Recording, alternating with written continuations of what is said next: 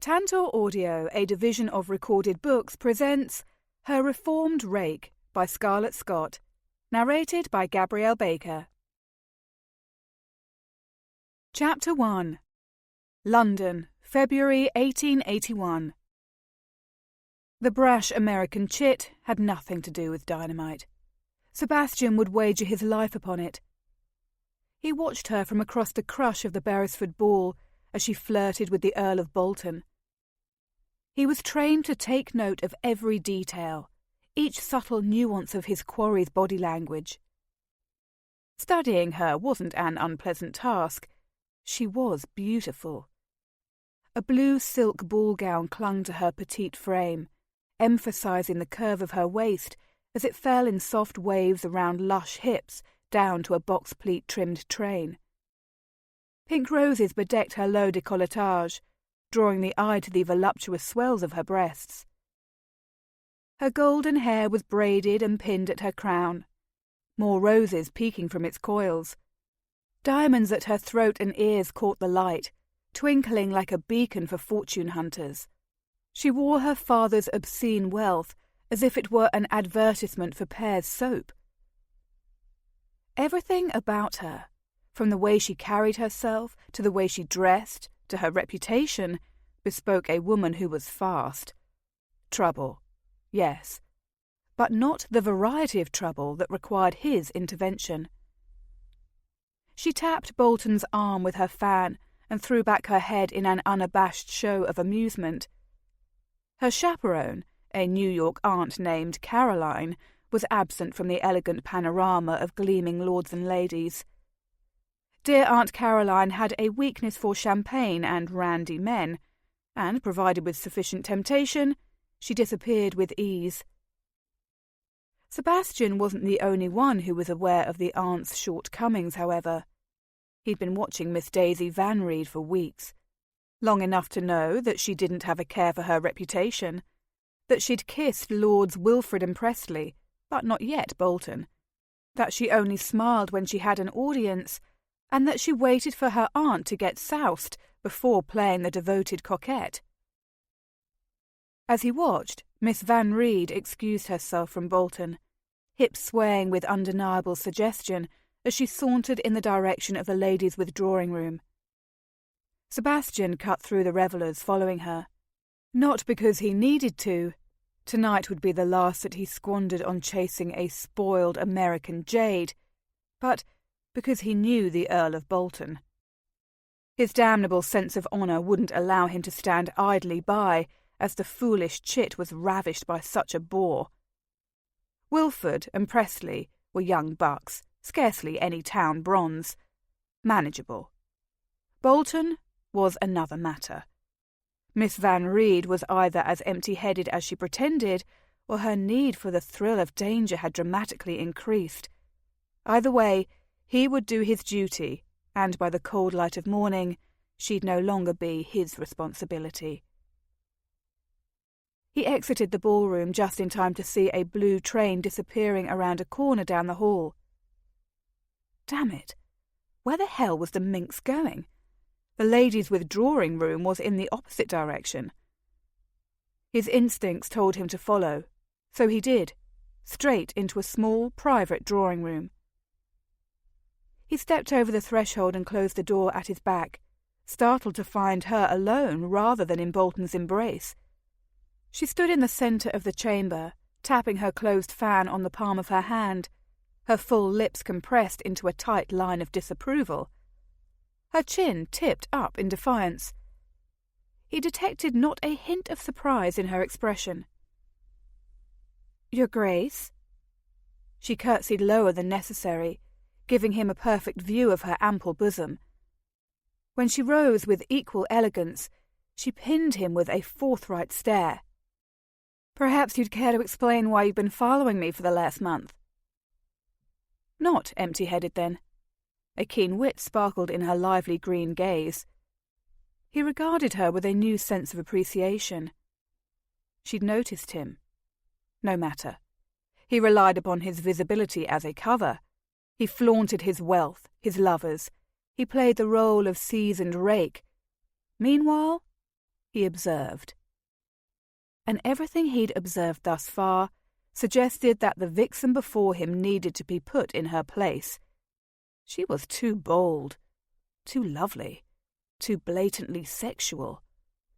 Everything about her was designed to make men lust. Lust they did. She'd set the ton on its ear.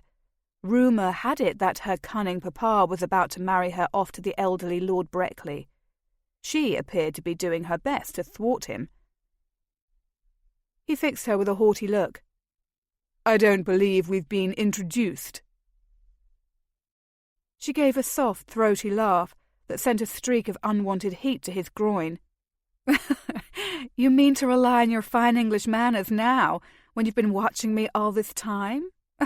How droll. But I already know who you are, just as you must surely know who I am." His gaze travelled over her, inspecting her in a way that was meant to discomfit. Perhaps he'd underestimated her, for in the privacy of the chamber she seemed wilier than he'd credited. "I watch everyone." Tap went her fan against her palm again, the only outward sign of her vexation aside from her frown. "As do I, Your Grace. You aren't as subtle as you must suppose yourself. I must admit I found it rather odd that you'd want to spy upon my tête-à-tête with Viscount Wilford." Miss Van Reed was thoroughly brazen, daring to refer to her ruinous behaviour as though nothing untoward had occurred. It struck him that she'd known he watched her and had deliberately exchanged kisses with Presley and Wilford, perhaps even for his benefit. He crossed the chamber, his footfalls muted by thick carpeting. Lady Beresford's taste had always run to the extravagant.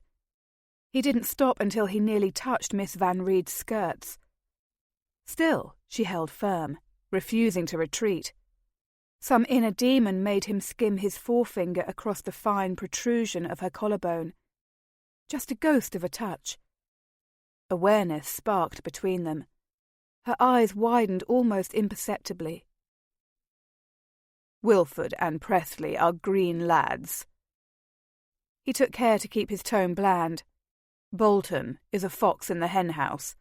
You'd do best to stay away from him." She swallowed, and he became fascinated by her neck. The way her ostentatious diamonds moved, gleaming even in the dim light. "I'm disappointed that you think me as frumpy and witless as a hen. Thank you for your unnecessary concern, Your Grace, but foxes don't frighten me. They never have." Her bravado irritated him. Even her scent was bold.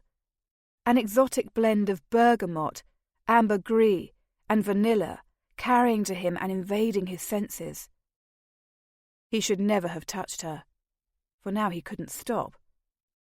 Following her collarbone to the trim on her bodice, the pink roses so strategically placed. He didn't touch the roses. No, his finger skimmed along the fullness of her creamy breast. Her skin was soft, as lush as a petal. "You do seem to possess an absurd predilection for your ruination, Miss Van Reed." She startled him by stepping nearer to him, her skirts billowing against his legs. "One could say the same for you. Why do you watch, Your Grace? Does it intrigue you? Perhaps you would like a turn?" Jesus! Lust slammed through him, hot and hard and demanding. He'd never, in all his years of covert operations, gotten a stiff cock during an investigation. Thanks to the golden vixen before him, he had one now. While he decided she was not involved in the plot, he was still on duty until he reported back to Carlisle in the morning. He wasn't meant to be attracted to Daisy Van Reed, who was not at all as she seemed. Still, he found himself flattening his palm over her heart, absorbing its quick thump that told him she wasn't as calm as she pretended. The contact of her bare skin to his, more than the mere tip of a finger, jarred him. "Are you offering me one?" he asked at last, Her lashes lowered, her full pink lips parting. Yes. And he knew right then that he'd been wrong about Daisy Van Reed. She bloody well was the dynamite. Desperation, weakness, fear. Those were the reasons why Daisy stood alone in a private chamber with the Duke of Trent in the midst of the crush of the Beresford ball, daring him to kiss her. Also, perhaps, just a touch of madness. But it was a madness and a desperation both born of necessity, a fear fashioned by violence. The weakness was a sin purely her own, and she loathed herself for it. Oh, how she wished she could be strong and defiant, that she could be brave, unafraid, the author of her own rescue. But she couldn't. Why not, then, the handsome Duke who'd been discreetly following her for the last month? His reputation preceded him. He was a rake, a rogue who belonged to the fastest circle in London society. Whispers and rumours about him abounded, but she didn't care. He was a dangerous sort of man, though not in the way that made her mouth go dry and her body brace for an incoming blow. So why not, indeed? Ordinarily, she suffered a man's touch as a means to an end. Lord knew she'd been engaged in the pretence of flirtation with as many suitable gentlemen as she could find in the hopes of routing her father's plans for her. In the glow of London society, she had become a bon vivant, adept at hiding the flinch that had once marked her for a woman with an expectation of violence. The man before her, the altogether beautiful Duke of Trent, had somehow swept past all the barriers she kept carefully girding her true self from everyone else. She hadn't needed to feign her attraction for him, hadn't even fought the urge to wince, for no wince had been forthcoming. Something about him spoke to her on a primitive level, in a way she'd never known existed. Yes, the Duke of Trent possessed an altogether different aura of danger. She hadn't been prepared for the contact of his large, warm hand on her bare skin, for the way it had seemed to send sparks of electricity charging through the air between them. No fear. No almost insuppressible anticipation of pain. Nothing but him, consuming her world. At such proximity, he was even more handsome than she'd supposed. His eyes were the most unusual shade of blue she'd ever seen, bright and lighter than the sky on a faultless summer day. They studied her now, dipping to her mouth. Had she just offered him a turn? She didn't recognize herself. Indeed, everything about this enchanted, worry-free moment suggested she was dreaming. Soon she would wake, surely. "I cannot decide," he drawled, his patrician manner effortless, "if you are reckless with yourself because you're a schemer, or because you're foolish enough to think you won't get caught." At last he moved his hand, his touch gliding upward, back over her collarbone, to curve as if at home around her shoulder. "But as tempting as your offer may be, Miss Van Reed, I'm afraid I must decline."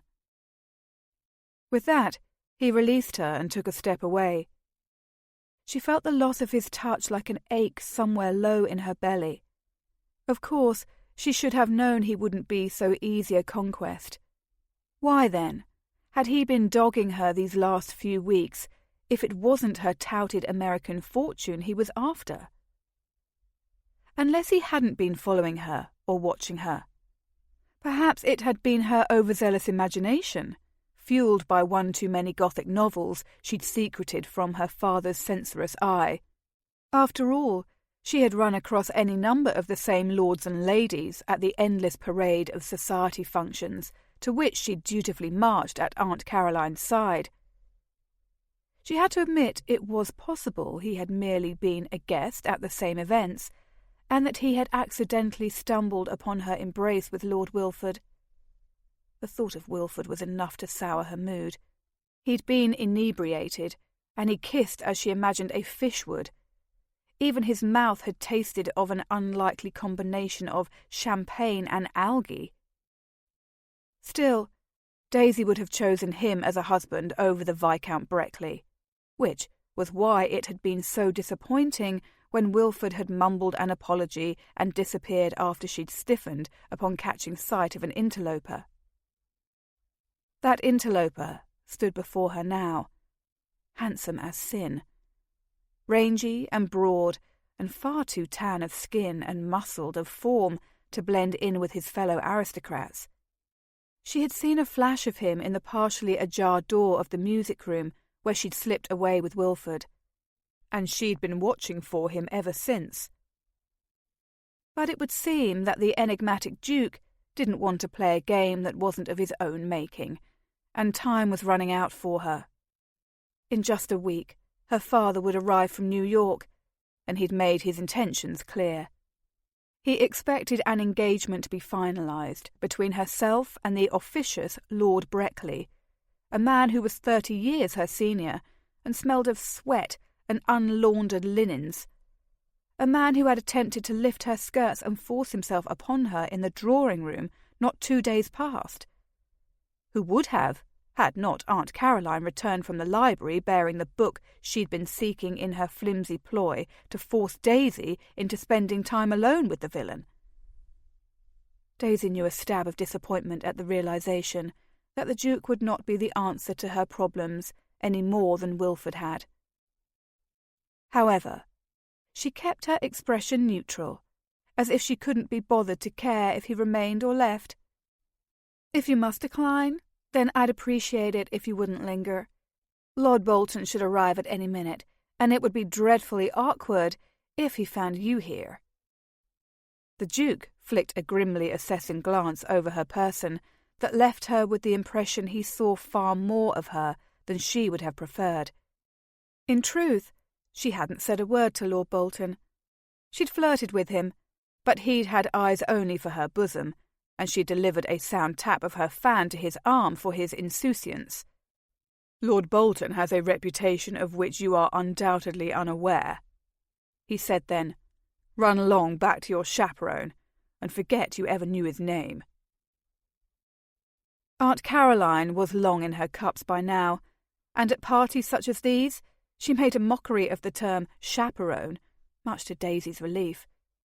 It rendered her attempts to thwart her father's plans a bit more sustainable, but she only had a week of such freedom remaining, and the Duke of Trent was encroaching on the days she had left. She raised a brow. "Thank you for your advice, Your Grace." She needed to find someone to marry her in haste, and this man was not he. Gainsaying her father would only earn her the most vicious bruises imaginable, all strategically placed where no one's eye would ever chance to fall. He liked to hit her in the stomach. He knew how to pull hair without ripping it from the root, while causing the maximum amount of pain. His booted foot could do the most damage. She discovered the last time she'd gone against his wishes. That grim knowledge was the ultimate source of the desperation propelling her, the frantic need to escape both her father and the life he'd predestined for her. If she had a choice between marrying Lord Breckley and anyone else, she decided anyone would do. Anyone at all who could help her to avoid a detestable marriage to a brute or another raised fist. "Perhaps your American customs are not the same, Miss Van Reed," the Duke of Trent said then, his tone patronising. "Only one thing will come of you awaiting Lord Bolton in this chamber for an assignation, and it most assuredly will not benefit you. You'll be ruined." Truly, for a man who wanted nothing to do with her, he was an odd sort. Unless... Her mind grappled with their brief exchange, with the handful of times she'd caught him watching her. Her pride had made her second-guess herself, but her common sense now reminded her that he had come to this chamber. He had intentionally sought her out. Their gazes had briefly clashed earlier, and she'd hoped he would follow in her wake after she exited the ballroom. And he had. Something about him was decidedly not as it seemed. Either way, her patience was at an end. If he didn't wish to kiss her, she didn't have any further need of him. For she required to be ruined, compromised, the sooner the better to avoid becoming Viscountess Breckley and escape her father's wrath. She stalked forward, intending to quit the chamber. "Good evening, Your Grace. If you won't leave, then I shall. And if you don't mind, seek someone else to harass in the future. Ducal condescension isn't to my liking." But when she would have slipped past him, he caught her upper arm in a firm yet gentle grip, forcing her to face him. His scent hit her, a masculine blend of shaving soap and musk. She drank in the sight of him despite herself. Something about all that flawlessness made her long to disturb it, to muss up his hair, flick open a button. He was perfect. Handsome symmetry. Hair the colour of mahogany, high cheekbones, sculpted lips, cleft chin. Even his philtrum seemed somehow too perfect, stubbled by the shadow of the day's dark whiskers in an invitation to sin. For a breathless beat, she imagined pressing her mouth there, in the groove just above his. Those whiskers would be rough to her lips, and she would inevitably slide her lips lower until their mouths fused. The Duke of Trent would not kiss like a fish or taste of algae. She could tell. "Why do you seek to ruin yourself, Miss Van Reed?" he demanded, as though he had every right to her answer. "Is there someone in New York you wish to return to?" She thought fleetingly of Patrick Maguire, the man who oversaw the operations of her father's factories in New York. She'd cared for him once. Not any longer. Both he and her father had seen to that. But she allowed nothing of her thoughts to show as she faced the Duke with defiance. He was a stranger to her, and he had no right to ask such an intimate question, no right to invade the chamber she'd escaped to, no right to touch her, no right to offer unsolicited advice. No rights at all. "How dare you presume to ask me such a thing? In your words, Your Grace, I don't believe we've been introduced." He sneered, the perfect picture of arrogance. "If there is a young man in New York, you do best to forget him, just as you do best to stay away from Bolton." Daisy wrenched herself free of his grasp. "While we're dispensing advice, Duke, you do best to stay away from me. I neither need nor want your interference. If you fancy yourself a Galahad, go do it with someone else." Without a backward glance, she quit the chamber. After tonight, she had only 6 days left. Cerberus was at her heels, and she meant to secure her liberty by whatever means possible. The supercilious Duke of Trent could go hang for all she cared. Chapter 2. "I'd wager everything I have that the chit knows nothing about any Fenian plots," Sebastian announced to the Duke of Carlisle as they rendezvoused in a private room of their club the next morning. "She's smarter than she allows others to realise, but her most pressing concern appears to be ruining herself by any means possible." And that means last evening had been first the Earl of Bolton, and then himself. For a brief, unwanted instant, he recalled the soft feel of her creamy skin beneath his fingertips. The scent of bergamot would forever be tainted by thoughts of a golden-haired American vixen who dared him to kiss her. Blast. Carlyle took a sip of his steaming coffee and settled the cup back into its saucer before replying. He was a quiet man, brooding by nature, the sort who observed without ever seeming to participate in the world around him. Now his dark, assessing gaze pin Sebastian to his seat with the cutthroat precision of a dagger. "Since when have you taken to wagering anything, Trent? I didn't know you to be a gambling man."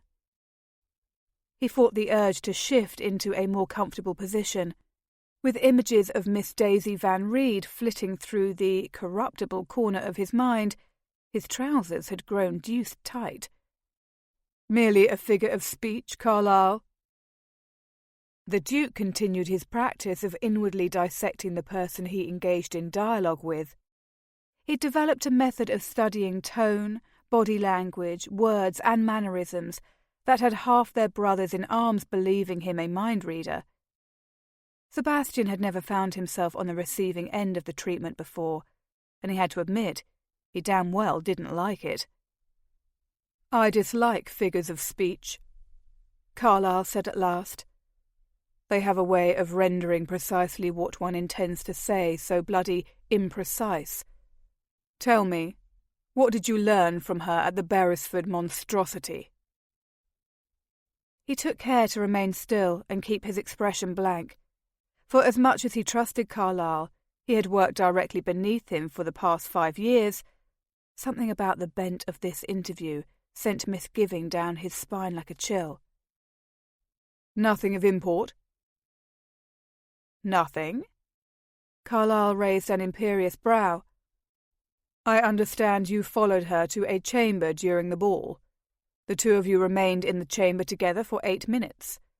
Surely a great deal can be said during such a generous span of time." The misgiving blossomed in his chest, tight and heavy. Jesus, was he suspect? He hadn't been compromised. There was no damn reason for Carlyle to have a man following him. "You had someone watching me last night?" "You know our credo, Trent." Carlyle's tone was calm, off-hand, as though he described something as inane as a recent visit to the opera. That too was his gift, never allowing anyone to see beneath the masks he presented to the world. Eyes and ears everywhere. Of course he knew the goddamn credo, but he'd believed he was the ears and the eyes. He stiffened before he could check himself. "Ears and eyes on your own men?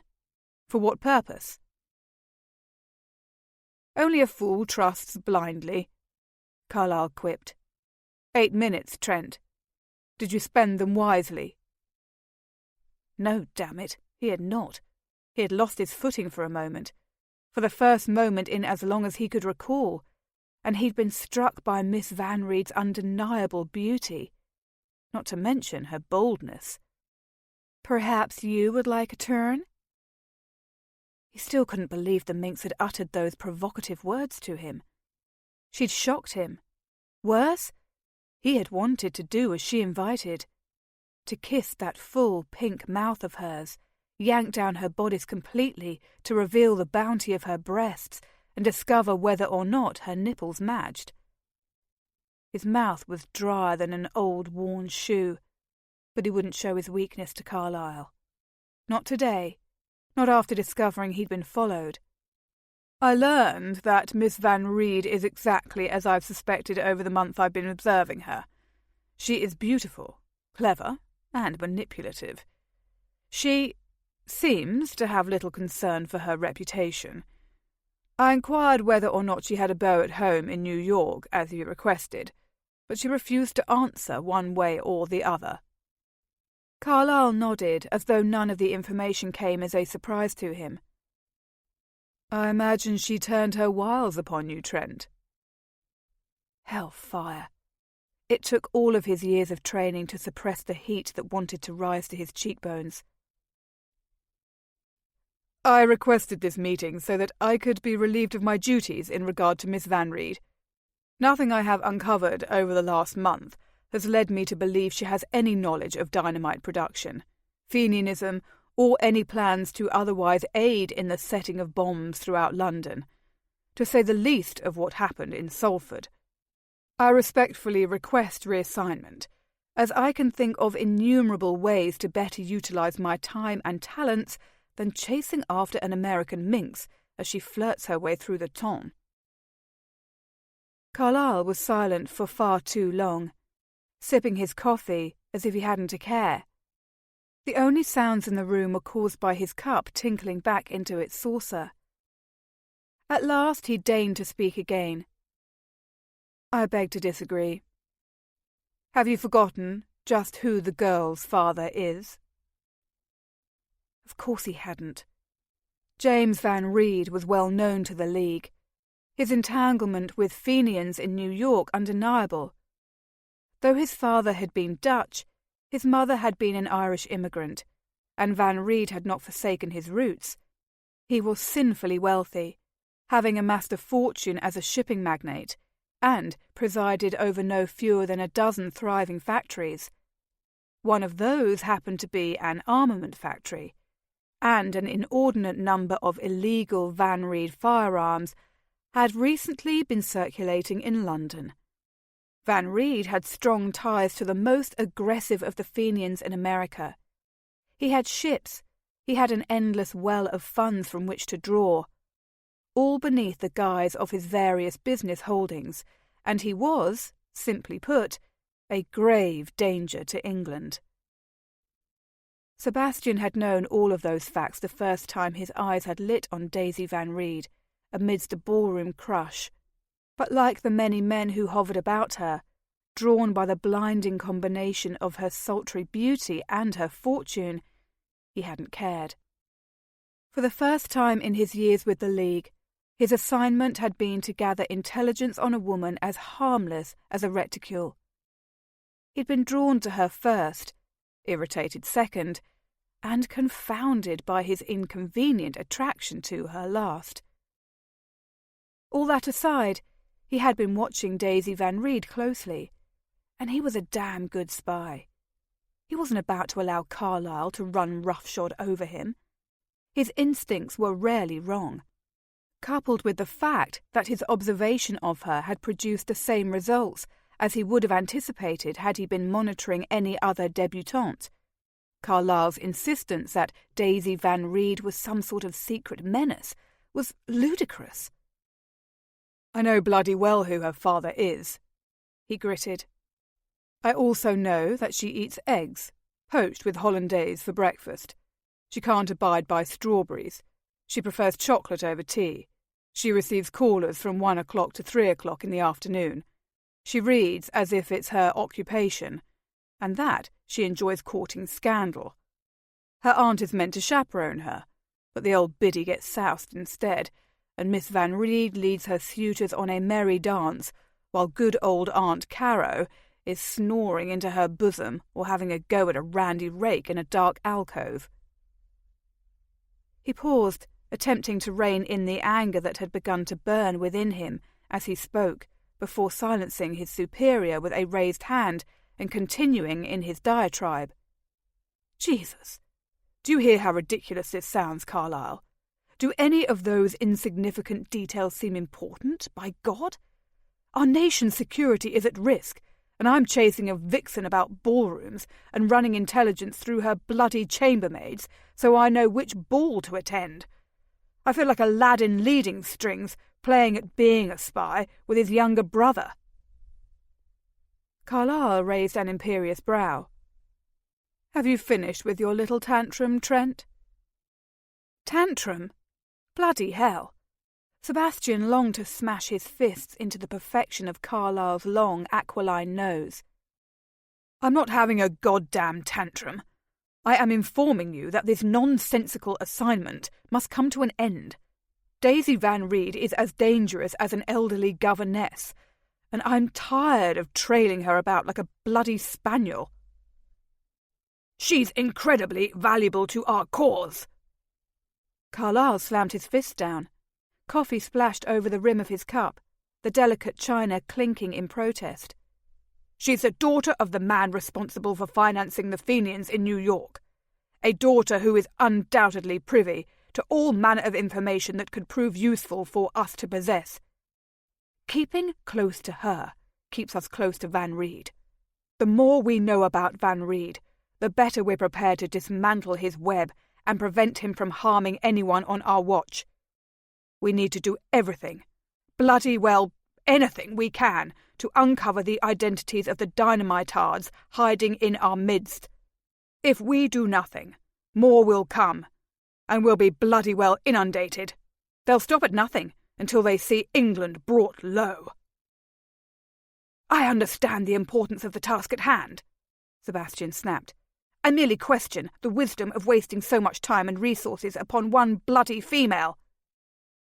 "The Home Office believes she has strong ties to the Fenians herself." "Ties to the Fenians?" He couldn't contain his cynicism. Daisy Van Reed, a luscious heiress whose greatest concern was which ball gown to wear and what gentleman she ought to kiss, who flitted about society like an exotic butterfly that made every man in London want to catch her and make her his. It hardly seemed likely. Indeed, it seemed laughable, unbelievable. The information the Home Office had received from their American contacts was bollocks. Carlyle gave a short nod, warming to his cause. "Miss Van Reed was betrothed to a Mr. Patrick Maguire in New York. The engagement didn't last long for reasons that remain unclear.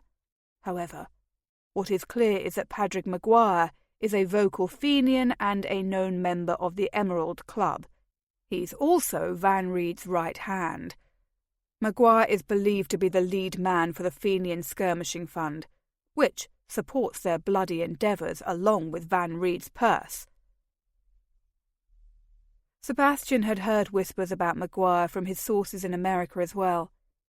Knowing she'd been engaged to the bastard certainly did make her a bit more intriguing, but hardly enough to justify his continued trailing of her. "You believe he's raising money to facilitate the manufacturing of dynamite?" "I know it. Over the last few weeks he's been engaged in a public speaking tour to win financial support for his cause. Given the reports of cheering throngs greeting him, it seems only a matter of time before things escalate. The intelligence coming to us from America is quite dire. The Fenians and their sympathizers grow stronger, larger, and more determined by the day.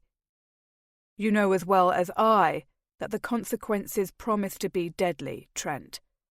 An innocent boy has died at the hands of these monsters." All the heat that had been building within his body since his encounter with Daisy Van Reed the previous evening suddenly fled. He was left with the aching, cold chill of winter, the kind of cold a man felt in his bones.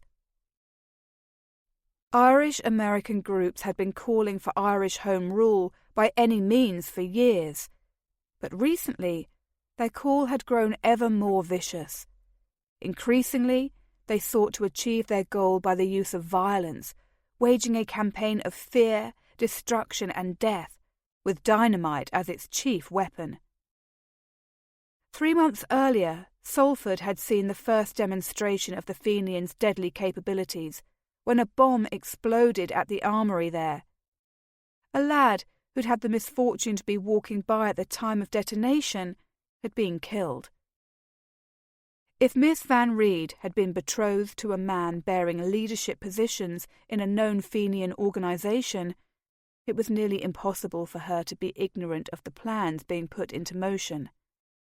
England's network of spies in America had made it clear that a bomb detonation within London was imminent.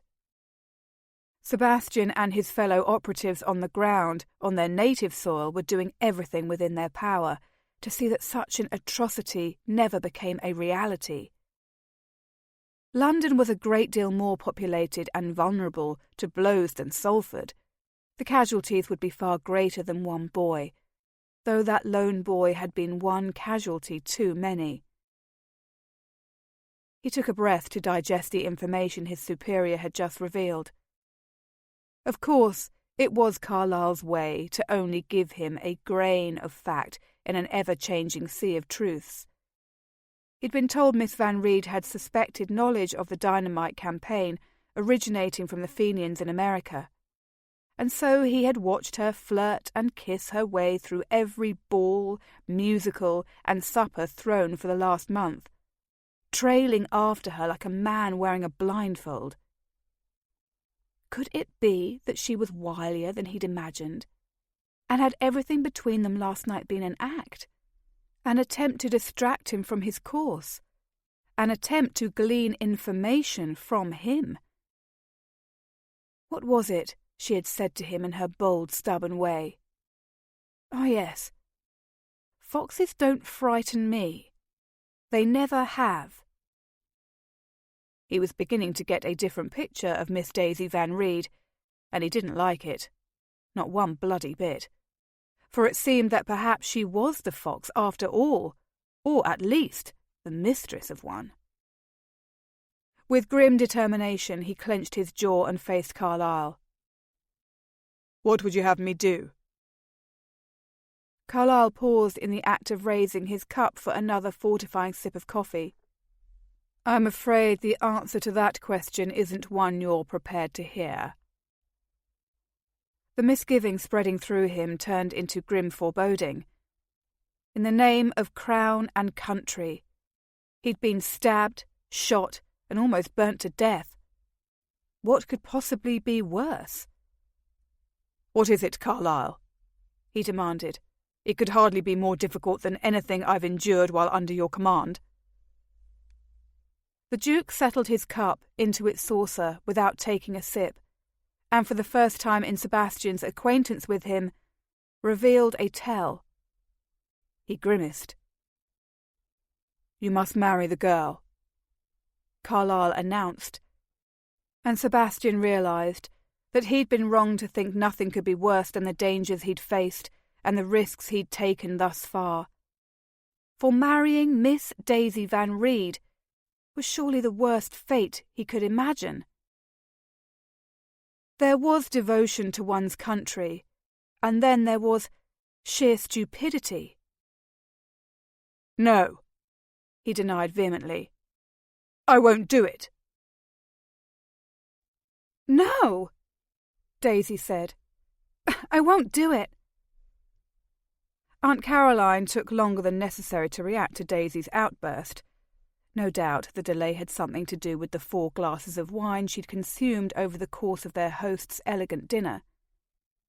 "But Daisy, if Lord Breckley requests it, you must dance with him. He's reached a tacit agreement with your father for your hand. It wouldn't do to rebuff your future husband in so public a manner." The thought of any agreement involving her hand, let alone the rest of her, and Viscount Breckley, was an abomination. It made an unpleasant, ill sensation wash through her stomach. The heated crush of the ballroom didn't help the situation. Her cheeks were flushed, her skin prickly. A roaring sound rushed to her ears. 4 days remained until her father's arrival. She'd gone from desperate to frantic, and she decided that tonight, at the Darlington ball, she'd have to find a replacement groom. Anyone would do.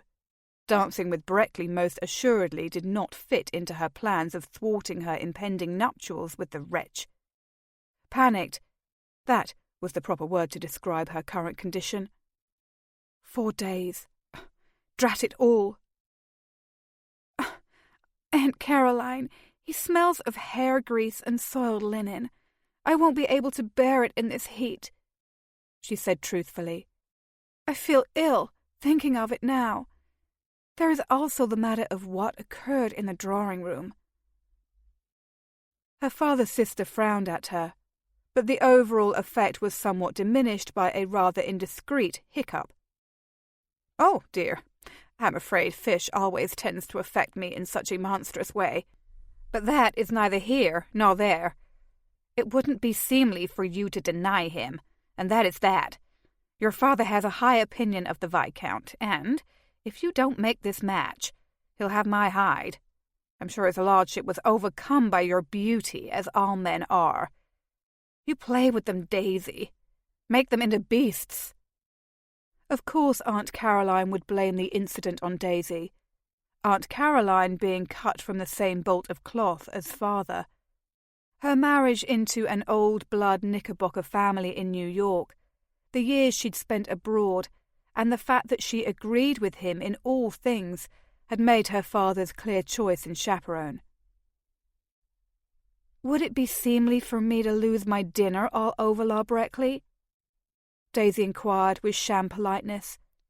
A bejewelled matron swept past them, angling a look of ill-disguised disapproval in their direction. Daisy was accustomed to thinly veiled contempt.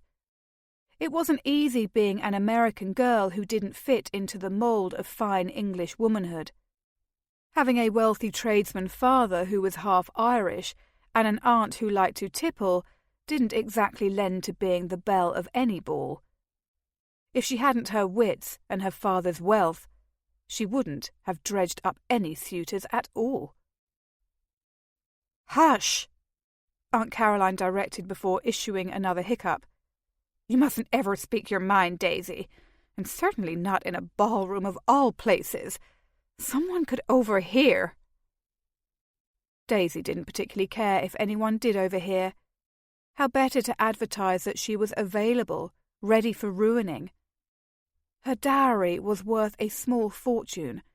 Surely some impoverished aristocrat would oblige her by rescuing her from the awful fate that awaited. She found herself wondering if her face was as shiny as it felt. Of course, she had left her pearl powder at home tonight. "Aunt Caroline, do forgive me. It's merely that I'm overheated in this crush of people. I think I need to step outside for a breath of air." "Outside?" Her aunt's eyes narrowed with a prescient doubt. "Before I faint," Daisy added for good measure. She felt not a speck of guilt for leading Aunt Caroline down the garden path, for she was as determined as Daisy's father to see her sold off to Breckley. "I would hate to cause a scene. Would you mind holding my champagne?" Aunt Caroline's slitted gaze fell upon the champagne flute. "Very well, then, but don't linger, and do not venture far. No good comes of young ladies flitting about in the dark." Daisy pressed her glass into her aunt's outstretched hand, completely aware that the glass would be empty upon her return. "I wouldn't dream of it, Aunt." With that, she took her leave of Aunt Caroline, who, if past actions were to be an indication of future, would likely indulge in her champagne and spend the next few hours forgetting she had a niece at all, which was just as well, for Daisy had to find an unsuspecting bachelor as expediently as possible. She took great care to make her way through the revellers and toward the exit, as she'd said she would, lest her aunt watched. In just a few minutes, Aunt Caroline ought to be sufficiently distracted, and Daisy could re-enter the ballroom to assess her prey. As she went, her eyes surveyed the room. The time for flirting and kissing was at an end. She needed to snare herself a husband by any means possible. The only means she could imagine that would force her father to acquiesce to a match other than the one he'd chosen was to ruin herself.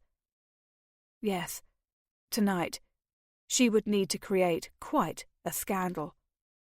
A scandal that destroyed her reputation and left her with no recourse except marriage to someone other than Viscount Breckley. As she studied the gentleman in attendance, her eyes collided with a familiar gaze. The effect was so stunning that she stopped where she was.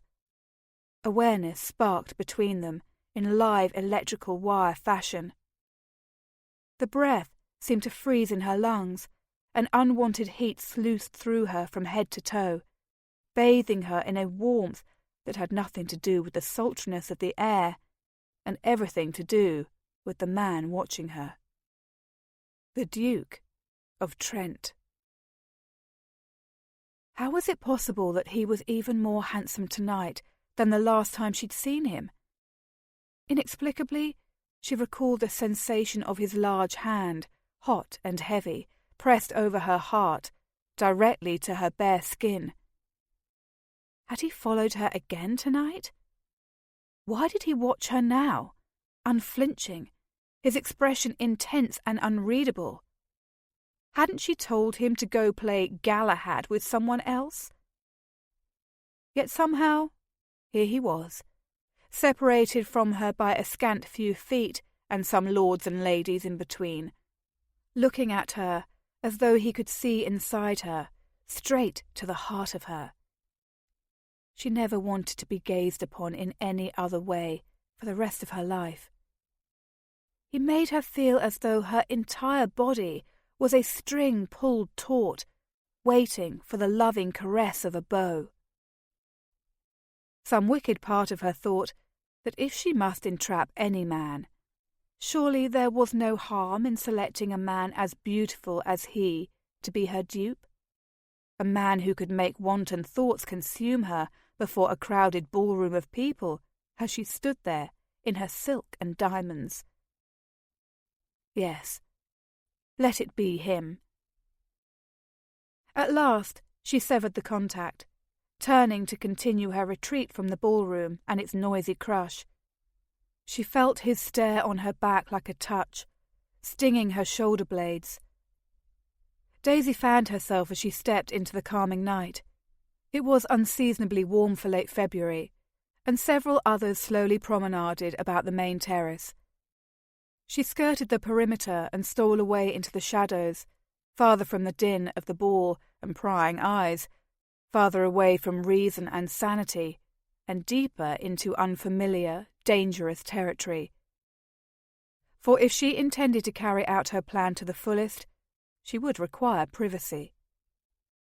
She stopped when she reached a statue that loomed over her, tall and eerie in the silvery night. Zeus, perhaps? In the darkness she couldn't be sure. She was far enough that she could no longer hear the conversations of the guests on the terrace, far enough for what she intended. A pang of guilt struck her then, for entrapping any man into marriage, let alone the insufferable Duke, was the last thing she wanted to do. But when her only other option was accepting the grim fate her father had selected for her, she knew what she needed to do. Save herself. I confess, I'm quite curious to hear why you have such a peculiar fondness for disappearing at balls, Miss Van Reed. The voice, low and clipped in perfect born-in-the-purple English, sent a fresh wave of longing through her. She knew without bothering to turn that it was him. How neatly he'd fallen into her trap. She searched for the bravado that seemed to have suddenly fled her as she slowly spun about. He stood a scant few steps away, gorgeous even in the dim light. Daisy offered him a full, perfect curtsy, for she could behave whenever the need arose. It was simply that she didn't prefer to behave, having spent her life forced into doing it. Your Grace, you seem to have a similar peculiar fondness for following me at balls. Perhaps I too should inquire as to the reason. Inquire all you like, darling. There was something about the way he uttered the term of endearment that made the otherwise ordinary word, darling, into a caress that she felt all over her body, especially in her belly, and lower. She could play the role of flirt quite well by now, but he had a patent way of disarming her, throwing her off kilter. Daisy took a step toward him, willing herself to keep her goal foremost in her mind. The urge to trade wits and verbally spar with him was strong, but clashing with the Duke of Trent would not compromise her, and so she needed to resort to different tactics. If I ask, will you answer? She took another step until she was near enough that she could smell him, and his scent began a steady ache deep within her, a need for something she didn't understand. He still hadn't moved, his large body illuminated by the moon's sheen. That depends. Another step. Upon? Upon whether or not I'm to expect one of your suitors. She smiled despite herself, enjoying this game, and unable to resist baiting him after all. "Do you refer to the Earl of Bolton, or perhaps to Wilford? Presley? Tell me, your Grace, do you keep a ledger of them all?" "I doubt any ledger of mine would contain enough pages." His tone was grim. She flinched at the insult, but forced herself to take another step. She'd earned her reputation after all, even if it was in the name of a good cause, her own rescue. Little space separated them at all now, and in spite of his singular lack of charm, she was still determined to win her escape from Lord Breckley's officious clutches. "One must wonder, your Grace, why you followed me at all if your opinion of me is so poor," she said then, careful to keep her tone flippant and unaffected. At long last he moved, and with a lightning quickness that took her by surprise as he brought their bodies flush together. His hands settled on her waist when she would have lost her footing, anchoring her to him, her breasts pressed to his chest. His breath coasted over her lips. "I never said my opinion of you was poor, Miss Van Reed," he said slowly. "Quite the opposite, in fact." "Forgive me if I doubt that." The breathlessness of her own voice alarmed her.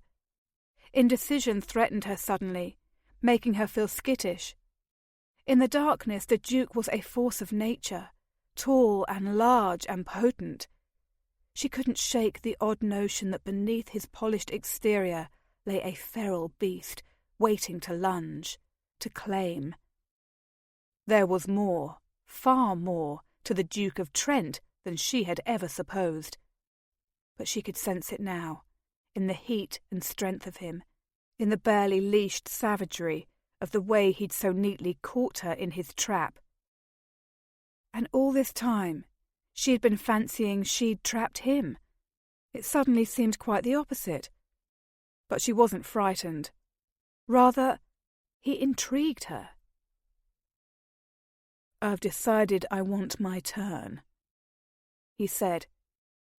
She blinked, wishing she could better see his expression through the darkness. Wishing she could read him, but the man had her at a complete loss.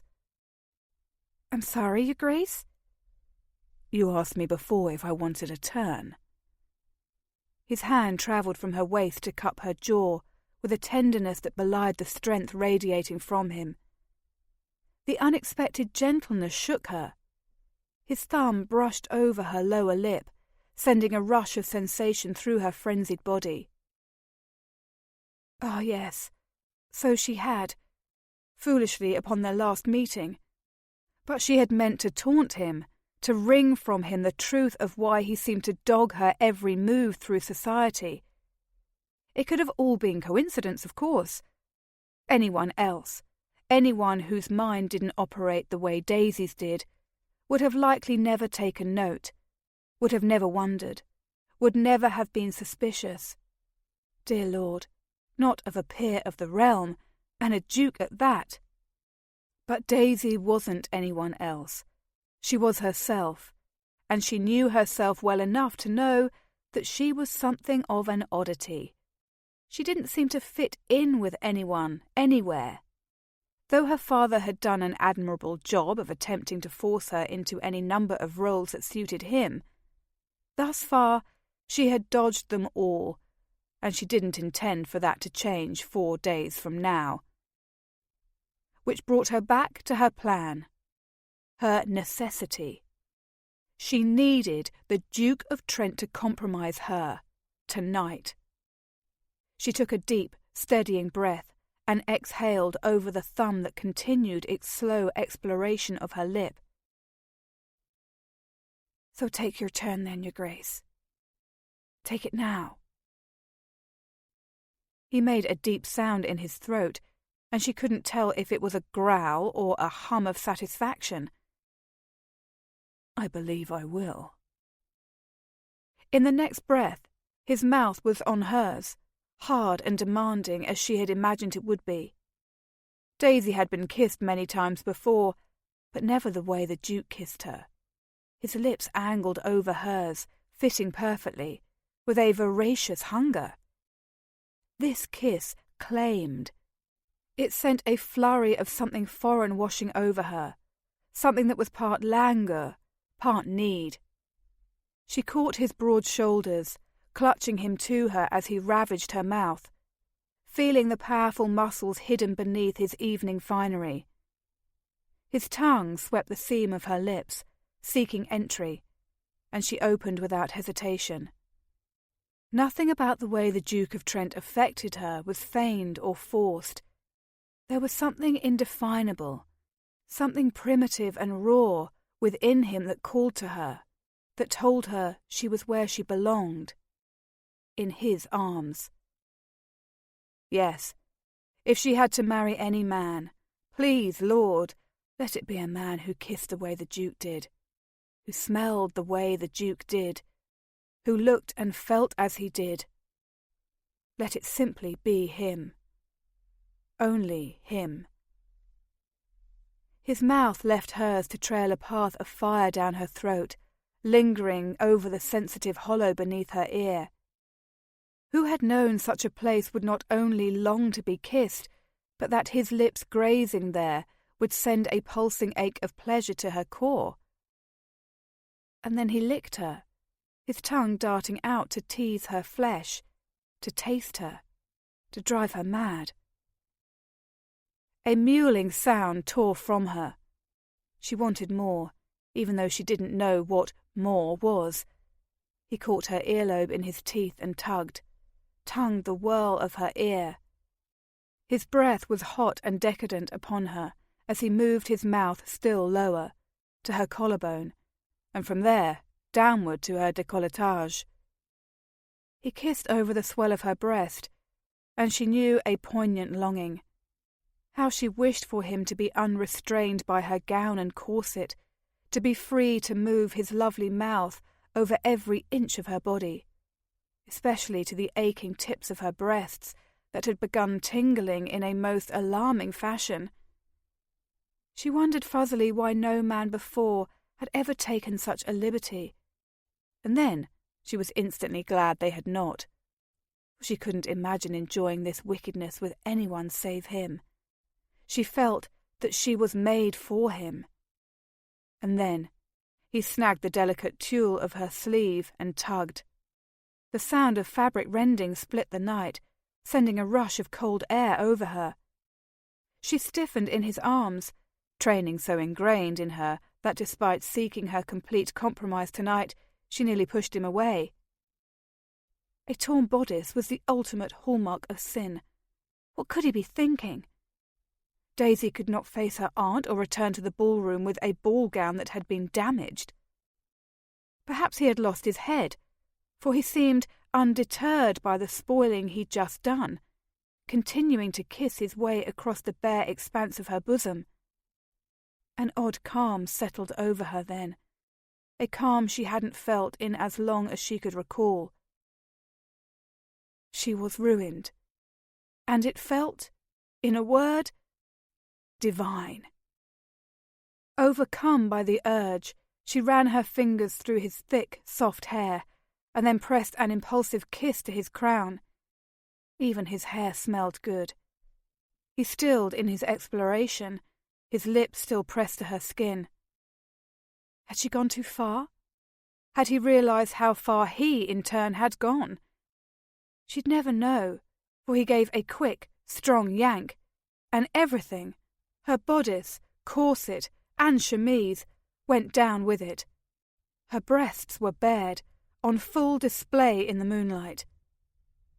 Daisy, wicked girl that she was, forgot that she had only meant to allow things to reach a certain point before demurely demanding he return her to her aunt along with a marriage proposal.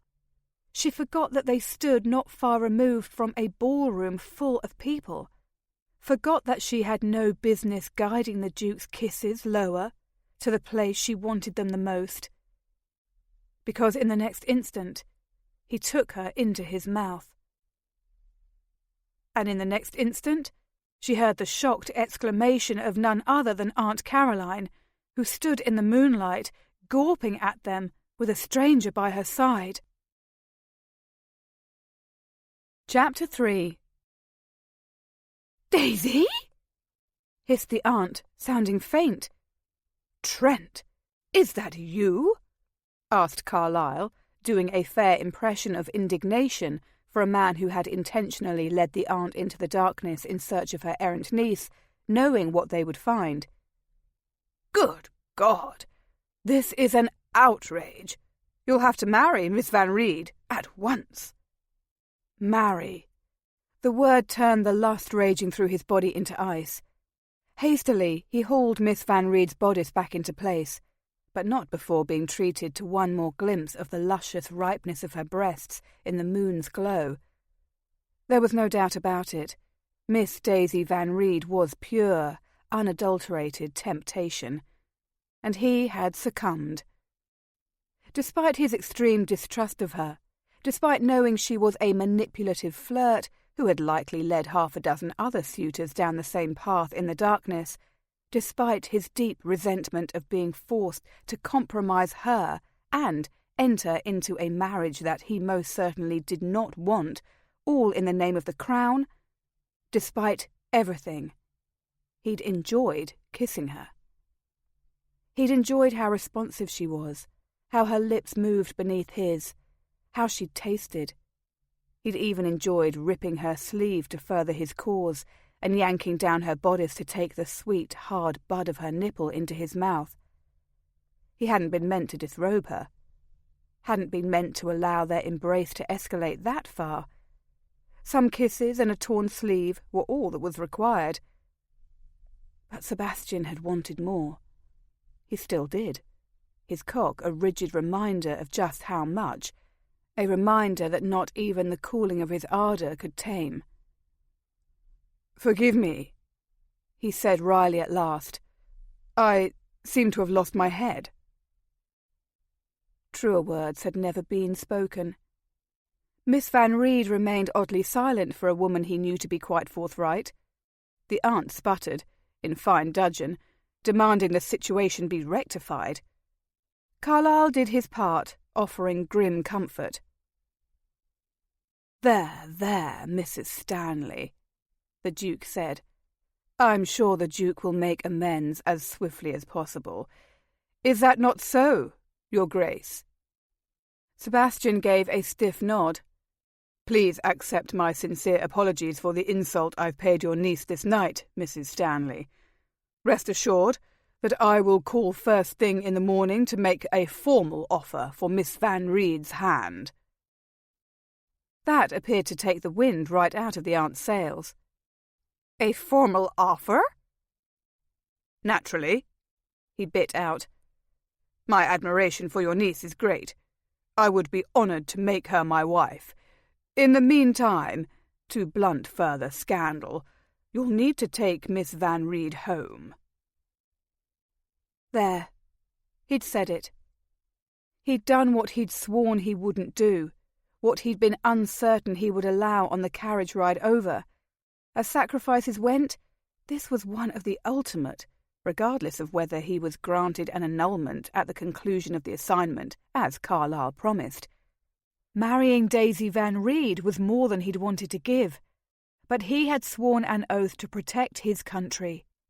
If he was willing to forfeit his life for the safety of his homeland, then he could damn well align himself with any woman in the world, even if she was as lovely as she was deceptive, even if he had reason to suspect she potentially possessed both the cunning and the deadliness of an asp. By God, he would keep his distance. Tonight's aberration aside, of course. This stunt had been necessary to ensure that Miss Van Reed's father would agree to the marriage. There was something afoot between Van Reed and Lord Breckley, whose own mother hailed from Ireland. Some reason Van Reed was determined to wed his daughter off to an ageing reprobate. Van Reed was aware he was under suspicion, and the League couldn't be certain Van Reed would have accepted Sebastian's suit, despite his being a duke. but a ruining witnessed by the lady's aunt would justify nothing less, or risk bringing undue attention upon Van Reed and his murky dealings with the Fenians. And so he had done all but raise Miss Van Reed's skirts and take what he wanted. All of her. What his body wanted, that was, for there was no denying the effect she had upon him. His mind, however, was different. He could govern his mind, and his mind could in turn rule his baser instincts. He would not touch Daisy Van Reed again, not even if Carlyle told him that the safety of the Queen depended on Sebastian's bedding the vixen. Miss Van Reed finally broke her silence, interrupting the whirling tumult of his thoughts. "Aunt Caroline, I'm afraid my gown is in disrepair." "Merciful saints!" The aunt actually gave a hiccup then, and he wondered just how far into her cups she'd already fallen this evening. "How will we manage to remove you without notice? Your father will be livid. You're meant to marry Lord Breckley." Carlyle spoke up, ever the manipulator. "My dear Mrs. Stanley, fortunately I am familiar with the grounds, having been a guest here on many occasions. I do believe there is a gate at the rear of the garden through which you and your niece may discreetly pass, with none of the other guests being aware." The aunt was so vehement in her appreciation that she nearly vibrated with gratitude, and another hiccup. "Your Grace, I am much indebted to you for your kindness this evening. Do I trust we can have your complete discretion in this matter?" "Naturally, Mrs. Stanley. As long as Trent is willing to make amends by marrying your niece as soon as possible, I will consider this entire event expunged from my memory forever," Carlyle assured her. Sebastian's jaw tightened. His senior in command was being a tad too dramatic for his liking. He'd never felt more like a villain than he did then, filled with a combined shame for his intentional compromising of Miss Van Reed and his loss of control both. As a covert operative who'd spent the last 12 of his 30 years in service to the Crown's most elite secret espionage branch, the Special League, he had only needed to use women as pawns a handful of times, and he had disliked each time immensely. But he had never married any of them. Nor had he ever wanted any of them the way he longed to slide home inside Miss Van Reed. Sebastian shoved the unwelcome insight from his mind. "I will be more than happy to make Miss Van Reed my wife as quickly as can be arranged," he forced himself to say. "But for the nonce, I recommend Mrs. Stanley and Miss Van Reed take their leave before we draw any further attention to the matter. In a crush of this magnitude, no one will be the wiser." "I do expect you tomorrow, young man," said the tipsy aunt, capable of giving him a dressing down despite the champagne and wine she'd consumed that evening. "You have much to answer for."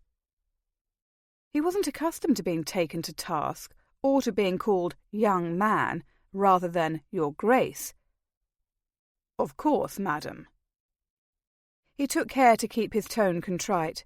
It wouldn't do to rile the aunt, who seemed to be holding herself together with remarkable aplomb thus far, but who could lose her calm at any juncture, thanks to her inebriated condition. The aunt creating a scene was the last thing that any of them needed. A wider audience would cause scandal and ruin to swirl about Miss Van Reed, but it would also impede his efforts as a spy in the process. The fewer who knew of their scandal, the better. The haste of their nuptials would be fodder enough. But that was a matter for another day. Tonight's work had gone well, even if the doing had left him feeling oddly aroused and hollowed at the same time, as though his conscience were at war with his prick. He'd become adept at burying guilt and banishing emotion from his every action. No man could successfully keep secrets from everyone around him, lie to others, and kill for his country, without removing weak sentiment from his life like an infected limb. Yet despite all that, despite a dozen years and missions that he'd imagined had hardened him as surely as a lump of coal being formed in the earth, he felt like a complete blighter as he faced Miss Van Reed again in the moonlight. She had remained unusually quiet, but for her lone revelation of the state of her gown. He had done the tearing that ripped her sleeve, had done irreparable damage to her, to them both. For a good cause. But damn it, if he still didn't feel something dislodge inside his chest when he caught Miss Van Reed's gloved hand in his and raised it to his lips for a kiss. He bowed to her with drawing-room formality. There was ample reason to distrust her, and nothing about the minx suggested innocence, but there was a small chance that she was not a part of her father's diabolical schemes, that she had nothing to do with dynamite, Fenian plots, or anything more malevolent than being a horrid flirt. Of course, there was also the chance that she was everything Carlyle suspected her of, and worse, that she was colluding with Maguire, that she was using her wiles against him to garner information for the enemy, that she sought to cause injury, perhaps even death, to the innocents of London, and indeed all of England. Somehow, the latter was difficult for him to reconcile with the soft, perfectly curved, altogether beautiful woman he'd kissed and held in his arms. He took a breath, careful to keep his tone devoid of all emotion before he spoke. "Miss Van Reed, I am so sorry. Pray, accept my sincere apology for any insult I paid you this evening." She leaned close to him, the first real move she'd made since they'd been unceremoniously interrupted. "Apology accepted, Your Grace, of course." And then she surprised him by moving nearer still, all but thrusting her bosom into his face. Her lips grazed his ear as she whispered for him alone, "But you should know that I'm not sorry." Bloody hell. One thing was certain. Daisy Van Reed was trouble. The sooner he could move to a new assignment and be granted an annulment, the better. His first act as her husband would be to order her an entire wardrobe of high-necked dresses that buttoned all the way up to her throat. Chapter 4. A singular emotion overcame Daisy when she awoke the next morning. Relief. It stayed with her, unfurling in her belly like a summer blossom, as she dressed and went about her toilette with the assistance of her lady's maid. She took extra care in choosing a morning gown of deep purple silk that set off her complexion and blonde hair to advantage.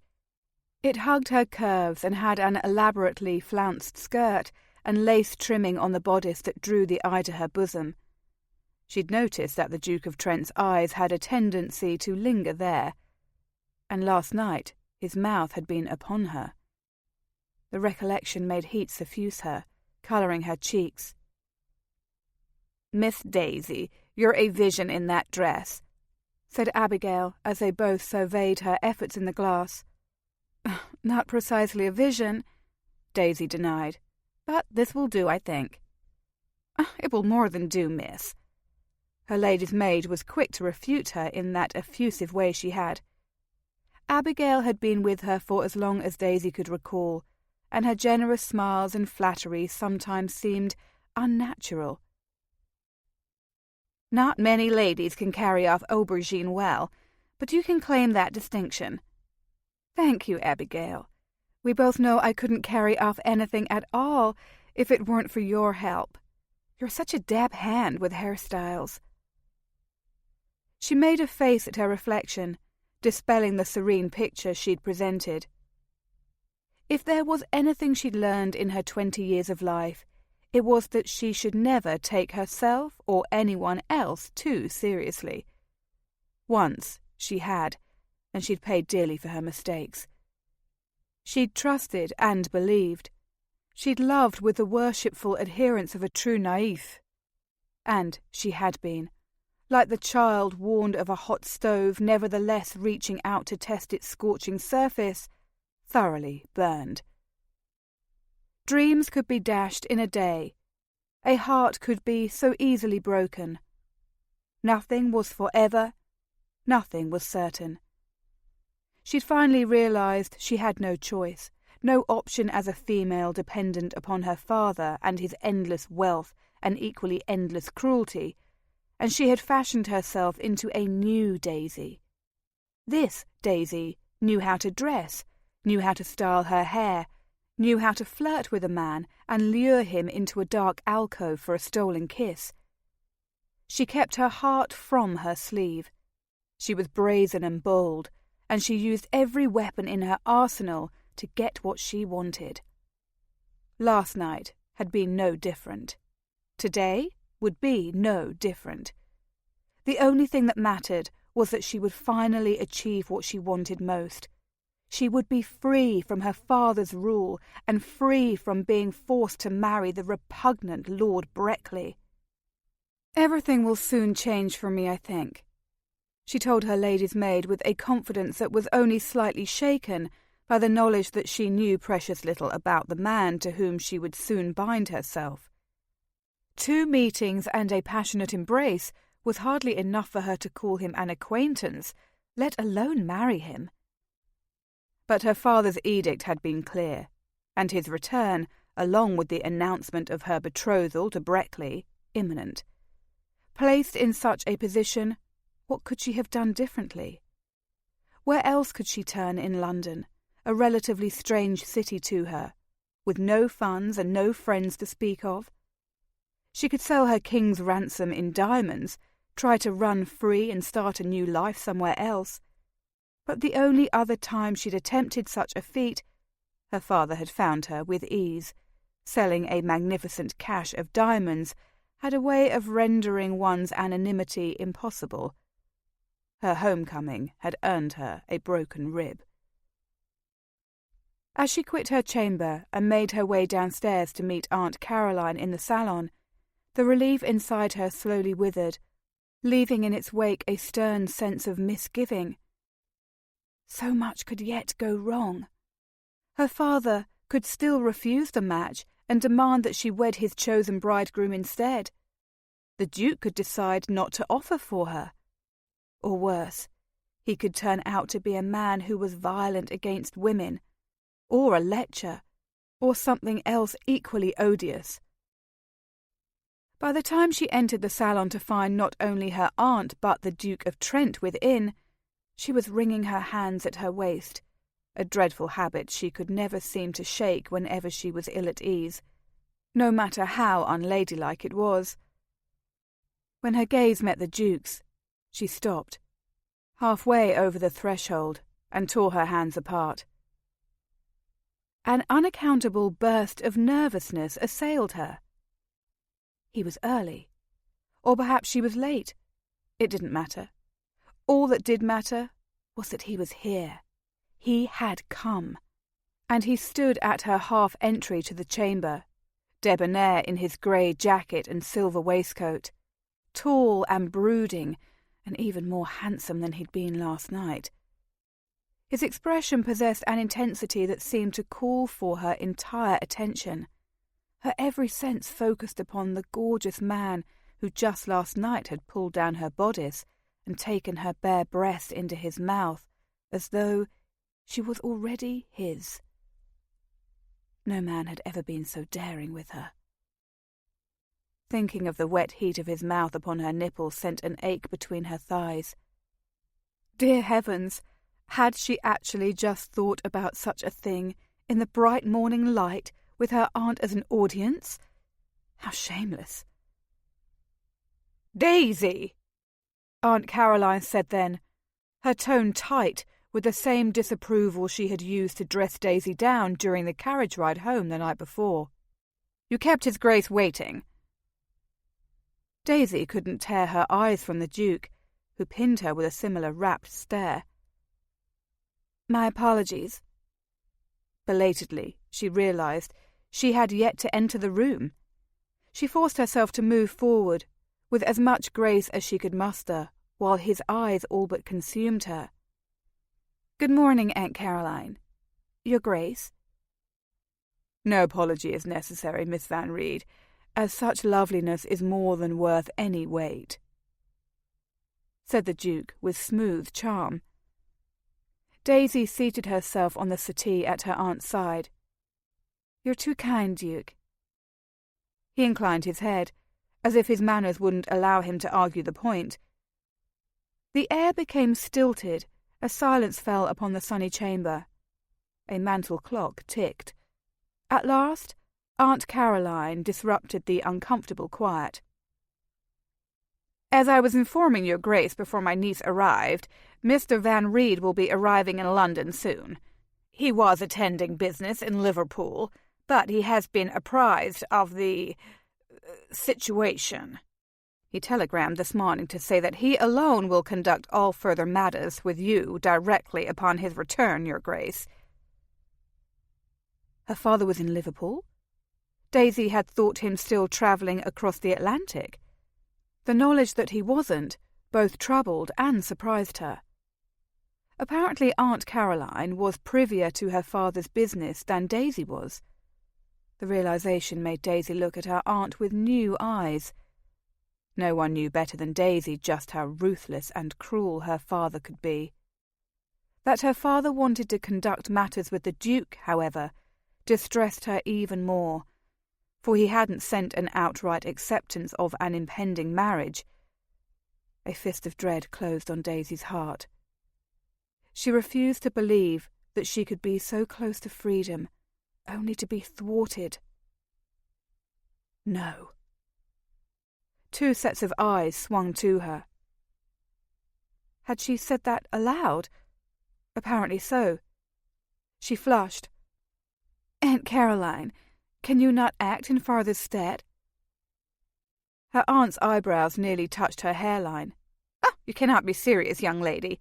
We find ourselves in an untenable situation brought about by your own thoughtless recklessness and wicked behaviour. I would not presume to speak on your father's behalf. I can imagine he has a great deal to say to you and his Grace both, and I cannot think any of it will be good." Well, it seemed Aunt Caroline was decidedly not in her corner. She supposed she ought not to be surprised, for her aunt had been ever touting the illustrious match her father planned for her with Lord Breckley. It wasn't as if they had ever shared anything more than each other's company. Certainly never a warm embrace. Aunt Caroline had no children of her own, and there was nothing maternal about her. Daisy felt the familiar, old pang of loss whenever she thought of her own mother, who'd been gone for so long she was nothing more than a lock of hair pressed behind a glass on a mourning pin, and a shadowy remembrance. The Duke cleared his throat, his expression growing pained. "Mrs. Stanley, I'm afraid the fault of this untenable situation, as you've called it, must be laid upon no one but me. I've been smitten by your niece ever since I first saw her, and last night I allowed my base nature to prevail. The only way to rectify the insult I've paid Miss Van Reed is by offering marriage, which I fully intend to do upon Mr. Van Reed's arrival." Aunt Caroline wasn't so easily swayed.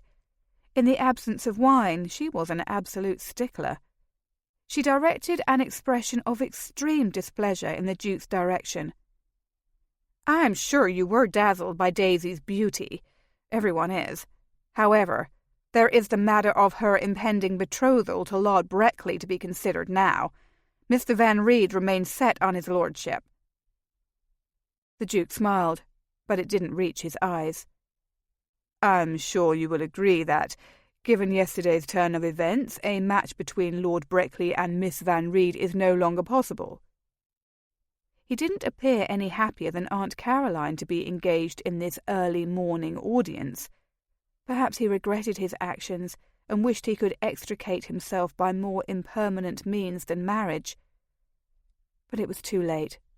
The die had been cast, and Daisy had no intention of becoming Lady Breckley. Mr. Van Reed remained set on his lordship. However, surely her father would agree that a duke, even one who had compromised her, was a far better catch than a mere viscount. Surely in this one instance, if none other in her life, her father would see reason.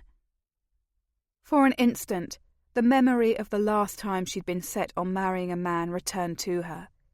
She shook it from her mind, tucking it back into the past where it belonged. The bruises on her body had long ago faded. The bruise on her heart had taken far longer to disappear. "I cannot presume to know what my brother will agree to, Your Grace," Aunt Caroline said then, further churning up Daisy's fears. "He wishes the best for my niece." That was a blatant falsehood. Her father wished what was best for himself in all things. Her aunt's words suggested what Daisy began to suspect, that her father would not necessarily abandon his plan of marrying her to Breckley. What was it that the man had over her father? Daisy wished she knew, wished she understood the tangled web in which she'd found herself. With each day, she grew more and more convinced that her father was involved in something nefarious, and that Padraig was as well. She didn't know how the pieces of the puzzle slid together, but all she did know was that she didn't want to be a part of any of it. The mere thought of her father's arrival was enough to make her queasy.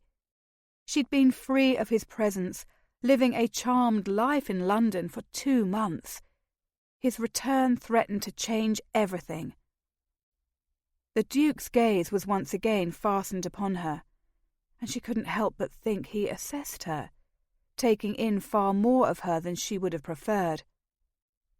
Whatever he saw in her expression, it made him turn back to Aunt Caroline with a stern frown.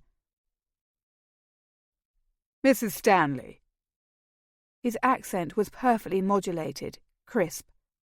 "I feel quite certain that Mr. Van Reed will find my pedigree faultless. Until he arrives, and we can be assured of his blessing, however, I would like your permission to formally court Miss Van Reed, beginning with a turn about the gardens. Are you amenable to that?"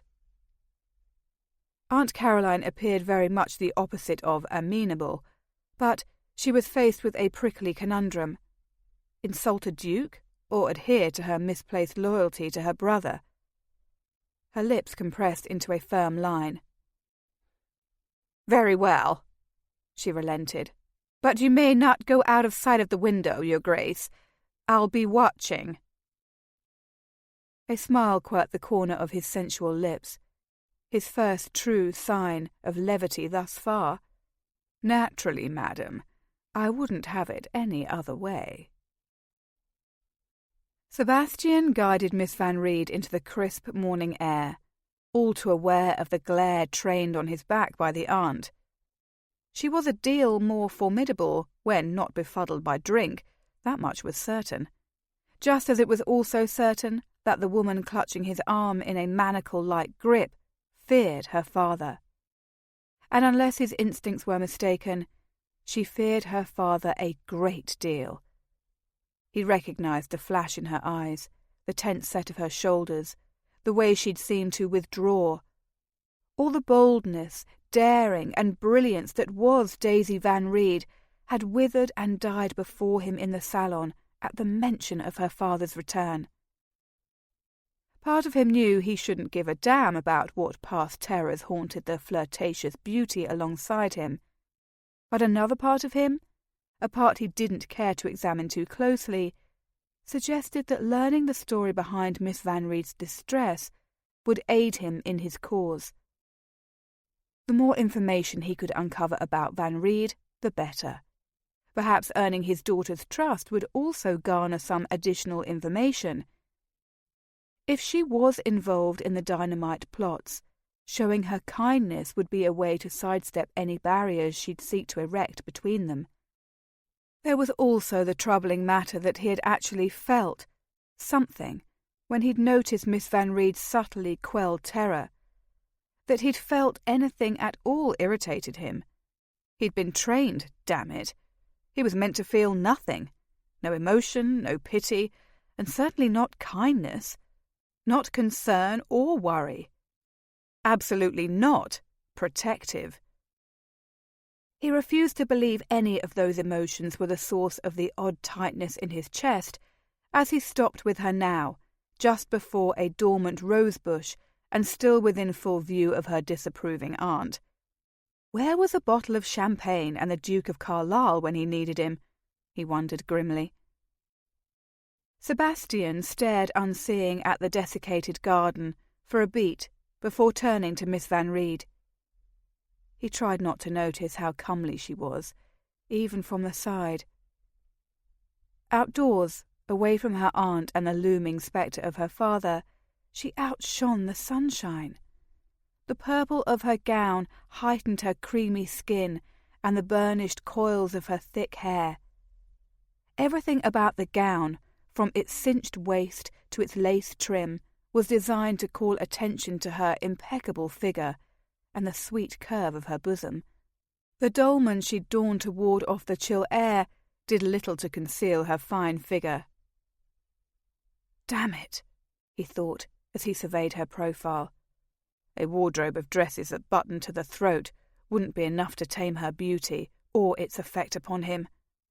Bloody hell. Maybe it would be unwise to see this assignment through. But no, he had a duty. He'd sworn an oath. The lives of so many innocents were at peril. "Miss Van Reed," he bit out, displeased by the tumult she set off within him. "You seemed ill at ease back in the salon. What causes you such grief?" She was silent, seemingly engrossed in a study of the dormant rosebushes. "I don't wish to marry Lord Breckley, Your Grace." Her voice was low, toneless. "Is it your intention to wed me?" Wed her? Everything within him screamed, no. Bed her? Everything within him screamed, yes. His cock surged against his trousers, and he shifted slightly to minimize the evidence of her extreme effect on him. She was an anomaly, enigmatic, beautiful, seductive, but also quiet and imbued with a sadness he didn't yet comprehend. He would learn her, would learn every one of her secrets before he was through. "It would be my honour, Miss Van Reed, to make you my wife," he lied. She turned to him finally, subjecting him to the full force of her undeniable beauty. "Have you ever hit a woman?" Her question took the air from his lungs. What kind of a woman asked such a thing? The kind who had been abused, his instincts told him. The kind who sought to avoid entanglement in a situation similar to the one in which she already found herself. "Of course not," he answered past his shock, pausing a beat to read her expression. "Do you trust me?" She pursed her lips together, taking her time to answer. "I know little of you, Your Grace, so to say that I trust you implicitly would make a liar of me." Ah, there was candour, he supposed, pointed as a dagger. "Such wisdom from one so young is a rarity." As the words left him, he realized how pompous he sounded, how ducal. He hadn't meant to imply she wasn't intelligent. Far from it. Her intellect and her daring were the two traits that attracted him to her the most. Anyone could be beautiful, but not everyone could be bold and smart and fearless. The lady before him, duplicitous enemy of the crown or no, was all of those things. She was the sort of woman who, in different times, he would have been proud to call his Duchess. Given the circumstances, the dubious cloud of her associations, and the fact that he'd been charged with viewing her as an enemy, his feelings for her in this moment could not be rooted in anything less rational than duty. For the spy, control was everything. Emotions had to be carefully excised, as infection from a wound, else the entire limb would require amputation. Grim thought that, but fitting. She stiffened, oblivious to the unsettling bent of his thoughts, her chin tilting up in a ravishing defiance. "Age is a fallacious indicator of intelligence, Your Grace." "So it can be," he acknowledged, taking a step toward her. Her skirts billowed into his trousers, her scent enveloping him. The morning was yet again unseasonably warm, yet still cold, and so he couldn't be certain whether the scarcely discernible tremble that passed over her just then was from the chill or from something else. "You're wise to withhold your trust until it's earned. But know that I would never intentionally cause you harm." Was that even true? Hell, he didn't know any longer. He would never hit her, would never bring physical pain upon her. Anything else? He couldn't promise. His time with her was as ephemeral as life itself. Her wide green eyes, vibrant in this sleeping garden of drab browns and withered moss, plumbed his. "You must know that I haven't a choice, Your Grace. If you are a dishonest man, no pain you could visit upon me would surpass that which I've already endured. Forgive me for my honesty, but you are the lesser of all evils as far as I can discern." Her gaze didn't flinch from his, and he knew then that some of the enigma that was Daisy Van Reed had been revealed to him. An unfamiliar sensation, troubling and tense, rose within him as full realization settled. There was only one conclusion here that made sense. Gently, he touched her elbow, not wishing to cause her further distress. "Has your father hit you, sweet?" She looked away in a clear sign that he had guessed correctly. "Of course he hasn't." "Miss Van Reed," he pressed, catching her stubborn chin and guiding her face back to his. "Daisy, if I'm to help you, then you must be honest with me. Has your father inflicted violence upon you?" She closed her eyes and took a deep breath. "Yes." Shame steeped her tone. There it was again, that coiled sensation in his chest, the tightening in his gut. A grim, raw fury lit within him. Her father had struck her, more than once. He'd caused her pain, done her violence. A primitive urge to defend her rose, battling to supremacy over every other emotion, even over his work as a spy. He didn't question it, didn't think twice. "He will never raise a hand to you again once you're my wife," he vowed, his voice shaking with the furor trapped inside him. "This I swear, nor will I ever abuse you in any fashion." These were promises he could make her. Jesus, they were the only promises he could make her. Miss Van Reed, the vibrant, flirtatious beauty who had never stepped down or batted a lash since he'd been watching her, trembled beneath his touch. The cynic in him reminded him that it could all be a ruse. Someone as bold and laissez-faire with her reputation as she was seemed at odds with the vulnerable, frightened woman before him now. His training, however, led him to believe in her sincerity. Perhaps the true act was the Daisy Van Reed she showed the world, because inside she was terrified and desperate to escape her father's clutches. So desperate she'd throw herself into the arms of any man who'd catch her. I can't be certain he will allow a union between us, your grace," she whispered, as though she feared her aunt could somehow distinguish their dialogue even from within the elegant townhouse at their backs. "For some reason, he has been determined that I should marry the Viscount Brickley. Aunt Caroline says they've reached an understanding for my hand. The announcement of the betrothal was only awaiting my father's arrival." There was something suspicious indeed about Van Reed's determination to wed his sole daughter to an aging reprobate. He would hazard a guess that the impetus had something to do with Brickley's ancestral estate in Ireland. He was quite an influential man in his home country. Clearly, Sebastian would need to further investigate the connection between the two men. Miss Van Reed seemed to be the sacrificial lamb binding them, and reluctantly from the look of things. He couldn't blame her. No one as lovely, youthful, and alluring as she ought to be saddled with an elderly oaf for a husband. The mere thought of Brickley in her bed was enough to make Sebastian bilious. "I find it curious that you believe your father would prefer a mere viscount to a duke who is much nearer in age to you." He searched her expression for any sign that she knew more than she let on. But her mossy eyes never wavered from his. "As do I, your grace.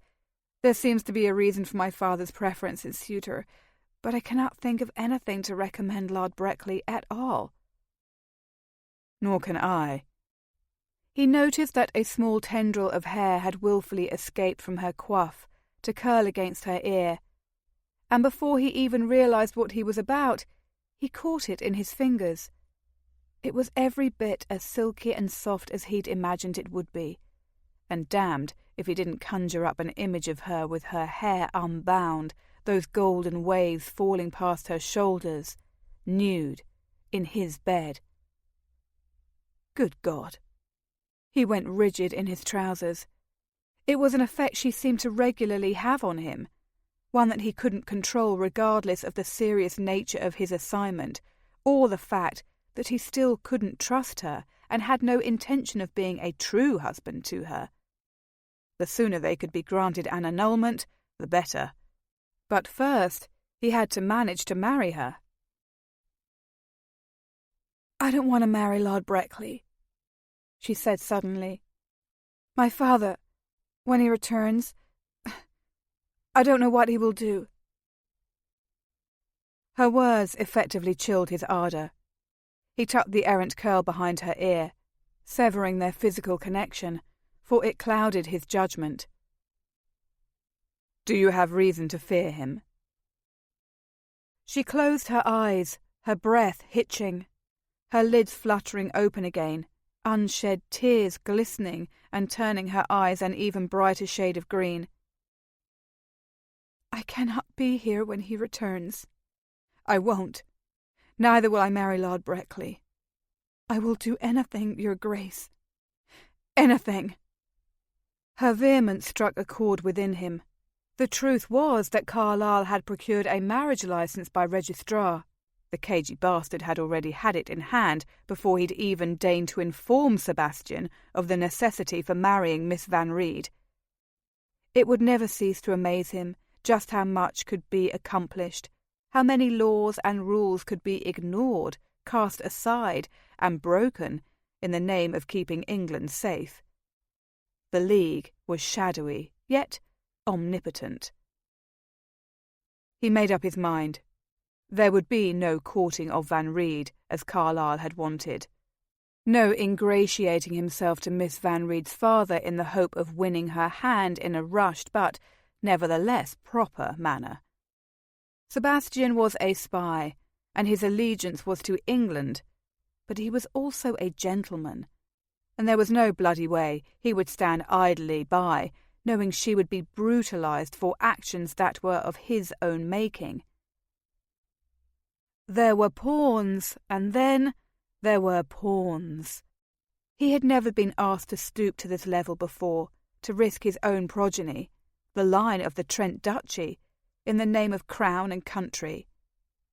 To marry a woman he knew nothing about, a woman who could either be a traitor, a spy, or worse? To turn a blind eye to the fact that her father had clearly beaten her often enough and badly enough to terrify her? That he wouldn't do. He wouldn't consign Daisy Van Reed to any hells that were greater than those she'd already visited. "How much freedom do you have here?" he asked curtly. "None, unless Aunt Caroline is otherwise distracted." He knew the sort of distraction that would appeal to dear Aunt Caroline. Carlyle had a face the ladies swooned for. Christ knew why.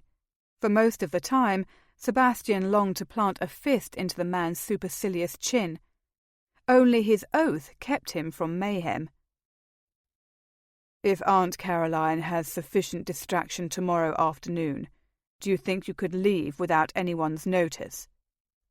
he asked, relishing the prospect of informing Carlyle he'd need to dance attendance on a middle-aged harpy with a weakness for liquor and cock, mayhap not in that precise order. Miss Van Reed's eyes widened. "I believe I could. What do you have in mind?" 2:00 tomorrow, and you shall find out." He forced his eyes away from Miss Van Reed's lovely, upturned face, just in time to see her aunt storming toward them, skirts flapping with indignation.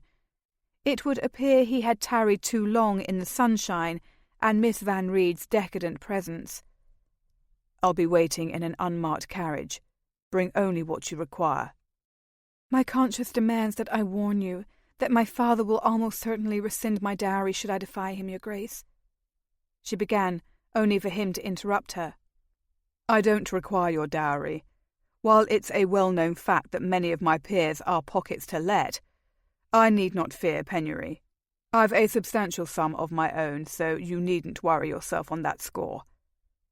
He paused as the aunt stalked ever closer. "Trust that I'll make certain your father can never lay another hand on you again." She heaved such a sigh of relief, as though he'd just rescued her from the maws of certain ruin. Little did she know that her downward spiral was only just beginning.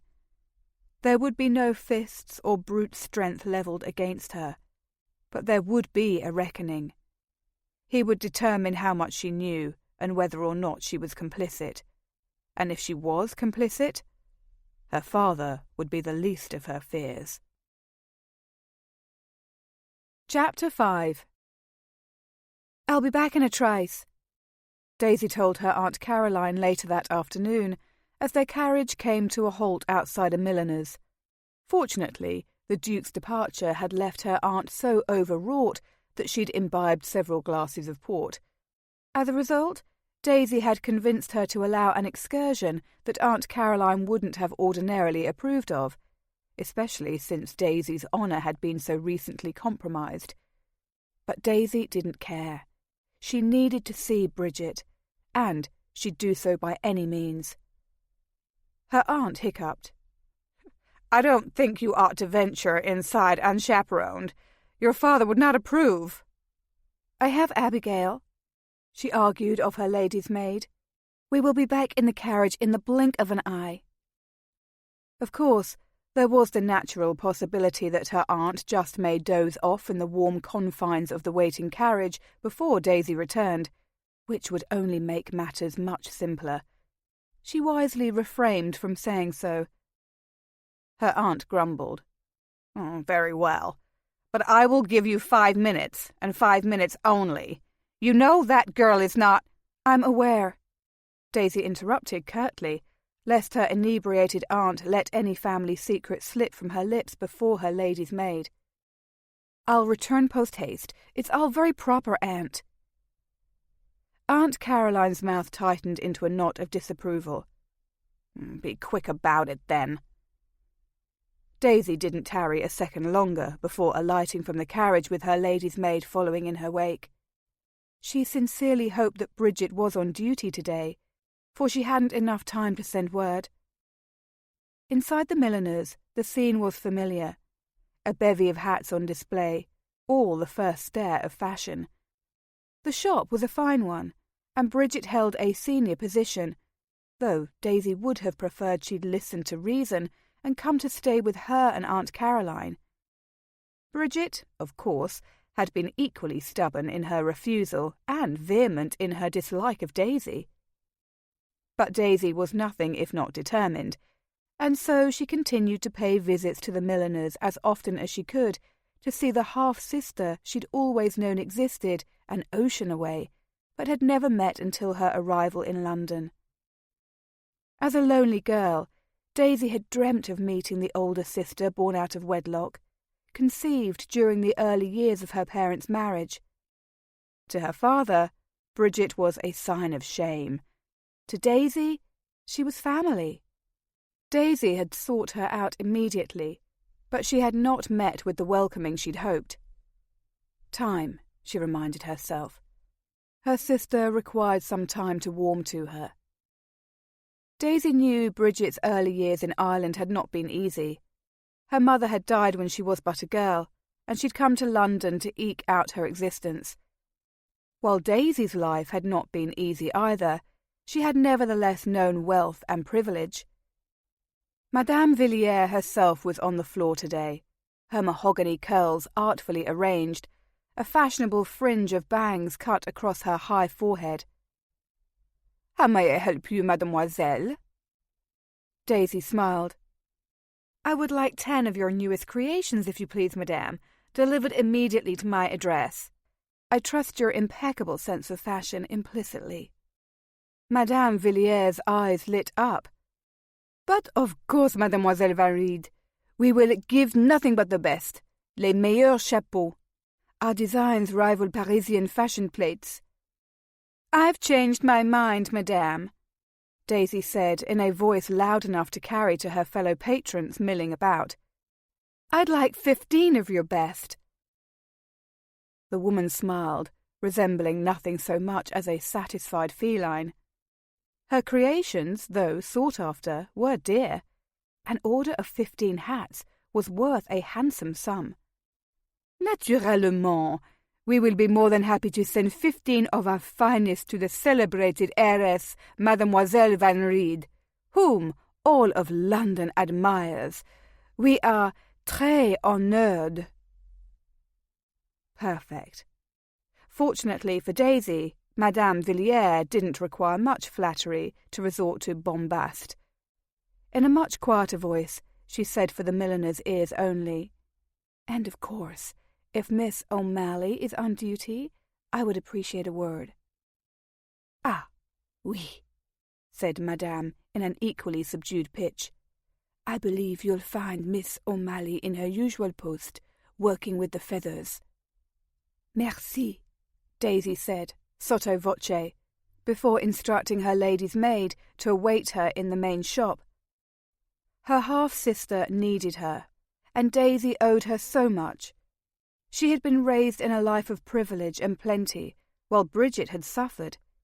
She had vowed to see that her sister was always provided for, and a union with the Duke could call that promise into question. It was something she hadn't considered in her selfish desire to gain her own freedom from an insupportable marriage with Breckley, but she wouldn't forget her sister, nor would she turn her back upon her. So much depended upon her now. The weight of it all threatened to consume her. She retained hope that Trent possessed a softer side, an understanding. He had sworn to protect her against her father's wrath, hadn't he? However, it almost seemed too good to be true, the prospect of freedom from tyranny and violence. Nevertheless, it hung there, a lure tenuously within her faltering grasp. Hers, if she but took it. Daisy slipped discreetly into the room that Madame Villiers had indicated. Within, her half-sister was alone. Bridget, toiling over the proper placement of an ostrich feather, paused at her entrance. Despite her raven hair and the fact that she'd had a different mother, Bridget's features closely resembled Daisy's own.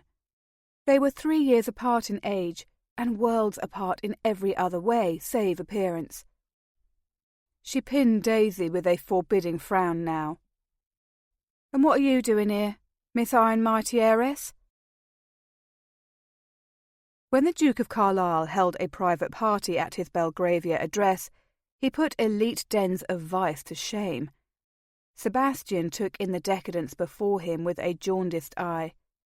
Some of the most powerful men in the ton thronged the ballroom, twirling with the creme de la creme of London Cyprians. Champagne flowed aplenty. The ladies were painted and scantily clad, the men already deep in their cups, and damn if he didn't smell the cloying scent of opium in the air. The opium likely emerged from one of the surrounding chambers where the Duke kept rooms devoted to sin. On his slow perambulation, Sebastian had noted a chamber where a nude woman acted as a serving platter for charcuterie. A shrouded, low-lit room with pillows on the floor, and yet another where couples were coming and going in various stages of dishabille. Sybarite fetes such as these were what Carlyle deemed hiding in plain sight, one of the best means of achieving communication and maintaining his facade without arousing suspicion. If all the polite world thought him a dissolute rake-hell, none would be inclined to question the company he kept.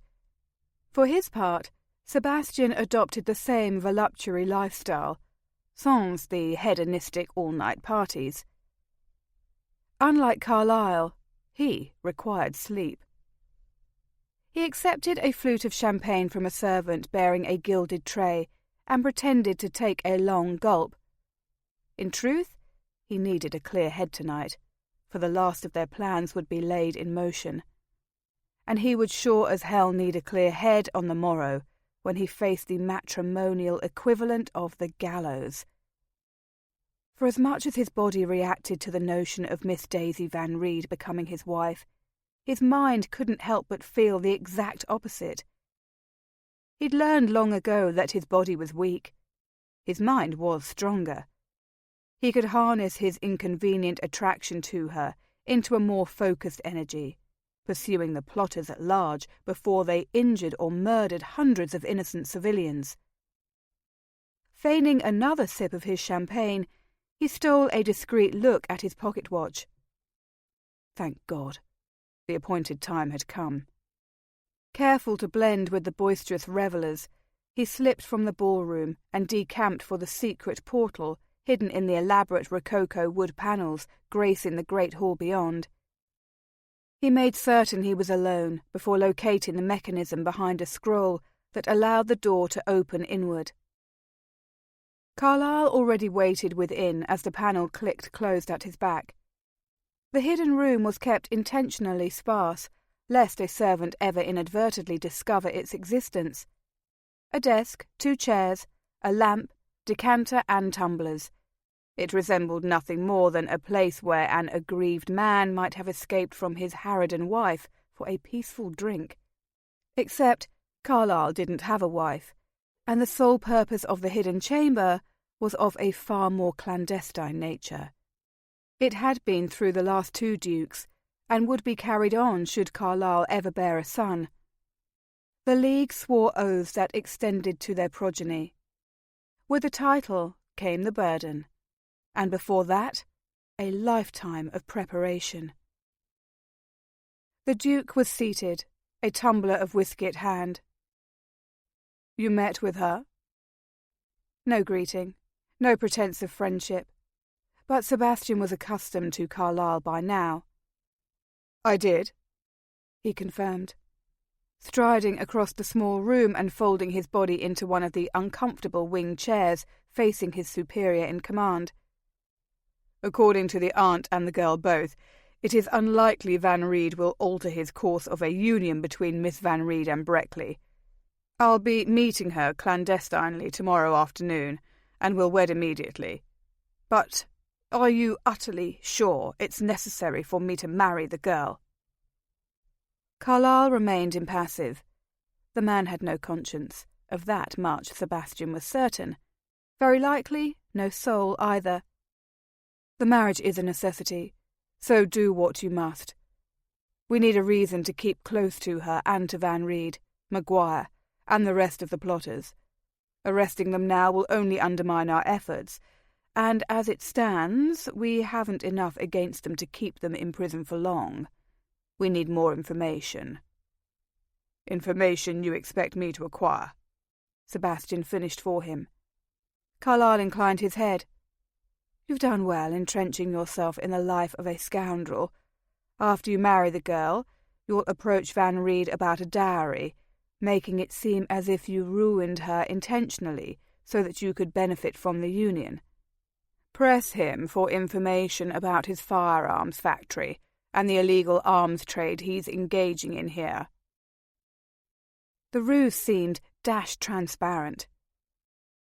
You expect him to confess he's engaging in the illicit selling of weapons on the streets of London to a man who compromised his only daughter and ruined the match he intended for her? Forgive me, but that seems deuced unlikely. Greed is never unlikely, particularly not with Van Reed's sort, Carlyle said. I understand your aversion to this mission, but you cannot allow that to stand in the way of what must be done.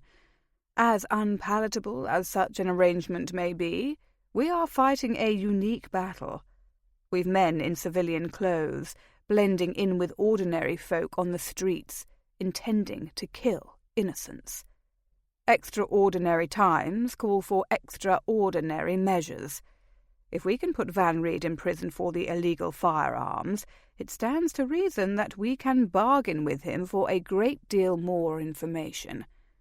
The names of all the plotters could be within our grasp.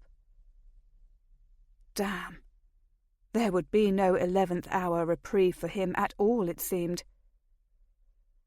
I will be granted an annulment without any repercussions. I don't take my familial duty lightly. One day I'll need an heir. He would not, could not, sacrifice the future of the duchy to a forced marriage with anyone, let alone someone as inscrutable as Daisy Van Reed, a woman who could be plotting against his country and its people. The Duke inclined his head. Your service to the Crown will be rewarded. I have every suspicion that this operation will end in Miss Van Reed's arrest, which will only aid your cause. A chill of foreboding travelled mercilessly down his spine. No matter how much he distrusted her, the thought of Daisy imprisoned made his chest feel tight. Her arrest? Yes. The Duke's expression hardened to rival marble. I have several eyes on her. This afternoon she met with an Irish shopgirl who is believed to be connected to the plots. The girl has been seen meeting several suspected Fenians here in London. Jesus. He allowed the information to sift through his brain. Of course, he wasn't at all shocked to learn that Carlyle had other operatives following Miss Van Reed. Sebastian was tasked solely with trailing her at social events and learning as much as he could about her habits and associations, all of which he had loyally done. But evidence, true evidence, of her complicity in any dynamite campaign seemed implausible at best. Miss Van Reed has not presented any indication of guilt to me, he said stiffly. An odd surge of something streaked through him. Defensiveness? On behalf of a woman he scarcely knew? How bloody absurd! And yet, there it was, lurking like an unwanted guest. Undeniable.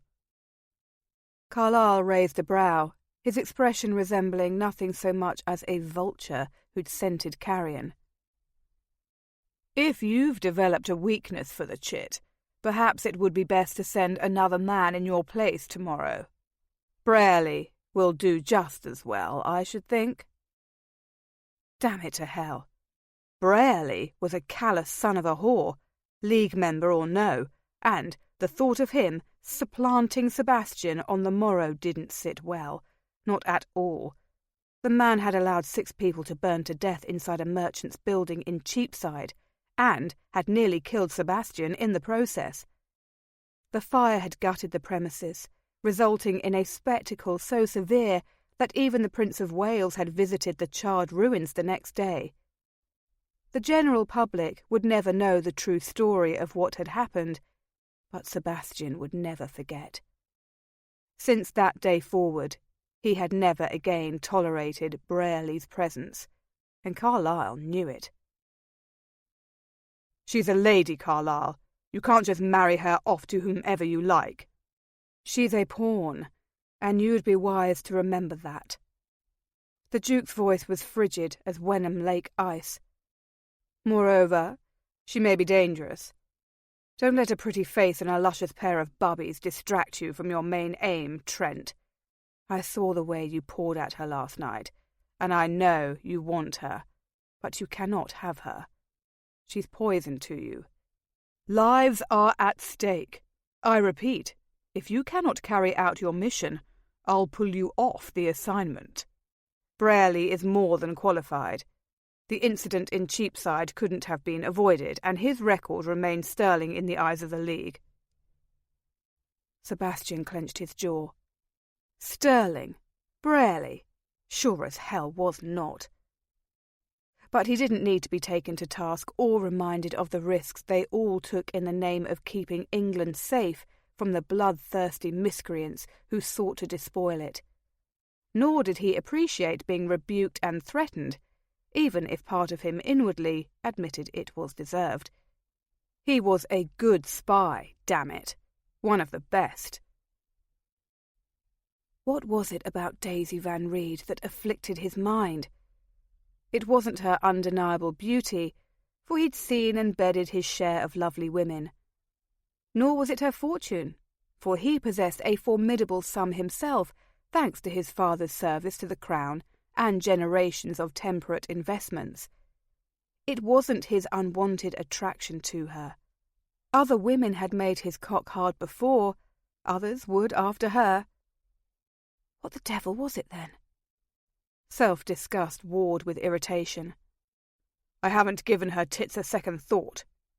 He lied with an icy hauteur that matched Carlyle's. He had touched them, by God, had kissed the creamy swells he'd bared in the moonlight, and they'd been softer than silk. The sort of temptation he could ill afford, the sort of temptation that thundered through his veins with a potency far more alluring than any drug or spirit. "Daisy Van Reed is a means to an end." The Duke took a slow drag of whisky, prolonging the air of reproach that hung heavy between them in the tiny secret chamber.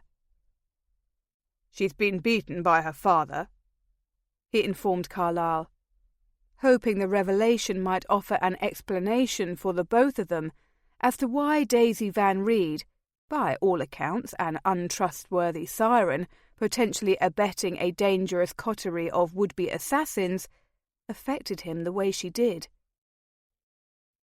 "According to the lady, I trust?" Carlyle's voice dripped with derision. "Good God, man! Did the fire erase all memory of training from your mind? Gaining the sympathy of your mark is one of the oldest gambits in the bloody book." Of course it was, but his training and his experience had both shown him how to recognize true emotion and true fear when he saw it. Fear could be capitalized upon, manipulated to gain an advantage over one's opponent with relative ease. In Miss Van Reed's case, her fear had only made him weak. Because something, some instinct deep in his gut, told him she was innocent, that she was ignorant of any dynamite plots and wanted no part of whatever insidious dealings in which her father was embroiled. It wasn't lost on him either that Carlyle would refer to the Cheapside fire in such a cavalier fashion, as though it had been nothing more than a ride in the park. Sebastian bore scars on his hands and arms that attested to that. It took every bit of the training to which Carlyle had alluded to maintain his calm. My training suggests her fear of her father is genuine. Carlyle stared at him in that penetrating, disconcerting way again, almost as if he could read Sebastian's mind. Whether or not she fears her father, and whether or not he beats her, is irrelevant to the matter at hand. You do best to watch yourself, Trent. Any sign of weakness for the chit, and I won't hesitate to pull you off this assignment. Sebastian held himself rigidly. Perhaps he had earned his superior's scorn, but he couldn't shake his gut feeling. In all his years of service, his instincts had never failed him. Still, he had no choice but to kowtow, because the thought of any other man, Brierly in particular, wedding Daisy Van Reed, appalled him. "Understood, Your Grace." The Duke nodded, seemingly mollified. "You'll marry her tomorrow, then?" "Yes." Sebastian ground out with great reluctance. Marriage to anyone, let alone to a pawn, and especially to Daisy Van Reed, did not appeal to him in the slightest. Binding himself to a woman Carlyle intended to throw into prison, a woman suspected of treason, was an intensely personal sacrifice, and one he didn't make easily. And yet he had to acknowledge that there was some rogue part of him that wasn't entirely sad at the prospect of shackling himself to her. What the hell was the matter with him? "Our plan will proceed without further alteration." Disgust sliced through him with the bite of a blade. He couldn't help feeling that he was just as much of a pawn as Miss Van Reed, a chess piece manoeuvred about the League's board. It didn't sit well with him that his every interaction with Daisy, from following her into the garden last night, to proposing marriage earlier, to wedding her, had been plotted and mapped out by Carlyle like a general working out a battle strategy. Only one part hadn't been predetermined, and that had been the animal lust raging through him with Daisy in his arms. His desire for her was not feigned or planned, and certainly not controllable. The Duke awaited his response, so he inclined his head. "Our plan will proceed. I'm secreting her away at 2:00 tomorrow." "Excellent." Carlyle took another sip of spirits. "There's only one problem." He took great pleasure in adding, "Jesus, Trent, you're tipping the scales tonight, and it isn't in your bloody favour." The Duke warned. "The lady's aunt will need to be distracted." He grinned. "And she rather took a liking to you. Ply the biddy with some drink, and she'll be all yours. If you don't, I can't promise Miss Van Reed can manage an escape." With that parting shot, he ducked back out of the room, Carlyle's growled curses trailing after him. Chapter 6. The Duchess of Trent. Her Grace. How odd, how absurd. She, Daisy Van Reed, who'd earned her carefully honed London reputation as a bold flirt and a rebel, who had been snubbed by New York's Knickerbocker elite and an untold number of haughty aristocrats, had just married a duke. And not just any duke, but the most handsome duke she'd laid eyes on since landing on England's dreary shores. Sebastian Fairmont, the Duke of Trent. Daisy stared at her reflection in the strange mirror in the equally strange chamber. She didn't look any different. Her hair remained styled in the same Grecian plait Abigail had fashioned for her before she'd managed to flee Aunt Caroline's home. She still wore her afternoon gown, a vibrant emerald silk trimmed with lace, navy cording, and a cluster of crushed velvet roses on the bodice. Not her finest dress, and certainly not the dress she'd envisioned as her wedding frock, But a more inspired choice would have roused Aunt Caroline's suspicions. Daisy hadn't been willing to take the risk.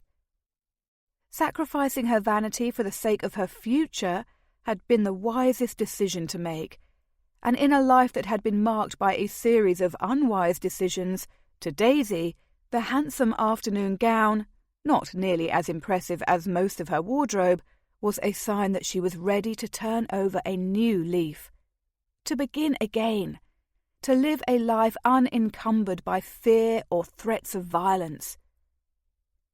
To be her true self, something she had never had the opportunity to be. Under her father's watchful gaze, she had been quiet and reserved, her every action above reproach, lest she earn his rage. With Aunt Caroline as her chaperone, she had been someone else, a desperate flirt whose confidence was largely pretense. And now, here she stood, stripped of both roles. Plain old Daisy. Daisy, who didn't know what to do. Should she be bold?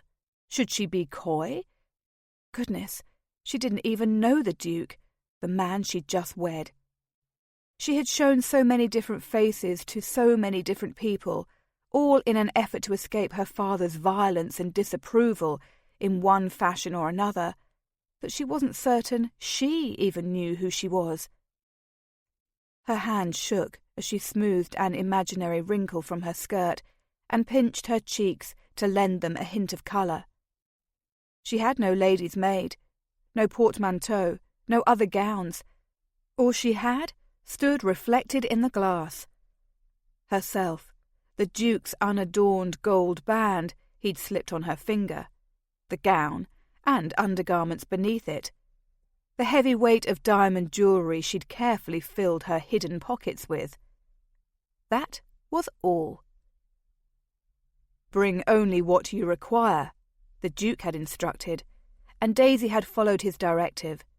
The sole exception was the king's ransom of diamonds her father had bestowed upon her, much of which had been gifts after he'd hurt her, and all of which had been his means of showing the world just how immeasurable his wealth was. No, the diamonds weren't required, but something within her, that old instinct for survival, had told her to take them just before she fled.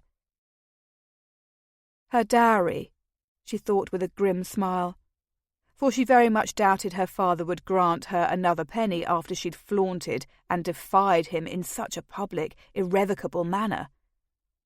Earned by every bruise she'd ever worn, each slam of his fist into her body.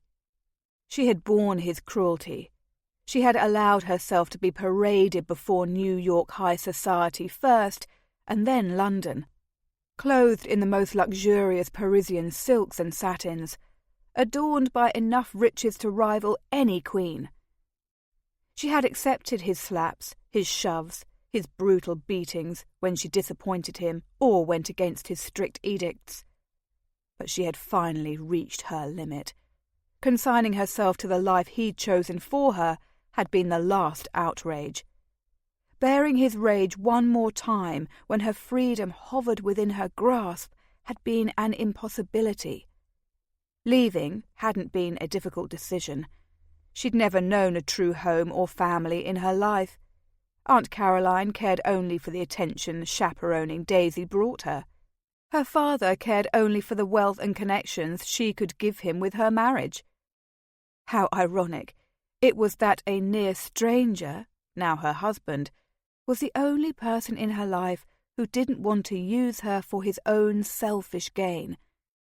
And there was no doubt about it. Trent had nothing to gain by marrying her. Even the lure of her immense dowry could not be enough, since her father would revoke it, and she'd made no secret of the fact.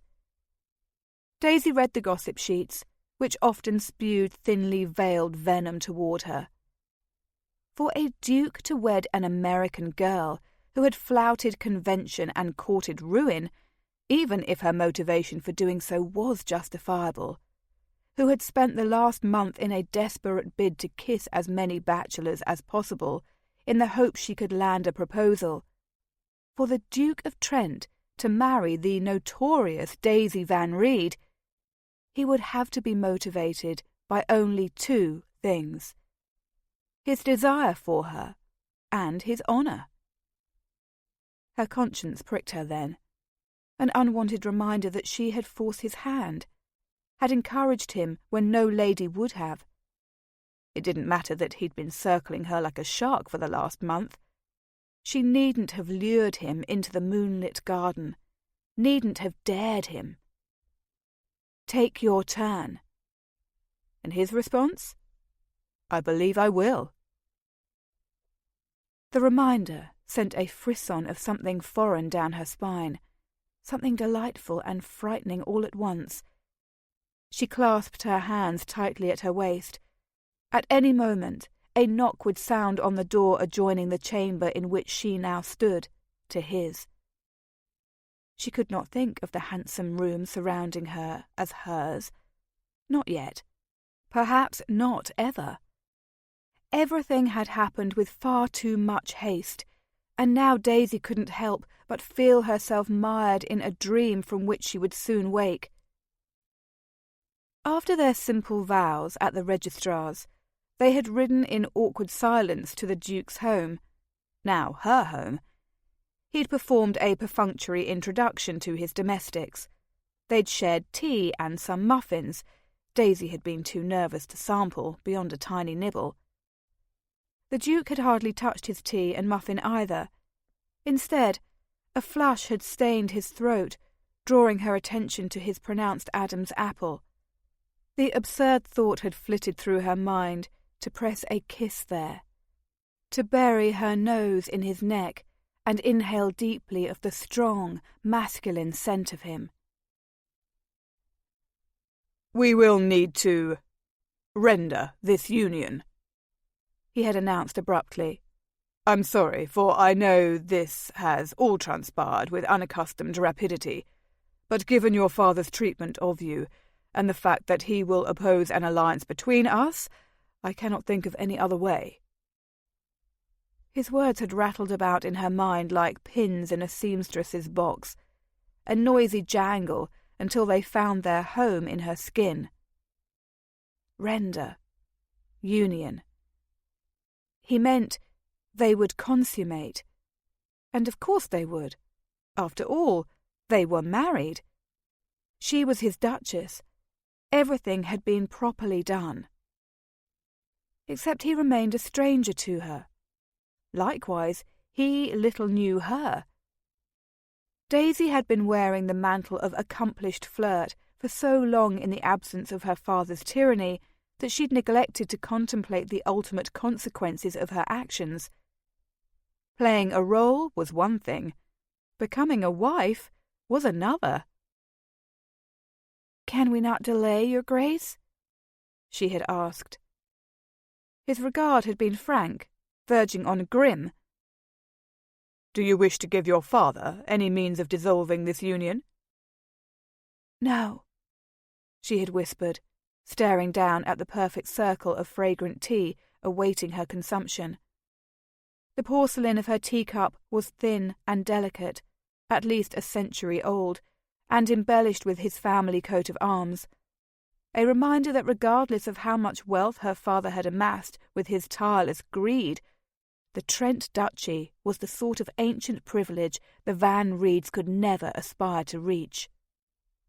The Duke had replaced his cup in its saucer with narier sound. "Then we would be best served to rule out any means as expediently as possible." Such a cool, emotionless method of announcing to her that they would consummate their marriage, Daisy thought now as she continued to stare at her reflection, and just then the much-awaited knock sounded at the door. "Enter." Her voice lacked its ordinary note of confidence. Gone too was the sensual, almost smoky quality that inevitably led him to thinking the wrong sort of thoughts. Thoughts that involved creamy skin, lush breasts, a prettily nipped waist and full lips. Thoughts that wondered at the precise shade of her nipples. It had been dark after all in the gardens at the Darlington ball. The moonlight had bathed her in an ethereal silver, goddess-like glow. Damn it to hell! What was he doing, waxing on about her in such a fashion? He wasn't meant to consummate their union. He was meant to keep up the pretense before his household so that there would be no question, so that her bastard of a father couldn't attempt to delegitimize the marriage, so that their falsehood of a union would appear genuine. A love match rather than a means for him to gain access to Van Reed and any information Daisy possessed about his businesses. Sebastian hesitated for a few breaths, willing his fierce arousal to abate, before opening the door to the chamber adjoining his, the Duchess's chamber. Somehow, it was easier to think of it in those terms than to call it hers. To call it Daisy's. For given the circumstances, that seemed altogether wrong, and far too intimate for a woman who was a pawn, a woman whose presence and memory both would eventually be expunged from the home, from Sebastian himself. How? Something, some inner devil, asked the question before he could dismiss it. How could he ever forget her? Jesus, he was very much afraid that he could not, no matter how he tried. It took every bit of training he had to maintain his calm and purpose as he entered the room. She stood, completely dressed in the same smart green gown she'd worn to wed him. Her golden tresses were still confined in an elaborate coil of braids. Her eyes widened as he crossed the chamber to her, and her fingers laced together at her wasp waist, as though in prayer. Two thoughts struck him in rapid succession. Her beauty made him ache. She was nervous. He stopped, with only a few paces between them, near enough that he caught a whiff of bergamot. Suspicion sliced into him, mingling with lust. She appeared as jittery as a wild hare, about to race away for a hiding place should he make one false step. Were her nerves those of a chaste bride who'd just married a stranger? Or was her conscience bringing her an unwanted pang of guilt at her deception? The possibilities were plain, an odd dichotomy. Either she knew what her father planned, and she was a part of an intricate scheme to infiltrate the League, or she was an innocent, being used by both sides. But he mustn't think about the last, for his duty wasn't to question. It was to carry out the missions presented him, to keep home and hearth safe for all. It sure as hell wasn't sympathizing with the woman before him, a vibrant, lovely, luscious woman he couldn't trust, a woman whose father planned death and destruction.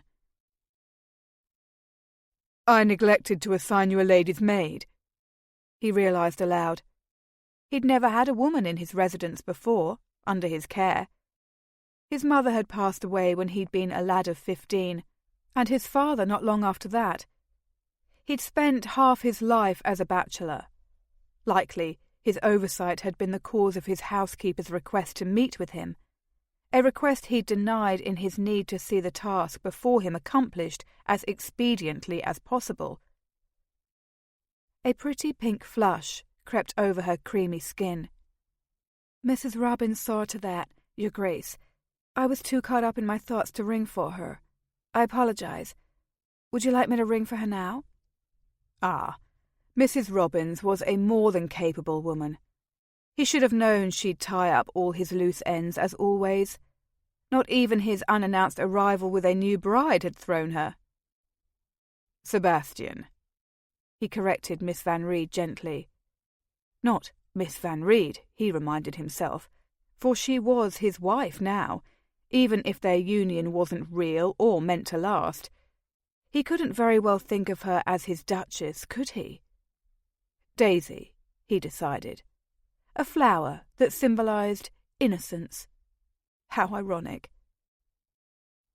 Sebastian, she echoed, her colour deepening.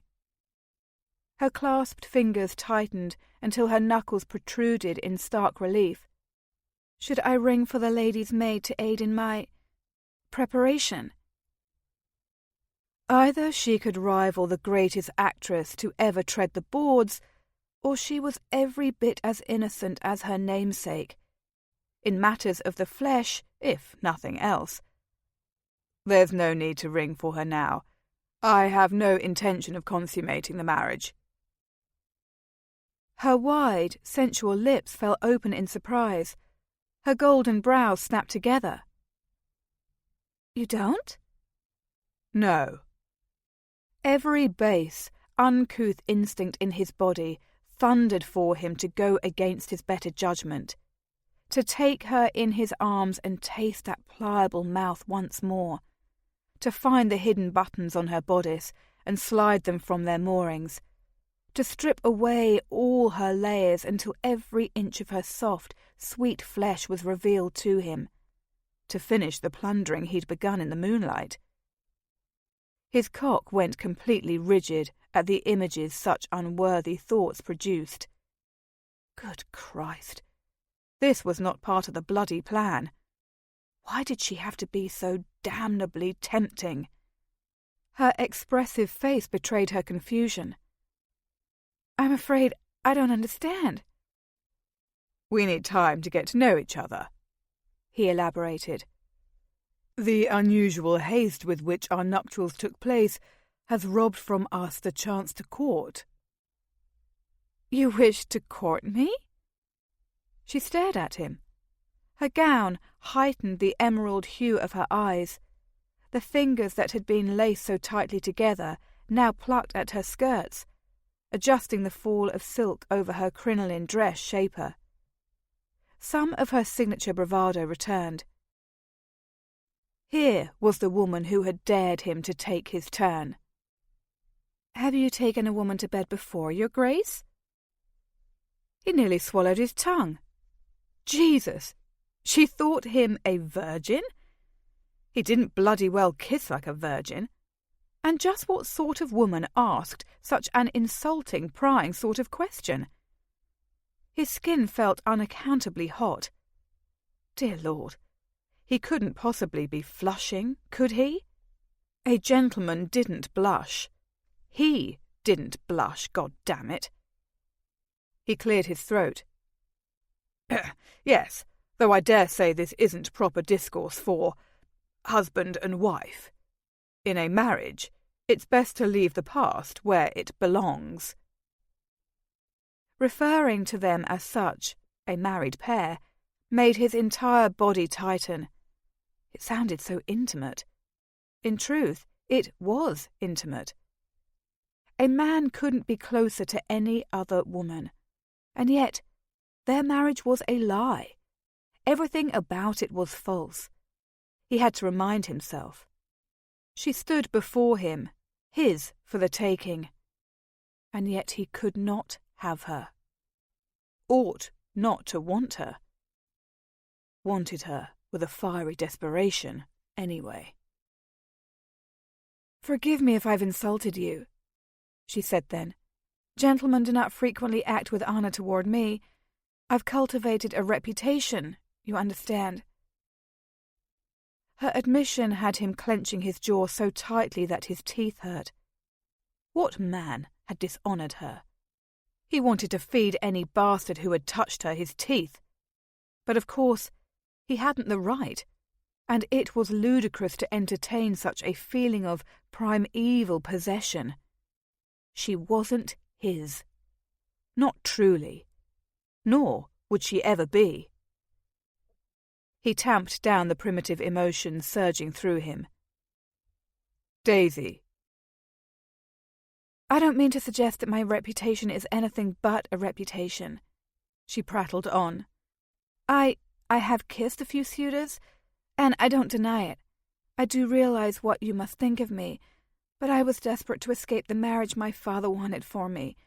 I would have done anything, even marrying a man I scarcely know. Brilliant. She thought him a virgin, and she'd only agreed to marry him to escape being shackled to Breckley, her father's choice. How grim. His mind and body were at odds, scrambling for control.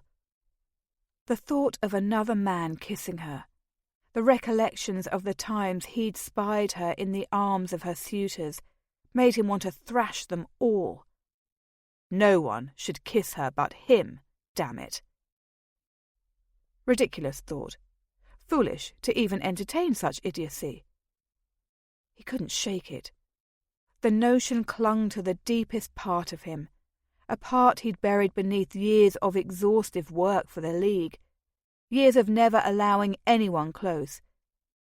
It wasn't just that she was his wife, it was that she was his.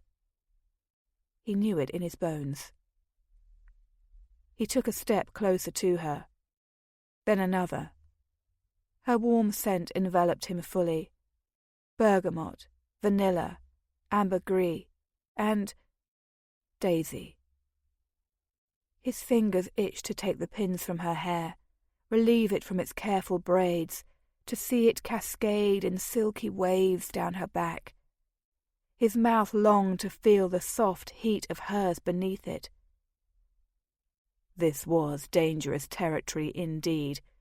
He wasn't supposed to want her, wasn't supposed to touch her or take her. But he was only a man after all, and she had pushed him very far, perhaps over the brink. He caught her waist and hauled her against him. Her hands settled on his shoulders, her eyes even wider. So green. The green of moss in early spring. So beautiful. Are you suggesting you only agreed to this marriage to escape a match with Viscount Breckley? He demanded. Not entirely. Why did you marry me, Daisy? He hungered for an answer, a truthful answer. Maybe he could rattle her, rattle the both of them. He didn't like the idea of harbouring an enemy of England beneath his roof. Or of wanting said enemy beneath him. She blinked. You asked. He couldn't control his body, couldn't stop himself from cupping her lovely face, swiping his thumb over her lower lip. The truth, Daisy. Her mouth fell open, the hot wind of her breath scorching him. I trapped you. There, I've said it. I apologize, Your Grace. I noticed you. You'd been watching me from the perimeter of every ball, and I was running out of time. Her words took him aback. He hadn't expected an admission, hadn't anticipated honesty. But his instincts told him that was what she offered him now. Sweet Jesus. The woman thought she'd tricked him into marrying her. Little wonder she seemed so ill at ease. You trapped me? In the garden. I had decided that I would scream, bring others down upon us, and I would have, even if my aunt had not come upon us. I wanted you to follow me. I wanted you to ruin me. Her voice broke on the last sentence, but her gaze remained unwavering. I'm sorry. I felt as if I had no choice. Do you forgive me, Your Grace?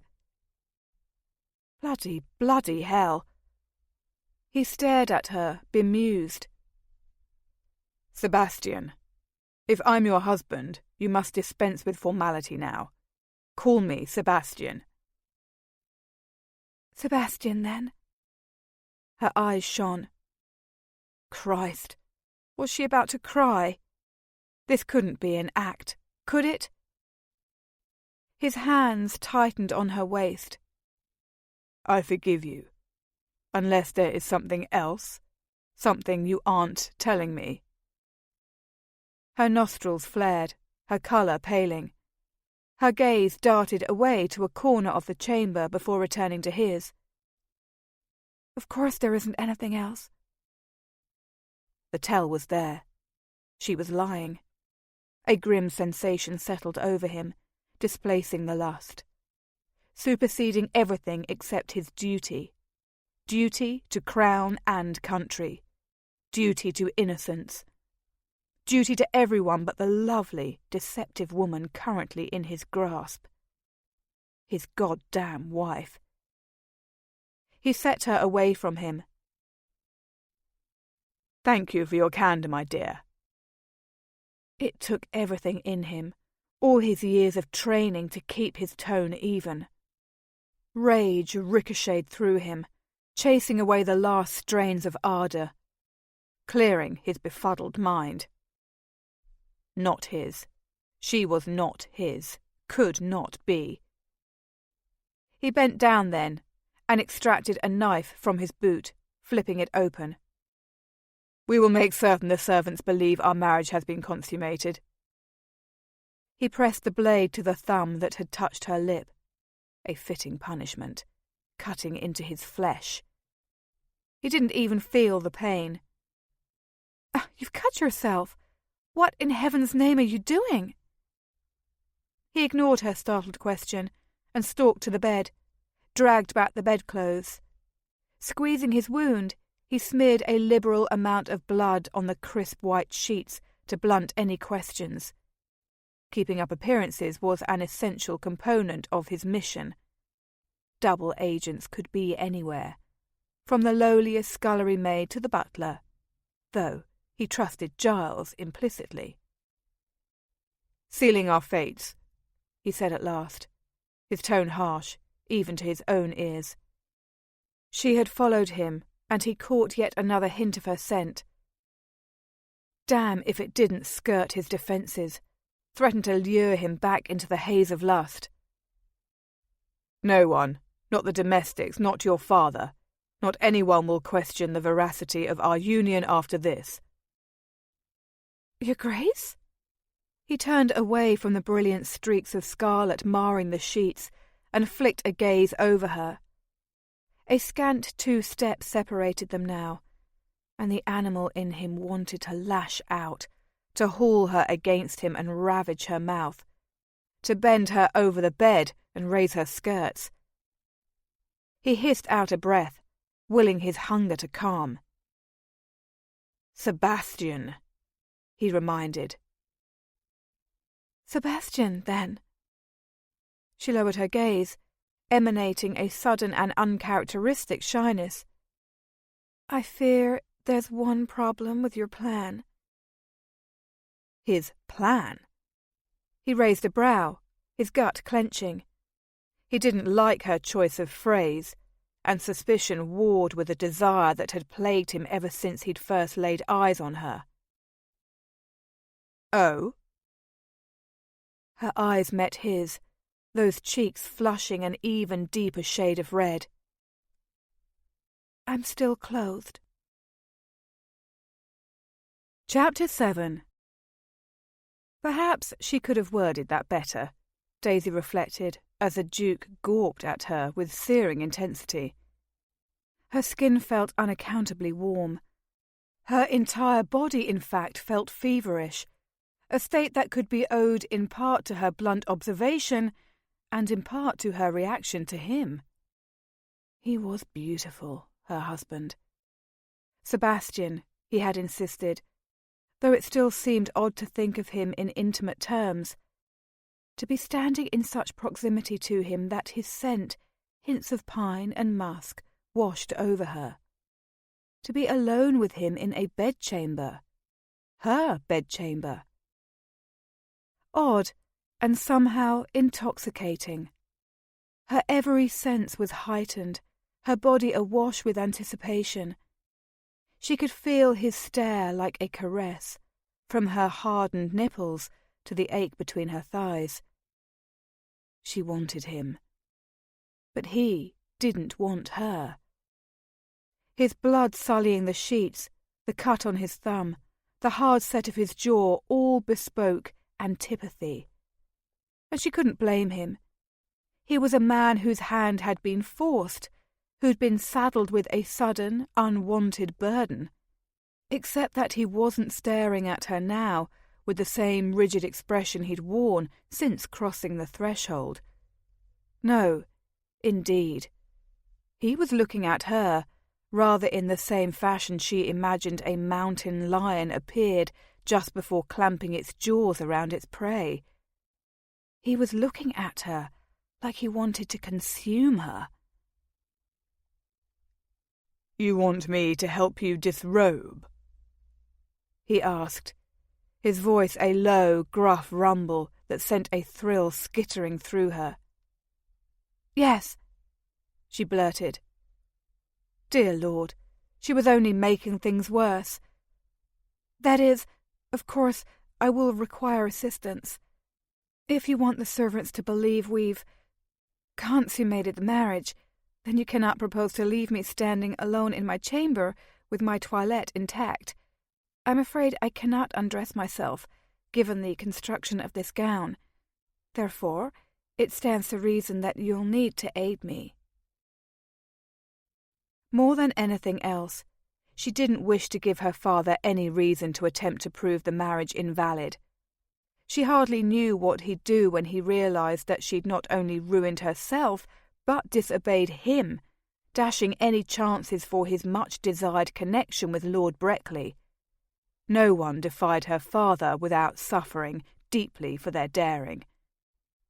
The memory of the last time she'd done so cut through her with the precision of a blade, and every bit as much pain before she chased it from her mind. She wouldn't think of Padraig now, or ever again, if she could help it. He was her past, and the man standing before her was her future. They couldn't have been more different. But she couldn't afford to allow one questioning maidservant who noticed Daisy was still perfectly, impeccably dressed, bloodied sheets or no, to open the door for her father. She would not return to live beneath his roof, nor would she suffer one more of his rages. "Very well." Sebastian closed the distance between them in 2 long strides. "I assume this bloody frock has buttons on it somewhere." Her breath caught as his fingers traced the front panel of her bodice, beginning just beneath her breasts and then down over her ribs. Through her stiff corset and layers of undergarments, she could still feel the heat of him. She watched his large, capable hands tracing downward over her waist. The buttons were hidden on her back, and some wicked part of her longed to hold her tongue, to make him continue his fruitless search, just for the delicious slide of his fingers over her body. On the back. Her gaze travelled from his hands to his mouth. What would it be like to have those sensual lips angling over hers, this time with no one to interrupt and no encumbrances? He seized her waist and spun her about so abruptly that she lost her balance and fell into him. A distinct ridge prodded the small of her back, and she fought and lost the urge to rub herself against him like a cat. His fingers bit into her waist, pulling her back and anchoring her to him completely. A dark, carnal sound tore from him. His mouth was on her in the next breath, kissing the same sensitive skin behind her ear that he had brought to life that night in the moonlight.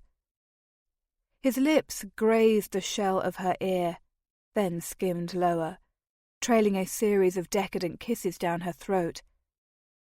When he stopped to lick and nibble there, a pang of something new started from her core and radiated throughout her entire body. The heady, magic spell that had descended on her at the Darlington ball returned.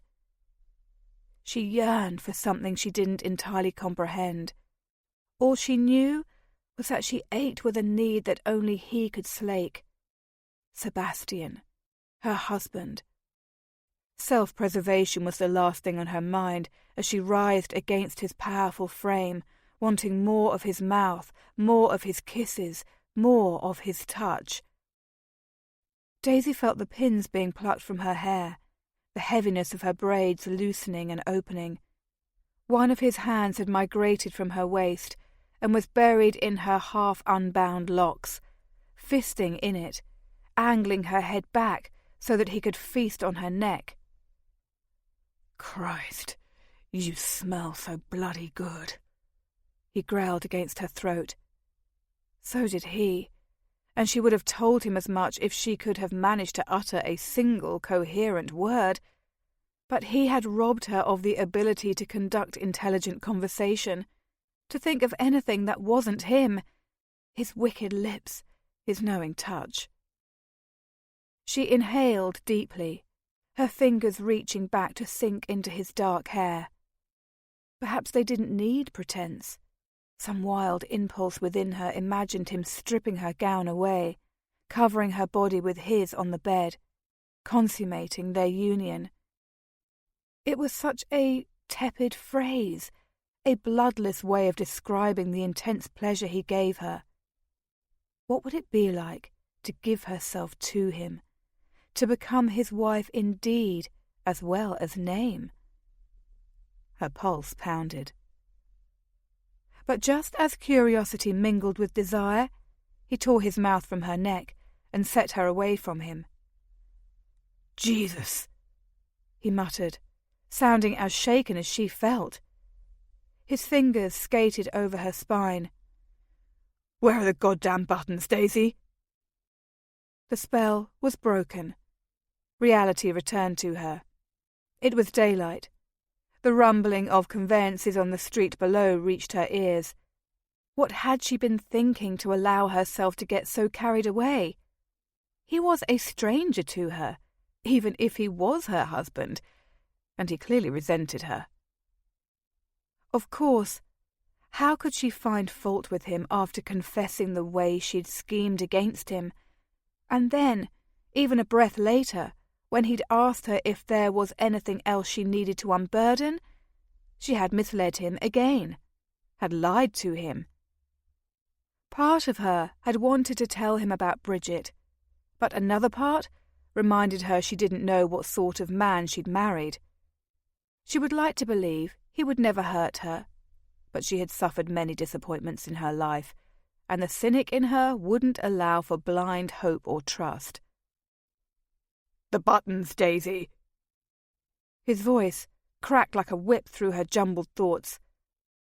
With trembling hands, she reached behind her to find the line of buttons cleverly disguised beneath a velvet placket.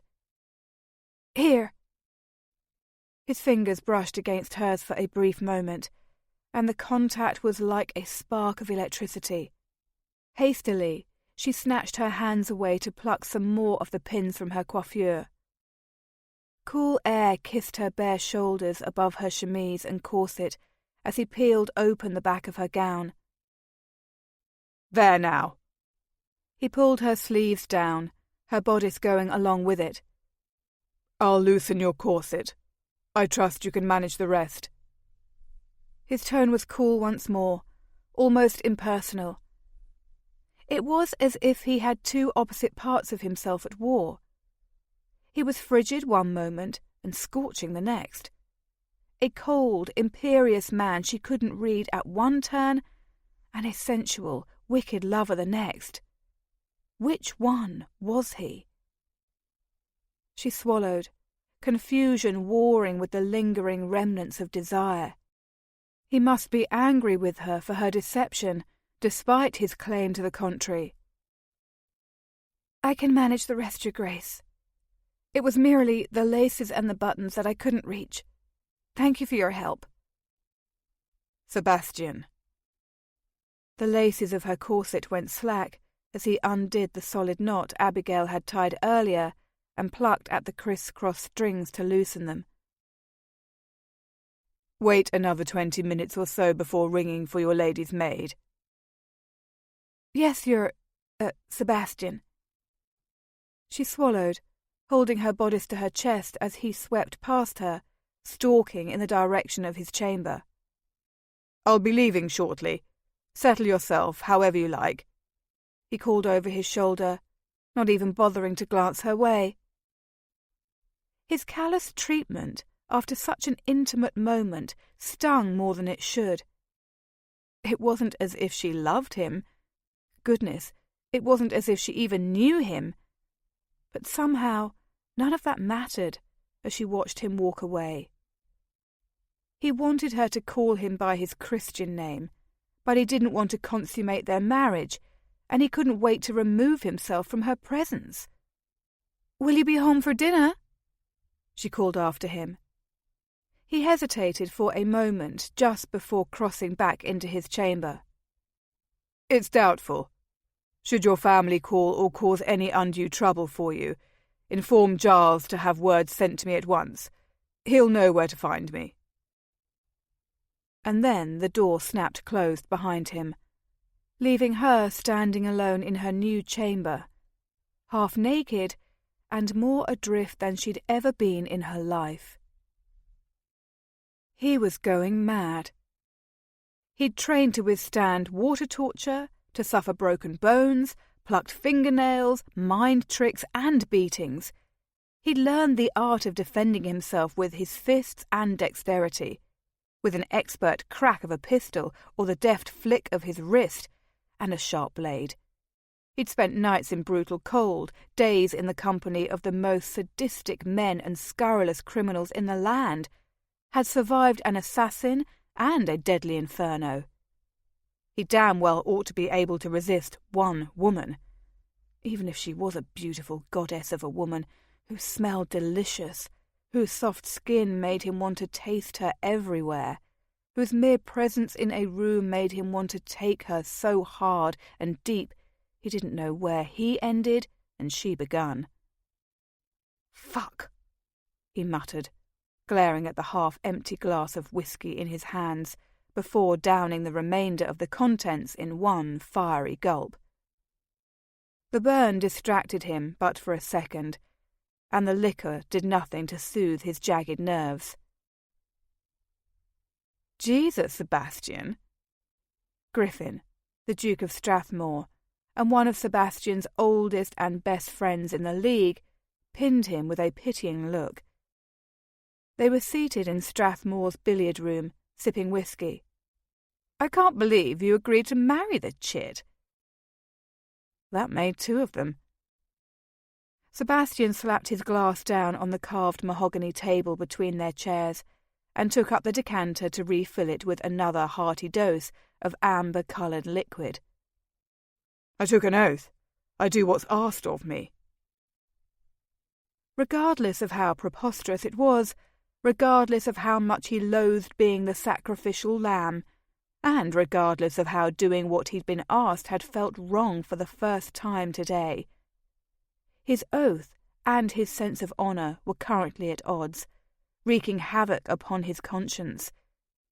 Everything within him had wanted to claim Daisy Van Reed as his earlier that afternoon, even though she was a woman he couldn't trust, even though doing so would be akin to using her, manipulating a woman he'd soon no longer even be married to. If she was innocent, he'd never forgive himself. But if she was guilty, there would be hell to pay. None of it, not the way he felt or his reaction to her, made sense. Indeed, nothing about this entire mission did, and it sure as hell didn't help that Carlyle was keeping him largely in the dark. Griffin took a drag of his cigarette and exhaled slowly. "I don't know if I could do the same. The thought of marrying anyone, let alone a saucy American wench suspected of treason, is enough to make me ill." Treason. Hearing the word in correlation with Daisy was like a dagger's honed blade into his gut. "I don't think she knows anything Carlyle suspects her of knowing." His friend stared at him, his look speculative, almost suspicious. "You don't think so? Did you bloody well read the report he sent to the League?" Of course he had. The letter had arrived transcribed in careful code that, to the outside observer, would have seemed unassuming as a maiden aunt's tepid scrawl, but in truth it had contained privileged information. The same information about Daisy that Carlyle had fed him previously. Connections to an Irish shop girl suspected of working with the dynamitards. A broken betrothal to a Fenian leader. Nothing new, and nothing substantial. His friend's probing gaze made him take another swig of spirits. I read it. He'd read it twice, and then burned it, just as he did with all League correspondence. And? Griffin raised a brow, raising his cigarette back to his mouth for another puff. Sebastian fought the absurd urge to take one of his friend's cigarettes from the paper sleeve on the table and smoke it himself. Perhaps it would calm him. But ever since the fire, he hadn't been able to countenance bringing any sort of smoke into his lungs.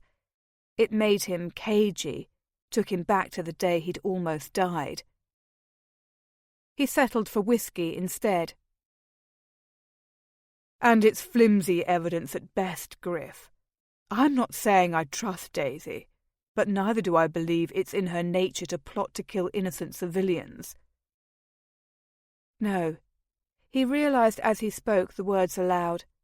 Nothing in his dealings with her had shown she possessed the capacity for cruelty or the ability to hurt others without compunction that he'd witnessed in so many other foes over the years. She was an odd woman, sometimes bold and blazing, with daring and passion, other times haunted by the brutality she claimed to have received from her father.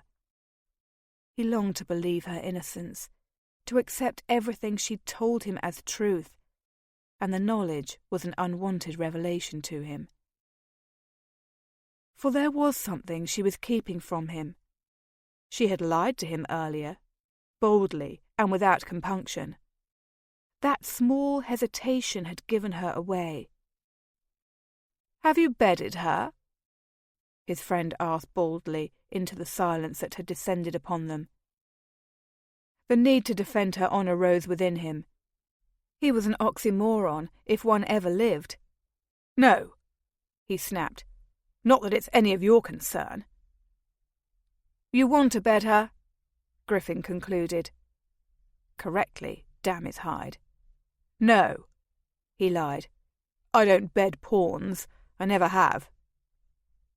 The last bit was truth, at least. "She's a beauty." Griffin ground the nub of his cigarette into a silver ashtray. "Had half the men of the ton sniffing her skirts. Christ, you must have heard the rumours about her.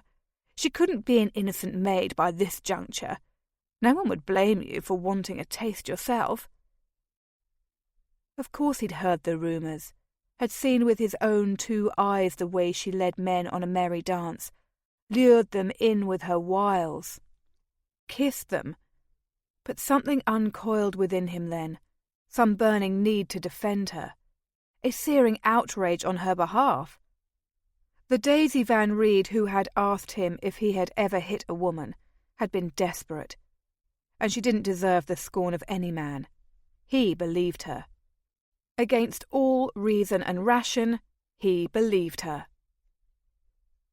"You go too far," he warned his friend. "The lady is my wife." "Not truly." Griffin's expression turned from scornful to incredulous as he scoured Sebastian's countenance. "Bast, you're defending her like a man who's smitten. Are you mad?" How ironic that his friend had reached the self-same conclusion as he. What was it about Daisy that undid him? His mouth curled into a grim, mirthless smile. "Likely." "Bed her, then." Griffin took a long pull of whiskey. "Get her out of your blood. But you'd best sleep with a dagger under your bloody pillow." Sebastian finished the dregs of his second glass. By now, the stuff had finally begun to do its work, filling his veins with a calming languor. Drinking himself into a stupor seemed like a good course of action for the evening of his wedding day. Perhaps it would keep him from making any greater mistakes than those he'd already committed. "Griff?" Griffin stared into the fire in the grate, seemingly mesmerised by the dancing flames. "Eh?" he grunted without looking up. "Go to hell," he said without heat. His friend's dark eyes met his as he raised his glass for a mocking salute. "Already there, old chap." Though Griffin spoke the words casually, Sebastian knew his friend suffered from demons wrought by what he'd seen and done, just as they all had. Griffin had never been the same after returning from Paris. He had been a young, optimistic operative, caught up in the siege and taken hostage by the French. When Sebastian and another spy had finally located and freed him, Griffin had resembled nothing so much as a beaten, emaciated corpse. In the Special League, there was always a price to pay, and each member had paid their fair shares in pounds of flesh. The heaviness of the moment settled into his bones. He searched for something flippant to say, some manner of distraction for them both. "Hell has some damn good whiskey." Griffin grinned and downed the rest of his glass. "That it does. Care for a game of billiards?" Sebastian finished his whiskey as well. Had it been his second or his third? The fourth? Who gave a damn? He was getting soused tonight. It was the only panacea he had left. Prepare to lose, my friend. Chapter 8. Well, this gave new meaning to the tired old phrase, drunk as a lord, though perhaps in this instance it would be more apt to say, drunk as a duke. Daisy stared at her bleary-eyed husband, who had just appeared as she was en route to her lonely breakfast. He wore the same trousers, coat and waistcoat he'd left in the day before. He was rumpled, his hair dishevelled, dark half-moons marring the flesh beneath his eyes. The undeniable scent of spirits perfumed the air. "It seems I've arrived just in time," he announced, as though he hadn't a care in the world. "Giles tells me you're about to break your fast." She'd far prefer to break a vase over his arrogant noggin. Her mouth tightened as she surveyed him further. How dare he, the cad? Where had he been? What had he been doing aside from plundering London's whiskey cache? Yesterday, she'd thought he resented having to marry her with such haste. She'd felt guilty at her part in the entire affair, had known a keening despair at his taciturn demeanour. When he had left her alone, she had wanted very much for him to stay. But he had attempted to brush her off with some feigned sense of honour and disappeared. What had he said? We need time to get to know each other. Ah, yes, and her favourite. The unusual haste with which our nuptials took place has robbed from us the chance to court. What nonsense. The only thing he'd been courting was a thorough sousing. How foolish of her to have known a moment of remorse for using him to escape her father's clutches. The man before her, somehow still handsome even in his disgraceful state, didn't deserve a drop of pity. Was he a drunkard? Or had he found the prospect of wedding her so loathsome that he needed to find solace in a bottle? She had asked if he had ever hit a woman, but perhaps there was a more salient question she ought to have posed. He stalked toward her when she maintained a frigid silence. "Haven't you anything to say to me, wife?" There, before the footman, waiting to dance attendance on a formal breakfast, she raked the Duke's person with undisguised disdain. "You're sozzled." His brows crashed together. "And you're impertinent. I assure you, I'm nothing of the sort." "You're wearing yesterday's attire." She was so vexed with him that she didn't care that it wasn't done to speak her mind, and that it was decidedly de trop to do so in front of servants. He made a show of inspecting his person before meeting her gaze once more with an indolence she found particularly infuriating. "Since I'm wearing it now, I dare say it's today's attire." A closer look at his wrinkled coat and trousers suggested that he'd slept in them. She wasn't sure why such an observation would bring her relief. If he'd spent the evening in the arms of a mistress, it was no concern of hers. Theirs wasn't a love match. He didn't even seem to like her. And for her part, she had only chosen him because she was desperate. And because she enjoyed his kisses. Daisy struck that aberrant thought from her mind. The compulsion to remove herself from his presence was strong. How could she be affected by her inconvenient attraction to him when he had spent the entirety of their wedding night drinking himself to oblivion and committing Lord knew what manner of sins? That was it. She needed to escape. "If you will excuse me, Your Grace, I fear I've lost my appetite. I'll be retiring to my chamber for the remainder of the day." "No." His expression was mulish. "The devil." She skewered him with a glare. "Pardon me, Your Grace?" "I do believe you heard me, Your Grace," he drawled. The obvious sign of the manner in which he'd been frittering away the evening, and perhaps early morning as well, stiffened her spine. For a moment she thought of the woman she'd been before, in New York, under her father's watchful eye and stern edicts. That Daisy would never dare to gainsay any man, not her father, not her husband. But her time in England had changed her. The Daisy she had become wouldn't be insulted by the man she'd married. A man who seemed to delight in leaving her at 6s and 7s, one moment smouldering, the next ice, and the next a reprobate. She spun on her heel, presenting him with her back and a silent impression of what she thought of his boorish behaviour. Daisy Van Reed. Strike that. Daisy Trent, as she was to call herself now, would not meekly obey an order from anyone, ever again. At that precise moment, Giles, who had been unflappable from the instant she'd first met him the day before, hurried into their midst at a clipped pace, his expression uncharacteristically pained. "Your Graces, forgive me, but I'm afraid we've a guest who refuses to leave without an audience," the butler said. "We aren't at home," dismissed the Duke without a second thought.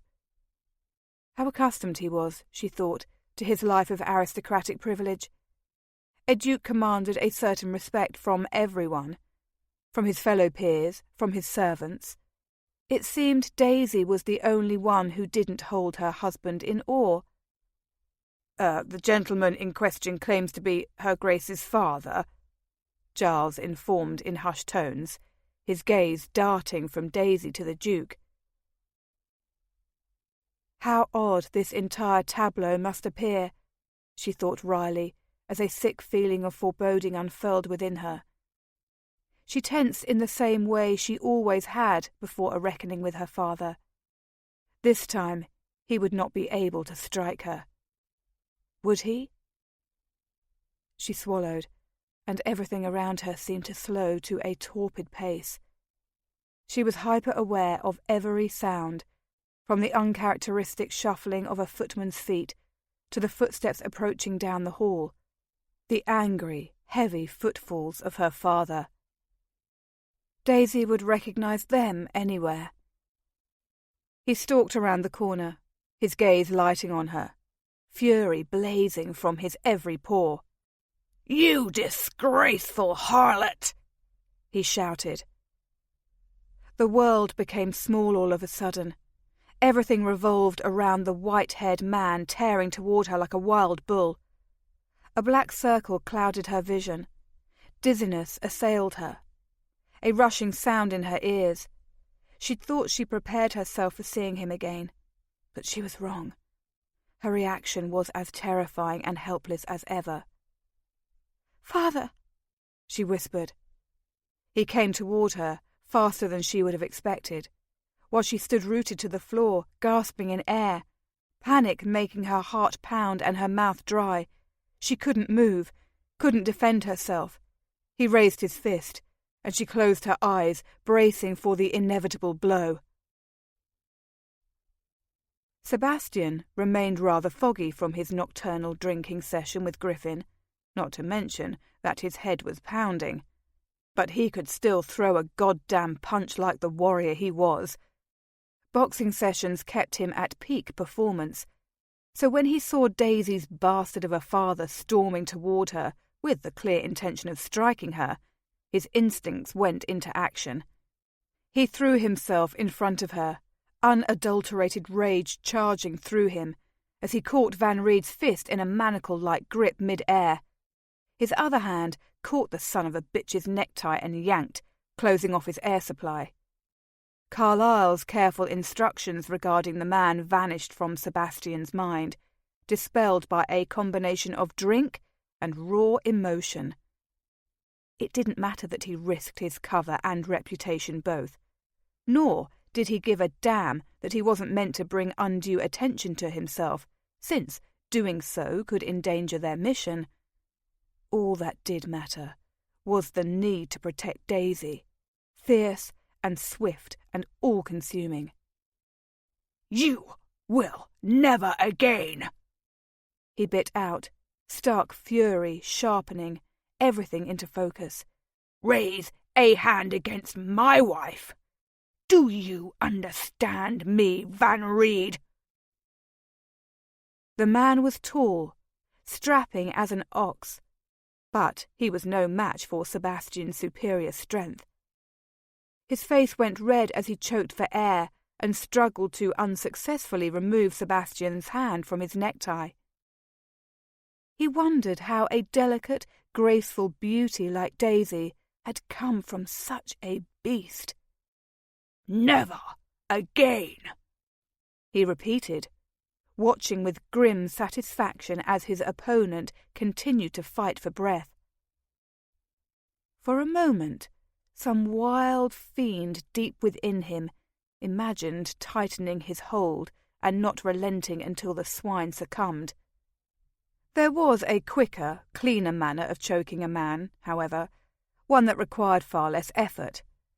And in general, it was a poor plan to commit murder before one's servants.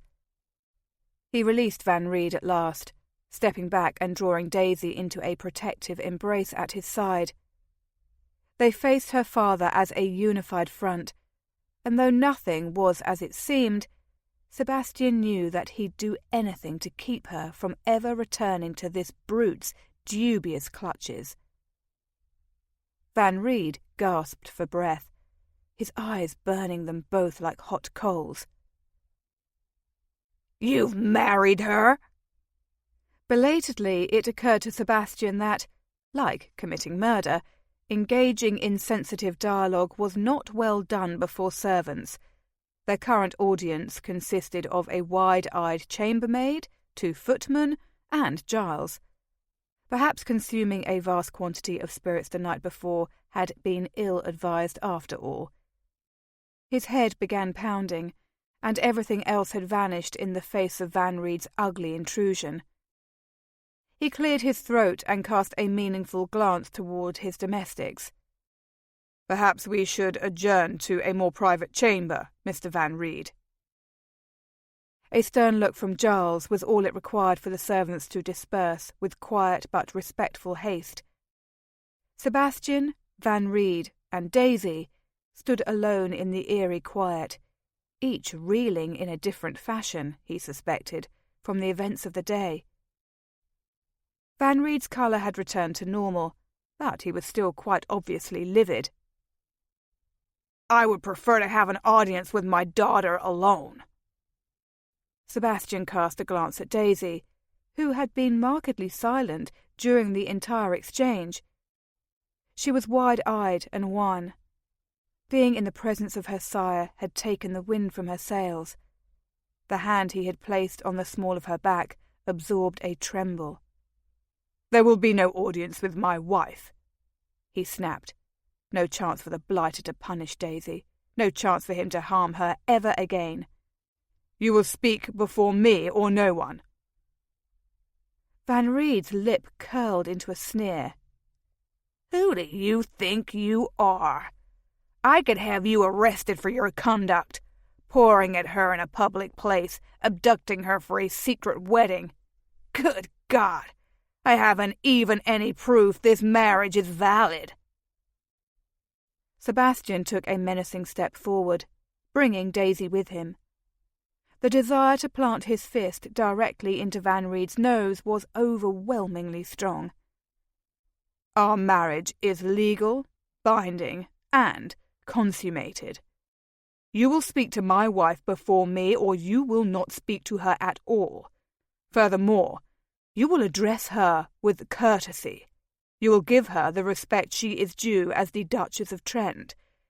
If you dare to say a word against her, I'll have you removed at once."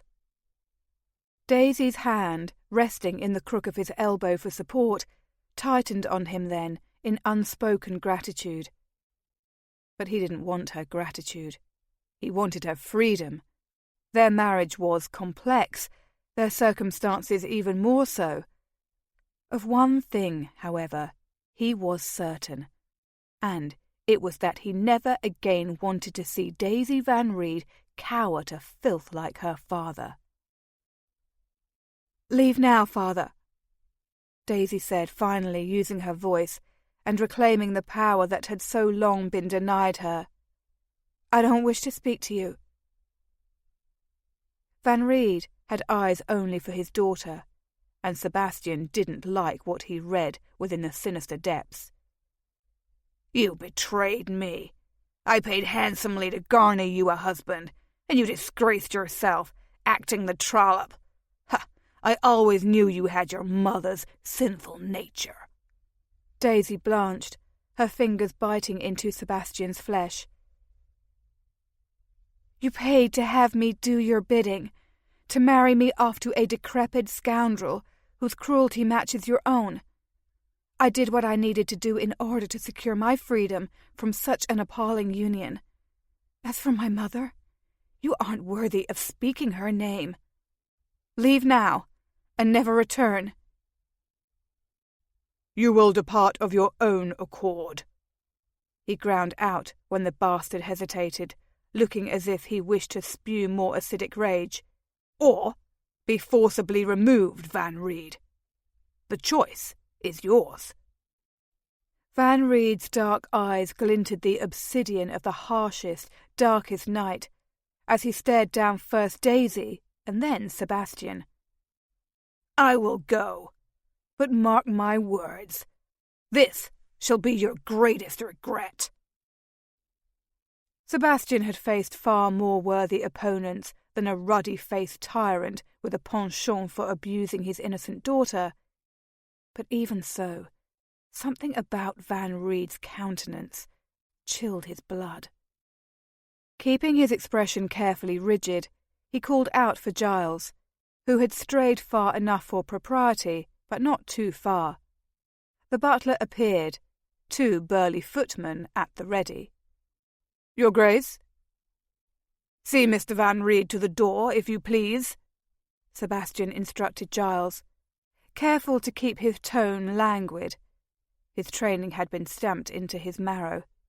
Show no weakness, bend to no one, offer no mercy. "I shouldn't think he'll be returning."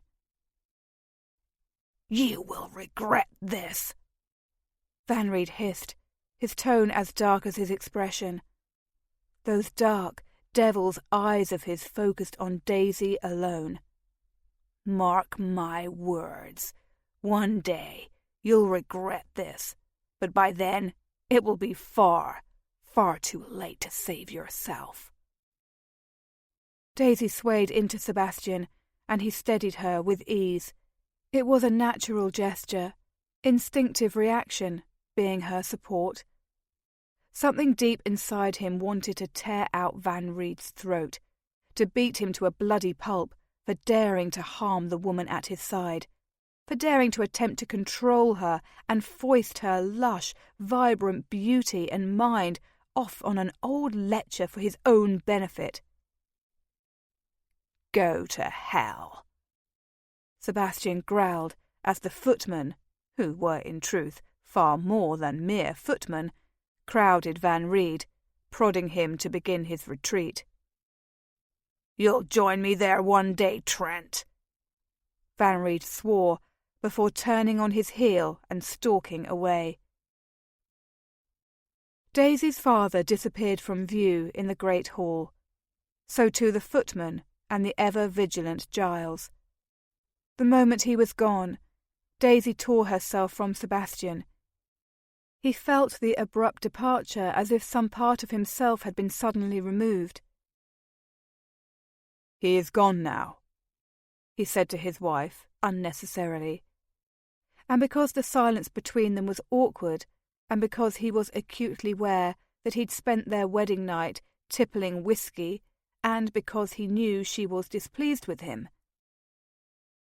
It didn't matter that he didn't know who Daisy Van Reed truly was, that she was a cipher to him, a woman he was warned against, and yet ordered to keep close, a woman who could be capable of incredible deceit and depravity if the information he'd received about her was to be believed, a woman he was drawn to more than anyone else before her, against all good judgment, and certainly against all reason. She faced him, as august as the Queen. "You never returned last night." He clasped his wrists behind his back, unapologetic because he could not afford to be, feeling like a cad anyway. "No." "You smell of spirits," she accused. "Tell me, Your Grace. I would hope that our marriage could at least begin in honesty. Do you have a mistress? Is that where you spent the night?"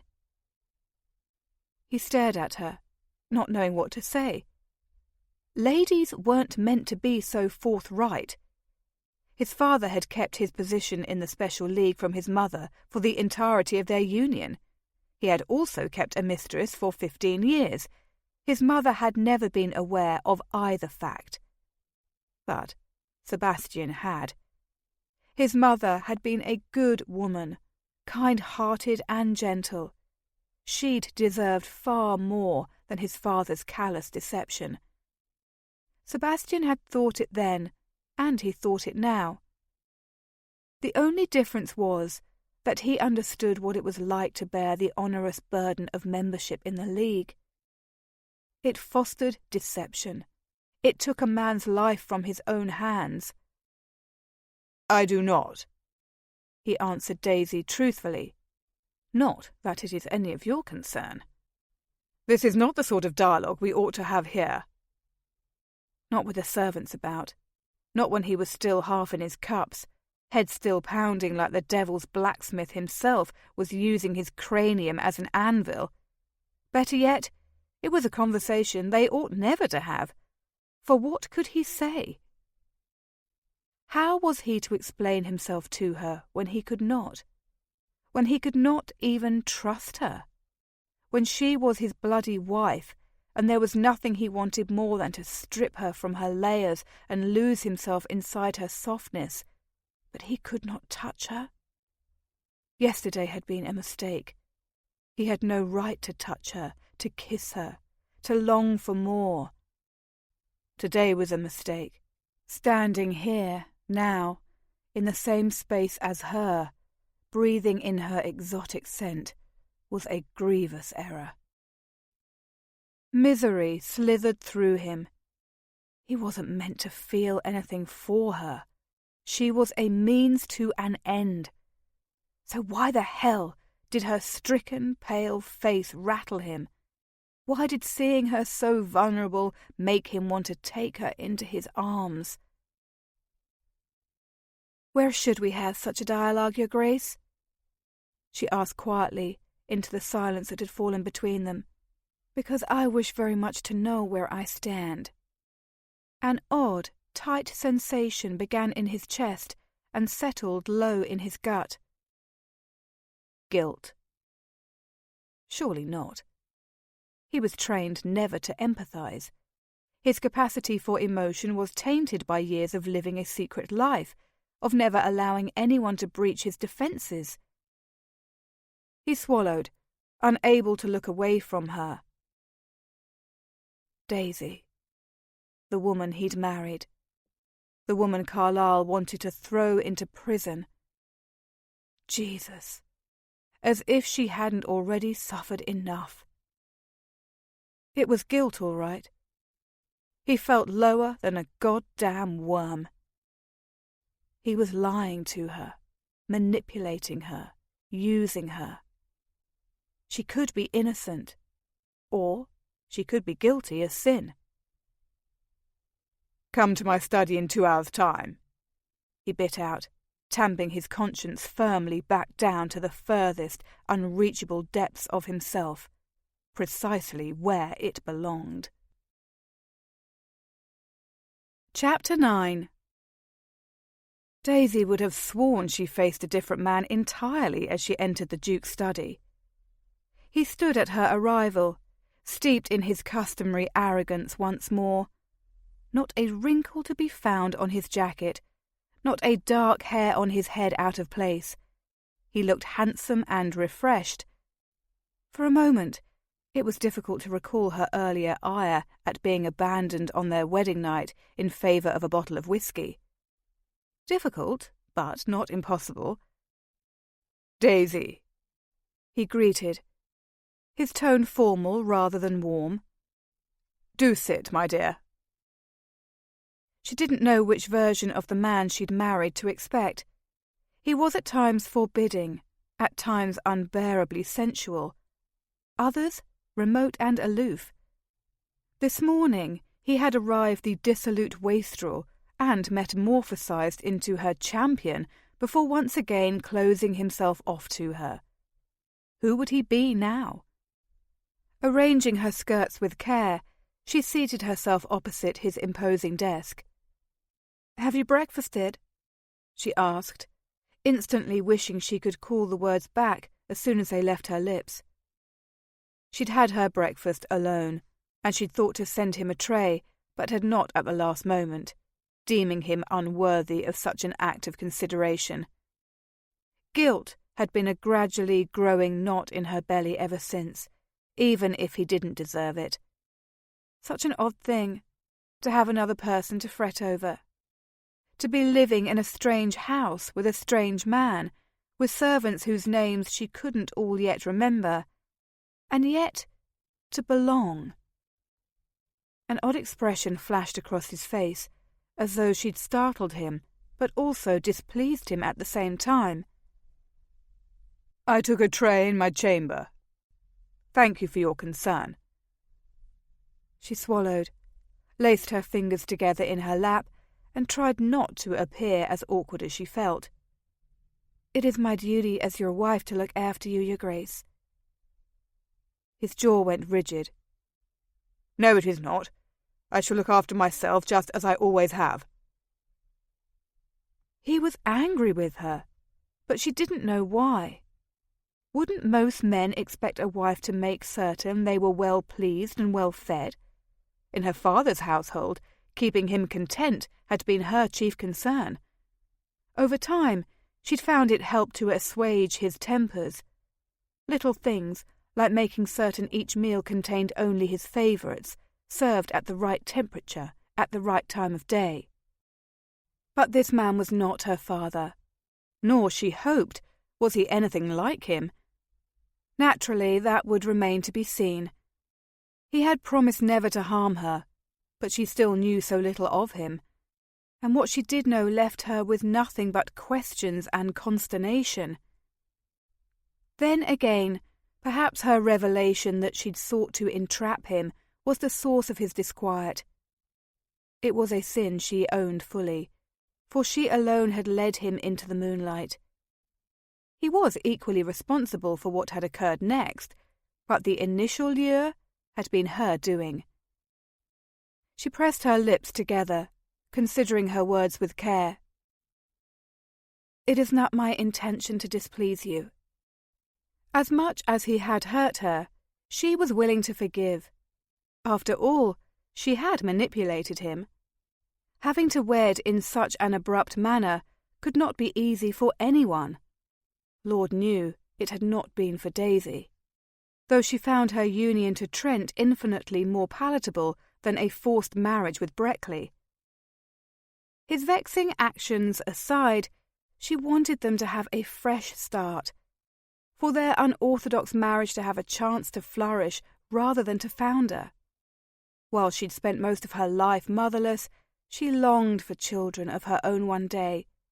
The notion filled her heart with a bursting, airy sort of joy as she stared at the forbidding stranger before her. Her children would be his, as odd as it seemed, and she would not bring children into an unhappy union. She had been the product of one, and she didn't wish to visit the same sin upon an innocent. At the very least, she felt certain they could achieve mutual respect for each other, if the Duke was but willing. He frowned then, but the severity of it only seemed to intensify his looks rather than detract from them. "You do not displease me, Daisy." And yet his every reaction to her suggested the complete opposite.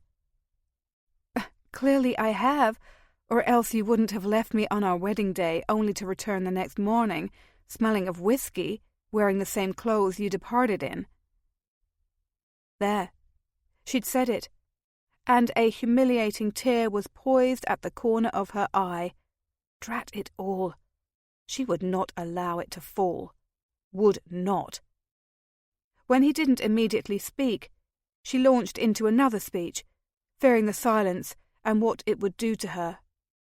"I understand you resent me for having trapped you. It wasn't fair of me to place my own well-being and desires before yours. Fear of my father is not sufficient excuse. If I could redo what I've done, I would, knowing how wrong it was. But I would very much like our marriage to be a cordial one, pleasant even. I think perhaps we might be friends, if you'll but grant me your forgiveness and a second chance. Do you think you can, Your Grace?" "Sebastian." He stood so abruptly that his chair flew back, nearly toppling over. She should have stood as well, but something about the man and the moment kept her rooted to her chair, incapable of motion. "Sebastian," she repeated, hesitantly, as he circled the desk and approached her. He was inscrutable, yet determined.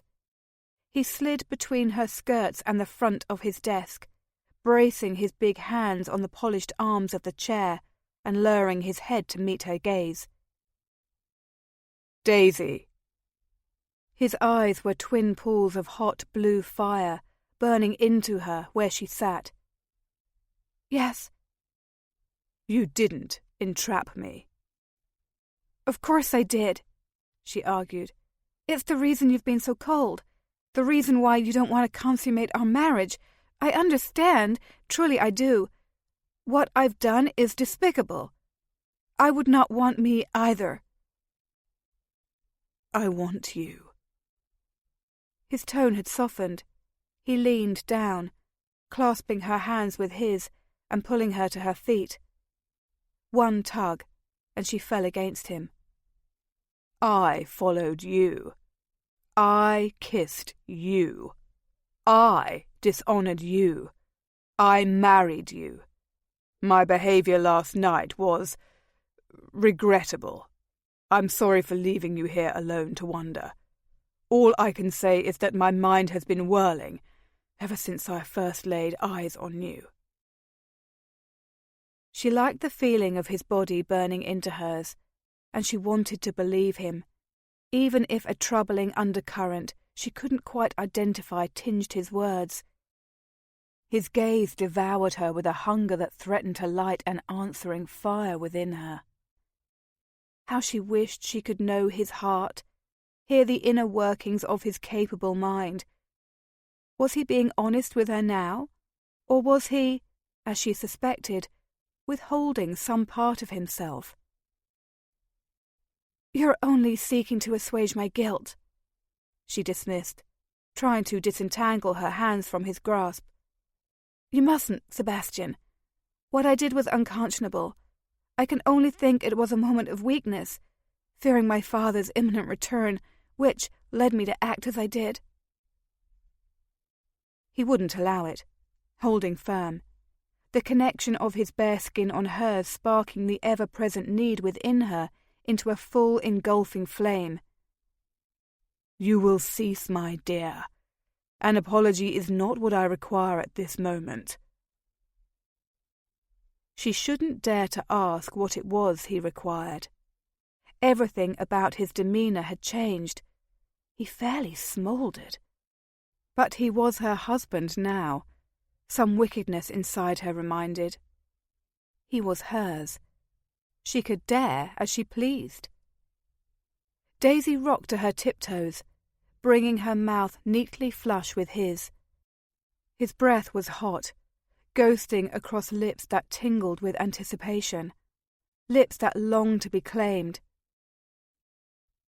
"What do you require, Your Grace?"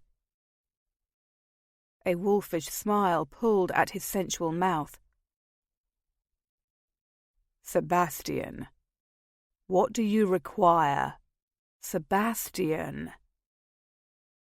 "Sebastian," she relented, and then her mind returned to her, piercing the rose-coloured haze wrought by her foolish need. He had abandoned her last night, only to return this morning, inebriated. "If you want me as much as you claim, and if you aren't angry with me for forcing your hand, then nothing makes sense. Why did you leave me last night, Sebastian?" He inhaled sharply, almost as though she'd surprised him with her boldness. Good. Those beautiful lips frowned at her. "Honour." Here, at last, was something torn from him with a ring of truth. The rest, she was beginning to suspect, was pure masculine seduction. But she had faced many a handsome rake, and having lived 20 years in fear of her father, she could harden herself better than anyone. She'd spent her entire life reinforcing herself against everyone. It was something of a talent by this juncture. And it was that same inurement that led her now. She could not forget that regardless of how handsome and alluring her husband was, she didn't know him and couldn't trust him. Just as she had never been able to trust anyone other than herself. Ever. "Honour made you lose yourself into a decanter of whiskey and only return by breakfast?" "Not precisely, Buttercup."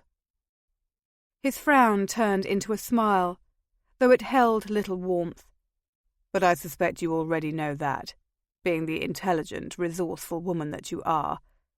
Which begs the question, what do you want from me?"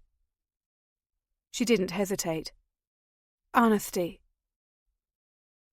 By all the heavens, she hadn't escaped one untenable situation for another, and if she'd somehow misread the signs, she would remove herself as expediently as possible.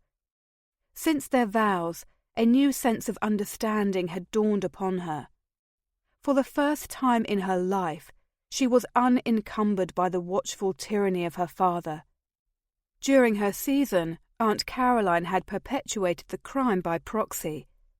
But now, she was free. Free to be herself, whoever Daisy Van Reed was. Strike that, she reminded herself again. Whoever Daisy Trent was. For she was married now. Daisy Van Reed had become the Duchess of Trent. Like it or not. Disappointing wedding night or not. They were bound forever. She would make do with the devil she had chosen rather than the devil she knew. Honesty, he said slowly, as if it were a menace. Do you mean to tell me that you've been entirely honest with me, wife? No, she had not. She thought of Bridget, thought of flirtations and meaningless kisses, all unwanted, enacted in a desperate ploy to escape the fate her father had chosen for her. Should they matter now, when they never had? Somehow, everything she'd ever done returned to her conscience in that moment, mocking her. Her foolish betrothal, Padraig, young love that hadn't been love at all. You are not the only man I contemplated entrapping in marriage, she confessed, for she still wasn't certain she ought to confide in him about her sister. I kissed other men, as you know. I played the role of the flirt. I'll not make excuses for my actions, save to say that I did everything I could to escape the fate consigned me. She had said as much before, though not with such candour. A growl tore from him, and then his hands were cupping her face, forcing her to gaze upon only him, as if her eyes would ever venture anywhere else. He was all she saw, all she wanted to see, forever. There are no others, he told her ruthlessly, his hands hot and demanding upon her. From this moment forward, the mere mentioning of them makes me want to tear them limb from limb. She wished his touch didn't feel quite so delicious upon her. Is that what bothers you, then? Is that why you left without a word and drowned yourself in drink? His mouth hardened. Nonsense. I know a great deal about you, Daisy. Far more than you think, I'd wager. And yet here I stand. He had been watching her, hadn't he? How many times had their gazes snared? On how many occasions had he cleverly toppled a vase or trod on a creaking floorboard at just the right moment to keep her from ruin? There had been Wilford, and how many others? An emotion, thick and dark and indefinable, something resembling suspicion, unfurled within her. Why were you watching me? I had always assumed it was because you were interested in me yourself. That wasn't why, though, was it? It had never occurred to her until now that he'd been the cause of each interruption that had spared her ruining, like a protector, or something else, something troubling, something very troubling indeed. He met her gaze now, unflinching. I watched you because I wanted you for myself. His thumb traced the corner of her mouth. You were correct in your assumption. So you see, my dear, I'm not angry with you for entrapping me, as I am the one who entrapped you. It was my guilty conscience that sent me from you last evening, and my guilty conscience that kept me away.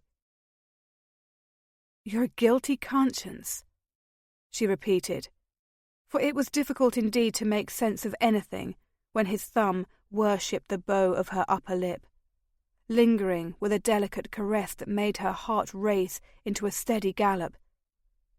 He thought he had entrapped her. Yes. His gaze was fastened upon her mouth now, hungry and bright, but a hint of frown lingered between his dark brows. My guilty conscience, just when I thought I hadn't one. His admission struck her, and she couldn't help but feel it was the most candid he'd been since she met him. It only lasted for a flash, and then the practised seducer had returned. His thumb followed the seam of her lips, once, twice. She kissed the fleshy pad, allowed her tongue to dart out against his skin for a taste. Salty and delicious, and Sebastian. She wanted more, but she also wanted a conversation, some idea of who they were and where they were headed. It would seem, then, that neither of us ought to bear the weight of a guilty conscience any longer, she observed, allowing herself to touch him for the first time since their awkward interview had begun. Her hands slid inside his coat, across the silk of his waistcoat, the firm, muscled flesh rippling beneath his layers of civility. He felt, in a word, divine. So good that she couldn't keep herself from slipping the whole way around his taut abdomen until she reached his back. Here he was rigid. Warmth blazed from him. She pressed her palms to the hollow just above his hips, forced them higher, gliding along muscle and bone, the starch of his bearing absorbing him, learning him, marking him as hers. Such freedom, the ability to touch him as she wished, to admire the solid masculinity of him, so different from her soft curves. She was lush where he was spare, and he was strong and strapping where she was small. What a delectable dichotomy was man and woman. It had never occurred to her before this moment how incredibly perfect it was, how she fit to him, and he to her. But now she felt it, and it was incredible. His breathing went harsh, matching hers. His mouth was very near. She tried not to stare at those perfectly chiselled lips in longing, tried not to want him. But she failed miserably. Daisy. One word, her name, torn from him. He sounded as if he were in pain. Perhaps he was. His beautiful face was all rigid lines when she wrenched her eyes from his mouth. She didn't know what to say in this moment of intense possibility, desire humming in the air like a current.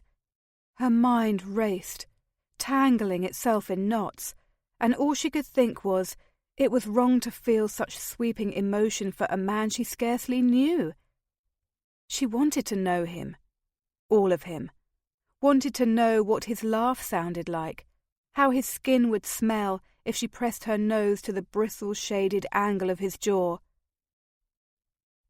I don't know anything about you. She tried to understand the effect he had upon her. It makes no sense that I should feel the way I do for you. He stroked her cheek with a tenderness that belied the scorching heat of his stare. Nothing makes sense, Buttercup. Not you, not me, not what we're doing here or how we found ourselves where we are. Tell me, what do you feel? For me? For some reason, her overburdened mind thought first of physicality, his deceptive strength, corded muscle, not a hint of spare flesh over bone. He was larger than she'd even realized at such proximity, capable of doing her harm if he wished, and yet she didn't fear him. He lowered his head, bringing their lips ever closer, near enough that she could rock forward, take his mouth. Longing, she whispered. I long, and I ache. No one has ever made me feel as you do, Your Grace. Sebastian. With one hand, he cupped her face, positioning her as though she awaited his kiss. His other hand roamed, his fingers travelled down her throat, lingering for a beat at the hollow where her pulse pounded. That is gratifying to hear, considering I'm your husband. The grimness in his tone wasn't lost on her. Oh dear, she had made a muck of it, hadn't she? But how was she to think properly when his hands were on her and he stood in such proximity, his touch so knowing and delicious, weakening any resolve she'd had remaining? "You're a stranger to me," she reminded him. "My surprise stems from the fact that I've known you for so short a time, and already you've changed many things for me." "More than you know, Buttercup." His mouth tightened as his fingers trailed over her décolletage, across the twin swells of her breasts. She hoped he wouldn't notice she was still wearing the same gown she'd worn yesterday. At some point, she would need to fetch her belongings, if, indeed, her father would even allow it. She swallowed, trying to tamp down the desire clamouring inside her as he skimmed the lace and bead-trimmed bodice before slipping beneath her corset.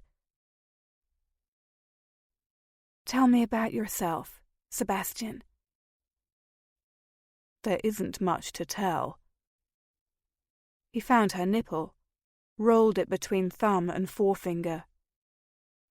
Daisy couldn't quite suppress her gasp. The heaviness between her legs pulsed with each pluck of his clever fingers. "How old are you?" "I have 30 years. He leaned closer, pressing a kiss to the skin just beneath her ear. "How many have you, sweet?" Good heavens! His tongue was upon her, licking, scolding. His teeth nipped gently. She couldn't think. Here was the man she'd been drawn to, in her arms at last. The seducer, the wicked lover. What had he asked? Years, she recalled belatedly. He had inquired after her age. 20. She steeled herself against his potent allure. "Have you any siblings? A mother?" He paused, his lips against her throat. "None in this world." She recognized the pain in his voice, the regret. A glimmer of the true man, raw and real, showed through his arrogant facade. "I'm so sorry, Sebastian." She ran her hands over his back in gentle caresses, seeking to soothe. "Bloody hell!" Abruptly he straightened, whisked his touch away, and clamped firm hands on her waist, setting her from him. His breathing was laboured, his eyes dark and unreadable. "I promised you a courting, not a fuck on the desk in my study." His words made her cheeks burn. She had heard coarse speech before, enough to know what such a word meant, but for the first time it held a previously unknown appeal for her. The appeal of the wicked. Truth be told, she wouldn't have objected to a fuck on the desk in his study, and whatever unknown delights such a thing would entail. She wisely refrained from saying so aloud, even as she felt the loss of his touch as keenly as if he had taken away an intrinsic part of her. She crossed her arms over her chest, watching him as he transformed yet again before her. He was as changeable as the weather, it seemed. Sunny, drizzling, a torrent. She could not predict which version of himself he would be from one moment to the next. "Jesus!" He raked a hand through his hair, pinning his gaze on something over her shoulder as he attempted to compose himself. "I'm sorry, Daisy. I should not have said something so profane to a lady. To my wife." "I dare say I've heard worse."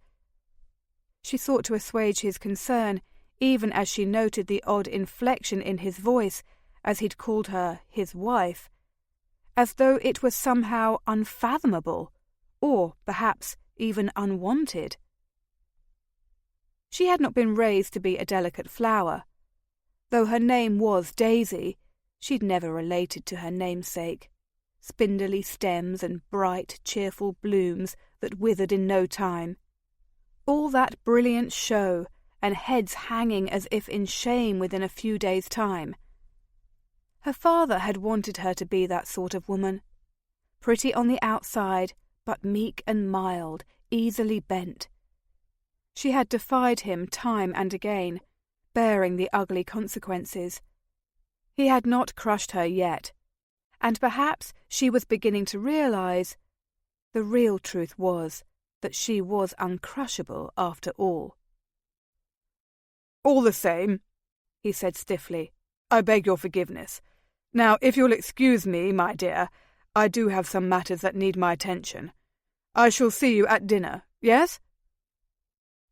She was being dismissed. A chill ran through her. Uncrushable, but she had her pride. "Yes, of course. Forgive me. Undoubtedly there are any number of things I must see to as well."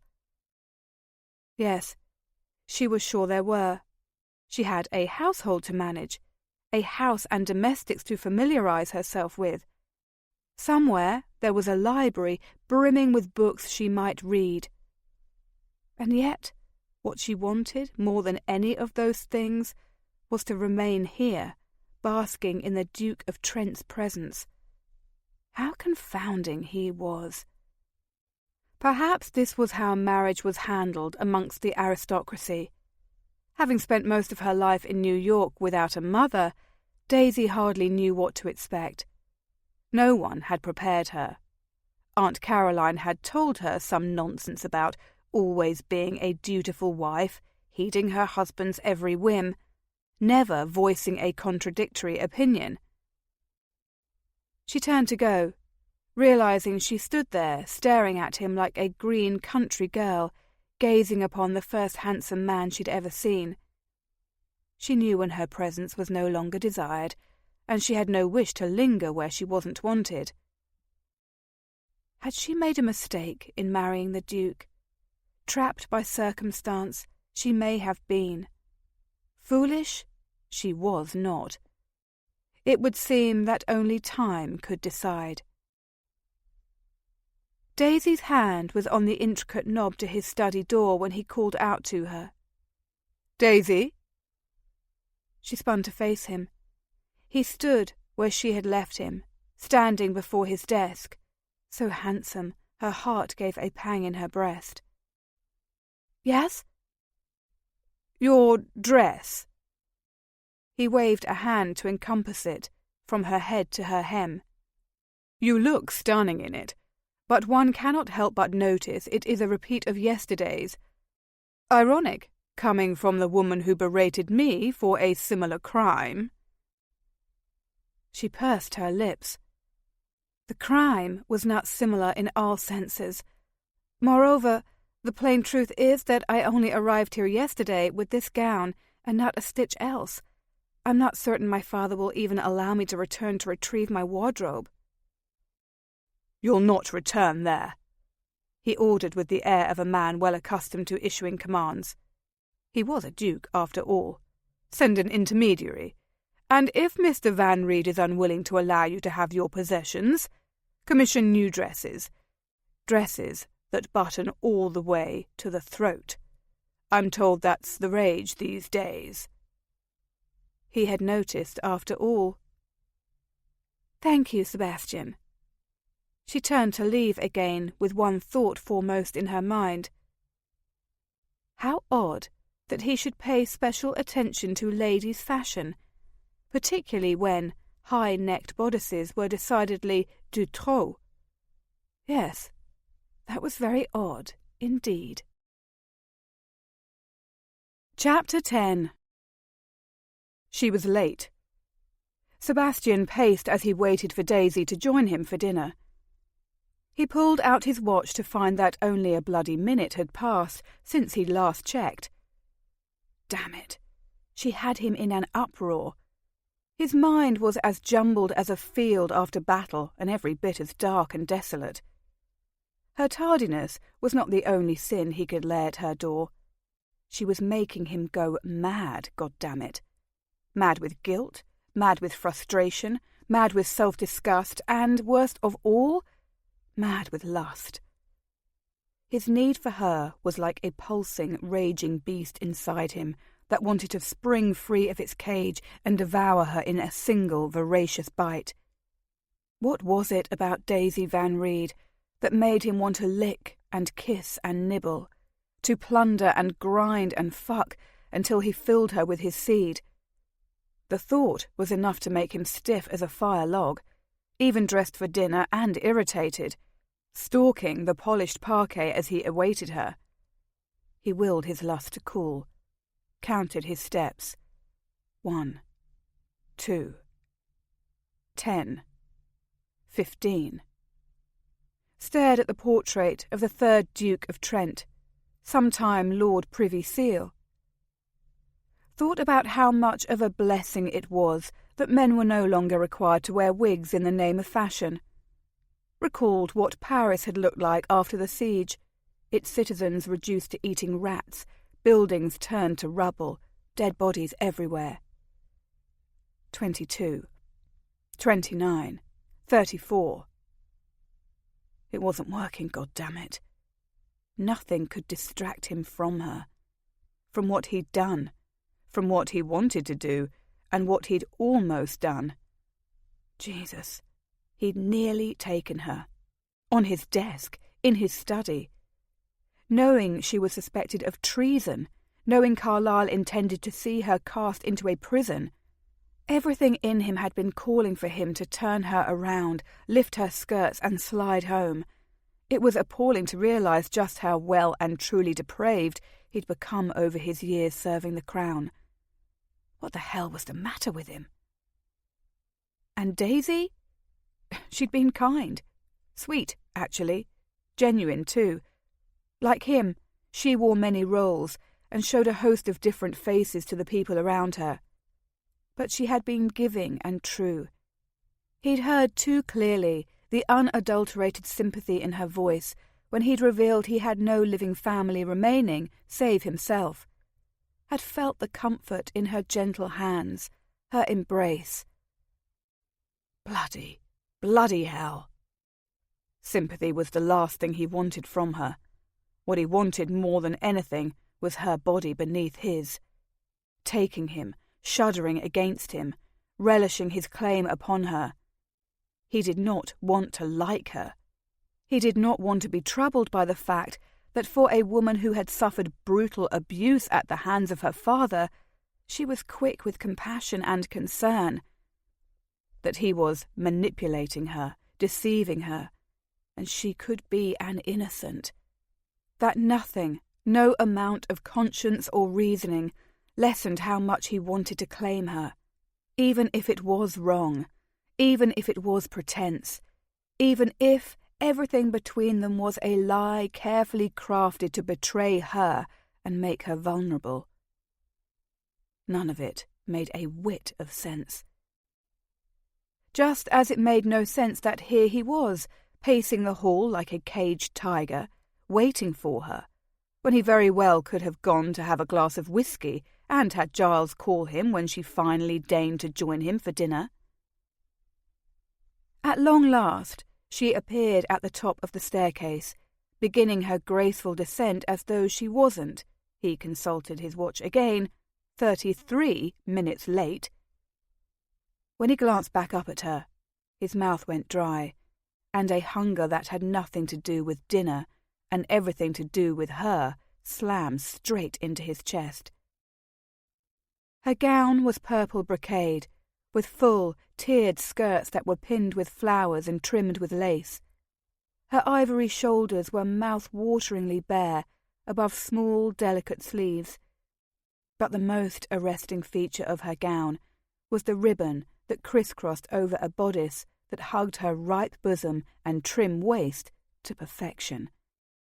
The ribbon tied into a pretty bow just between her breasts. He had never wanted to untie a ribbon more in his life than he did now, as he wordlessly drank in the sight of the most beautiful woman he'd ever seen. His woman, and he felt that possession of her in his bones as though it was just as right and natural and necessary as his own blood. Some devil in him, some wild impulse, wanted to keep her. Forever. What the bloody hell? He frowned, feeling like a volley of cannon had exploded in his head. You're late," he barked out, his voice a tad more sharp than he'd intended. She faltered on the last step, losing her balance and pitching forward. Like a child drawn to a sweet, he'd already stalked to the base of the stairs, his body subconsciously seeking proximity. When she fell, it was directly into his arms. He caught her, soft and warm, and bergamot-scented and unbearably fucking lovely. Her golden curls brushed his jaw. "Sebastian!" She sounded breathless. Her small hand splayed against his chest, twin brands through 3 layers of cloth. When she would have taken a step back, he held her firm. He told himself it was so that he could ascertain she was steady on her feet. The truth of it was that he wanted to hold her. He craved her, had to have her. "Dinner was set for half an hour ago." Some churlish part of him, the part at war with himself, forced him to issue the cool admonishment. He could have said so many other things, told her how blindingly lovely she looked, for instance, demanded she spin on her heel and return to her chamber so he could strip her out of the gown she'd just spent half the evening donning. The push and pull inside him was like a gong. He had to have her. He couldn't have her.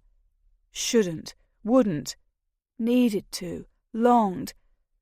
Damn it. When had this mission become so complicated? The first moment he'd ever laid eyes on the dazzling, complex goddess that was Daisy Van Reed. That was precisely when. She tilted her head back, considering him with that signature intense regard of hers. A frown creased her brows.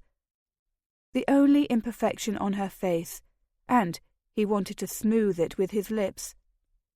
"Forgive me for keeping you waiting. It took rather a great deal of persuasion on the part of the footman sent to my father's house. By the time my gowns arrived, it was already quite late." Her voice, dulcet and warm, slid through him like honey to the senses.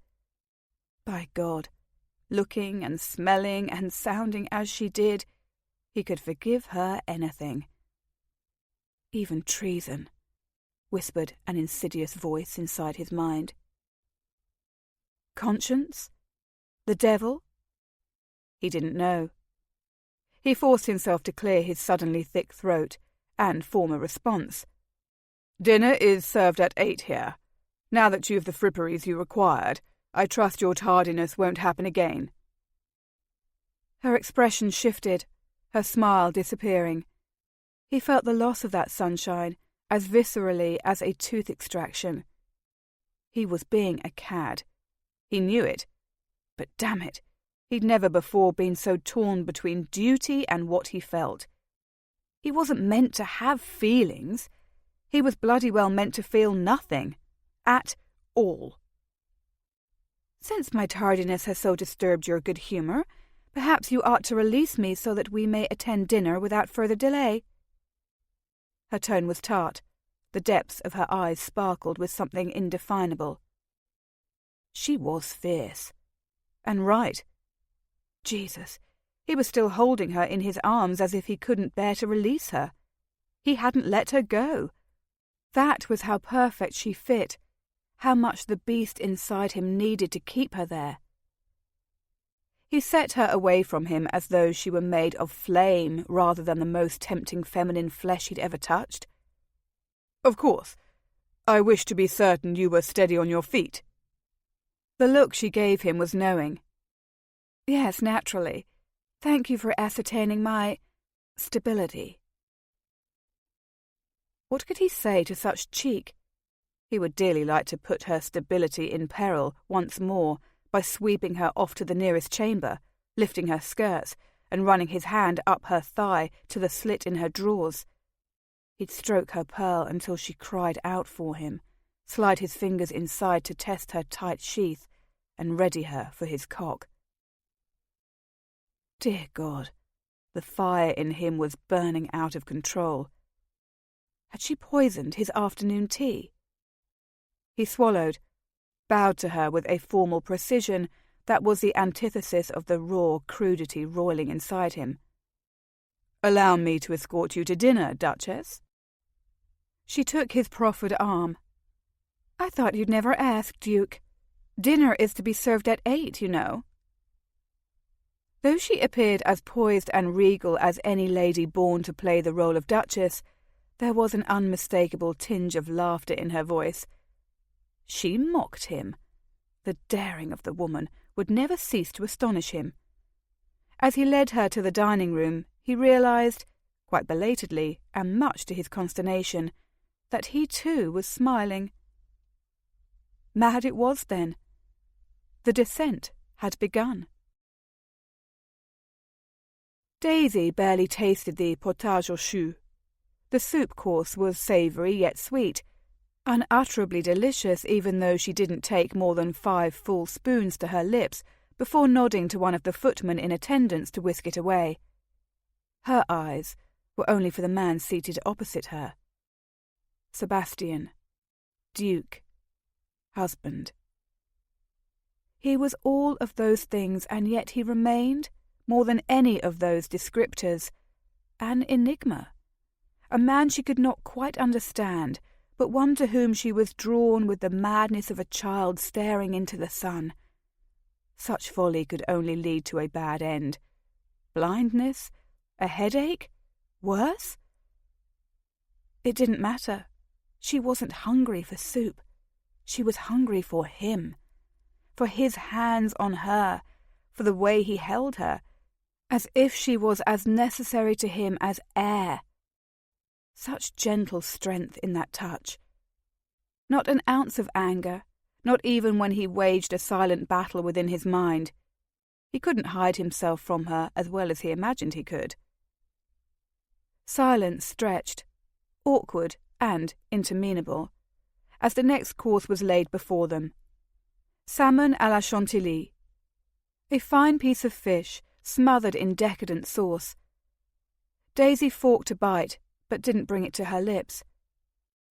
For most of the meal thus far, Sebastian had studiously avoided her gaze.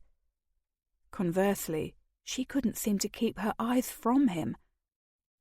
Strange how she had never before noted how tempting the chords of his neck were. An errant pulse to set her lips to him there, absorb his pulse, to taste his skin, struck her. He glanced up from his dinner at that moment, and their stares clashed. Awareness sizzled between them, even as she flushed at being caught gawping at him, as if she'd never before seen a man in the flesh. "Are my manners remiss?" he asked in a teasing tone. His earlier ice melted. Her cheeks flamed hotter. She longed to press her palms to them. "Forgive me, I've never been adept at silence." That much at least was true, though she'd been ogling him merely for the pleasure it gave her. No need to tell him that, however. She'd already made a fool of herself. A half-smile curved his lips. She felt its sensual effects in a swell of desire that flooded her as sudden as sunshine filling a darkened room. "How reassuring. I thought perhaps I had bechamel on my chin." Daisy pressed her lips together, suppressing a smile of her own. How enjoyable it was to banter with him. This relaxed, charismatic side of him, a side he seemed to reserve and reveal only sparingly, made her feel as if all the wine she'd sipped had gone to her head. What had he said again? Ah, yes. Now she recalled. She quirked a brow at him. "I'm sure you must know that the sauce on the fish course isn't bechamel at all, Your Grace." He flashed her a devastating, full-blown grin. "I've never been adept at French cuisine. I dare say that makes us even, Buttercup." Buttercup. She liked when he called her that. My tardiness for dinner and your sauce confusion? His gaze searched hers before settling on her lips. "Just so. A fair exchange, no? I'll forgive you for making me wait for my dinner. and you'll forgive me for being an ignorant clod." "I can think of many ways to describe you, but ignorant clod would never be one of them." She confessed before she could think better of her admission. It wouldn't do, after all, to allow him too much power, to let him know how easily he affected her. "Oh?" His stare slid from her mouth, snapping back to her eyes with so much heat that her nipples tightened right there at the table, with servants standing sentry, and a table of china and cutlery and fine food between them. "Would you care to enlighten me?" Gorgeous, alluring, arrogant, mysterious, sensual, dangerous. She forced her mind to stop unleashing the torrent of possibilities upon her, none of which she would speak aloud. So many adjectives in the English language could be applied to the singular man before her. If her cheeks had been hot before, they were positively aflame now. The way he looked at her, such frank hunger and barely leashed civility, took her breath. She settled for a few less damning connotations. Distracting and occasionally vexing.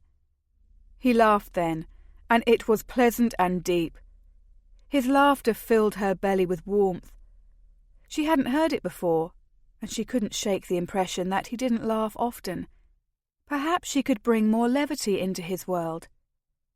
His eyes crinkled, a hitherto unseen dimple making an appearance in his right cheek. Only the right. She wanted to kiss it. How silly, and yet her lips longed to learn that groove as much as her heart yearned to make him laugh again. To make him laugh often.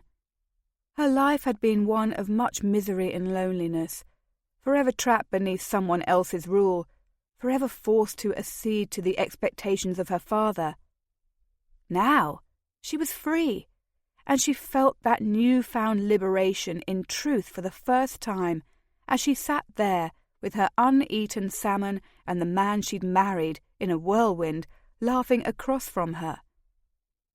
Hope was a delicate, airy thing rising inside her like a hot air balloon. "I object to vexing," he said at last, still grinning at her even after his mirth had subsided. A hint of that precious dimple lingered, bracketing his supple lips. "Distracting, however, I will happily own." His tone was intimate and sincere.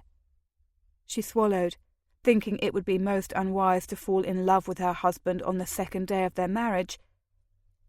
"I suppose it depends on one's definition of the term," she said tartly, to distract herself from how handsome he was and how easily he could woo her when he was charming.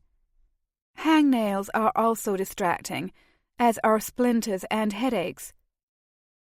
He threw back his head and laughed again, the sound rich and uncontained.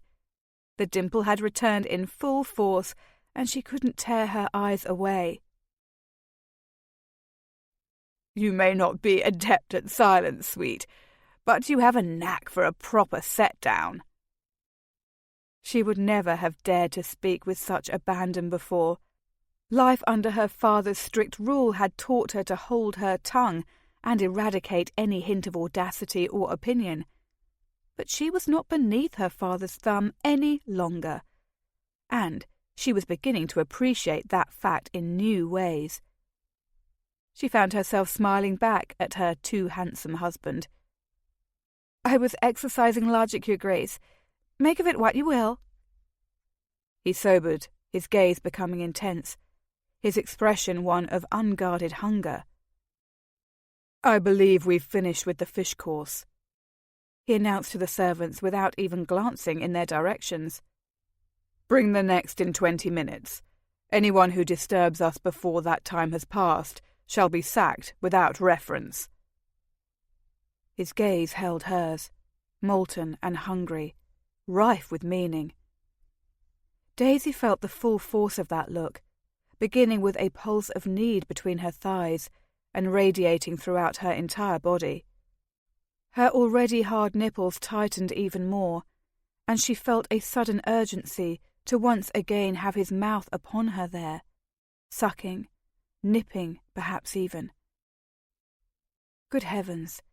His stare was doing wicked things to her senses and mind both. She tore her gaze away to watch as the servants dutifully departed, closing the door behind them with judicious grace. They were alone, with 20 minutes to call their own. Perhaps she should have been embarrassed that he had delivered such a blatant edict to the servants. 20 minutes alone, between courses? His motivation would be obvious to them, of course. One didn't stop at dinner in medias res. Not unless one's intentions were scandalous, impure, dangerous. Another adjective rattled to the forefront of her mind as she swung her eyes back to her husband, in time to watch him unfold his tall, muscled length from his chair. Delicious. "Why have you stopped the dinner, Your Grace?" she asked, breathless despite her best intentions. Hadn't he just shamed her before his servants? Strike that. Before their servants. I thought your hunger was the reason for your earlier pique with me over my tardiness. He moved to her with the cagey grace of a predatory cat. A large predatory cat. A tiger, she thought, before thinking better of the choice.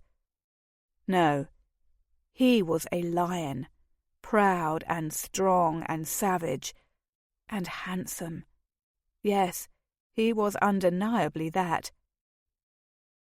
"I appreciate punctuality," he said, as if that explained his behaviour. "And it's Sebastian, Buttercup, as I've already told you. No more formality between us. I don't like it." He skirted the table, never taking his eyes from her. No lord she had ever seen dignifying London's ballrooms had been anything like him. It was as if he were a breed of his own, even if she couldn't quite determine just what it was that set him so apart from all the rest. Wealth and titles had never meant anything to her. Kindness did. Compassion as well. Two things she'd seen precious little of thus far, whether at home or here in England. But that wasn't it. Anyone could be compassionate. Anyone could be kind if he chose. The Duke, Sebastian, she must think of him as now, had been both to her at times, and still there was something else about him that marked him as different. The mystery, the shadows in his eyes, the potent strength, the way he doled out parts of himself in such tiny increments that she was sure she'd only gotten to know the equivalent of a thimbleful. It was all those things and more. He was like a summer storm, aggressive, sudden, and beautiful in his harsh, powerful way. He didn't stop until he stood behind her.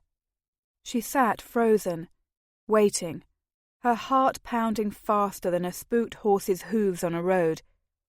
Every part of her clamoured for his touch. At last, his hands, large and warm, settled on her bare shoulders, just above the layered sleeves of her evening gown. Just a touch, his skin on hers, and yet it felt unbearably intimate.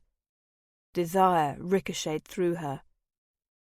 His breath was hot, his lips brushing over her ear as he spoke. "A true gentleman should never stand in the presence of a lady while she remains seated." She knew as much, of course. She had been trained, after all. Her father had done his utmost to see she would be wedded to the husband of his choice, a titled, born-in-the-purple aristocrat. Perhaps she should have stood when he had, for the sake of manners. But she had been too preoccupied by watching him to take note of anything else.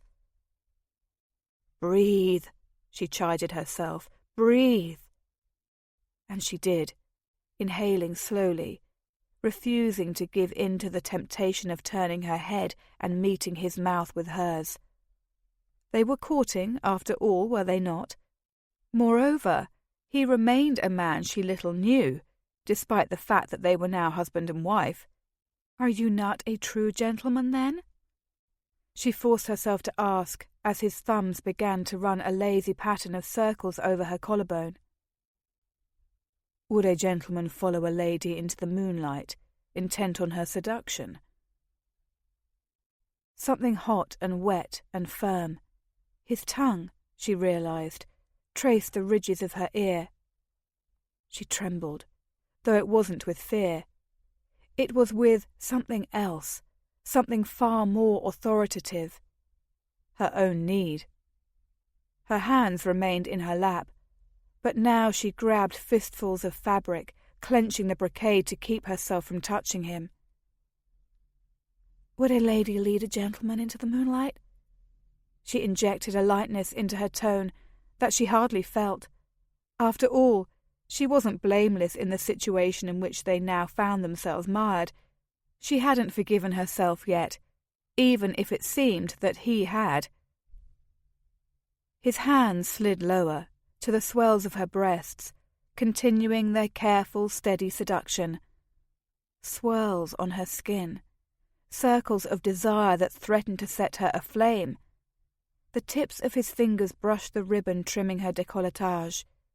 Though she knew it was wanton, and she ought not to, she arched her back ever so slightly, as if in offering. Her nipples longed for his touch. She felt as coiled as a spring, her entire being a pile of dry kindling about to be set aflame. "Perhaps we are a perfect match, Buttercup." His words were low, tinged with desire, rendering them almost a feral growl. "I'm not a gentleman, and you're not a lady." Either they brought out the worst in each other, or the best. Daisy still hadn't decided. All she knew was that he was setting her on fire in a slow burn, and she couldn't bear much more teasing. Her body longed, no, hungered, for something, anything deeper and more meaningful than what they'd already shared. She didn't know what it was, what he could give her that he hadn't already, but her instinct told her it would far surpass anything she'd experienced thus far. She wanted him to claim her, to do wicked things to her, to make her his. He slipped beneath her bodice then, between her chemise and her skin, beneath her corset. Those knowing fingers found her nipples with unerring persistence, rolling them, pinching, plucking, drawing a moan from her. His lips pressed to her throat, just below her ear.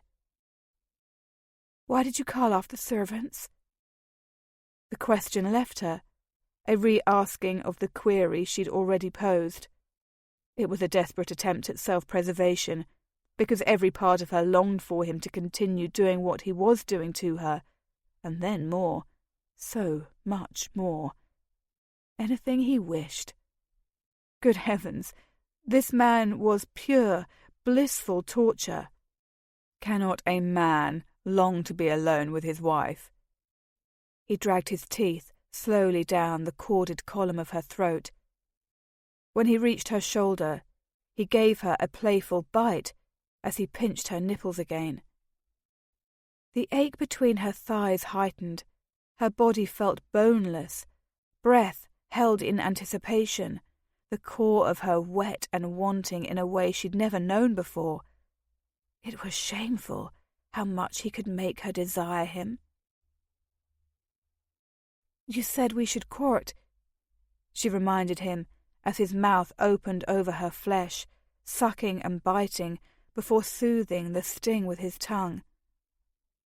"This is courting." He removed his left hand from her bodice and lowered it to her lap, settling over hers where she clasped her skirts.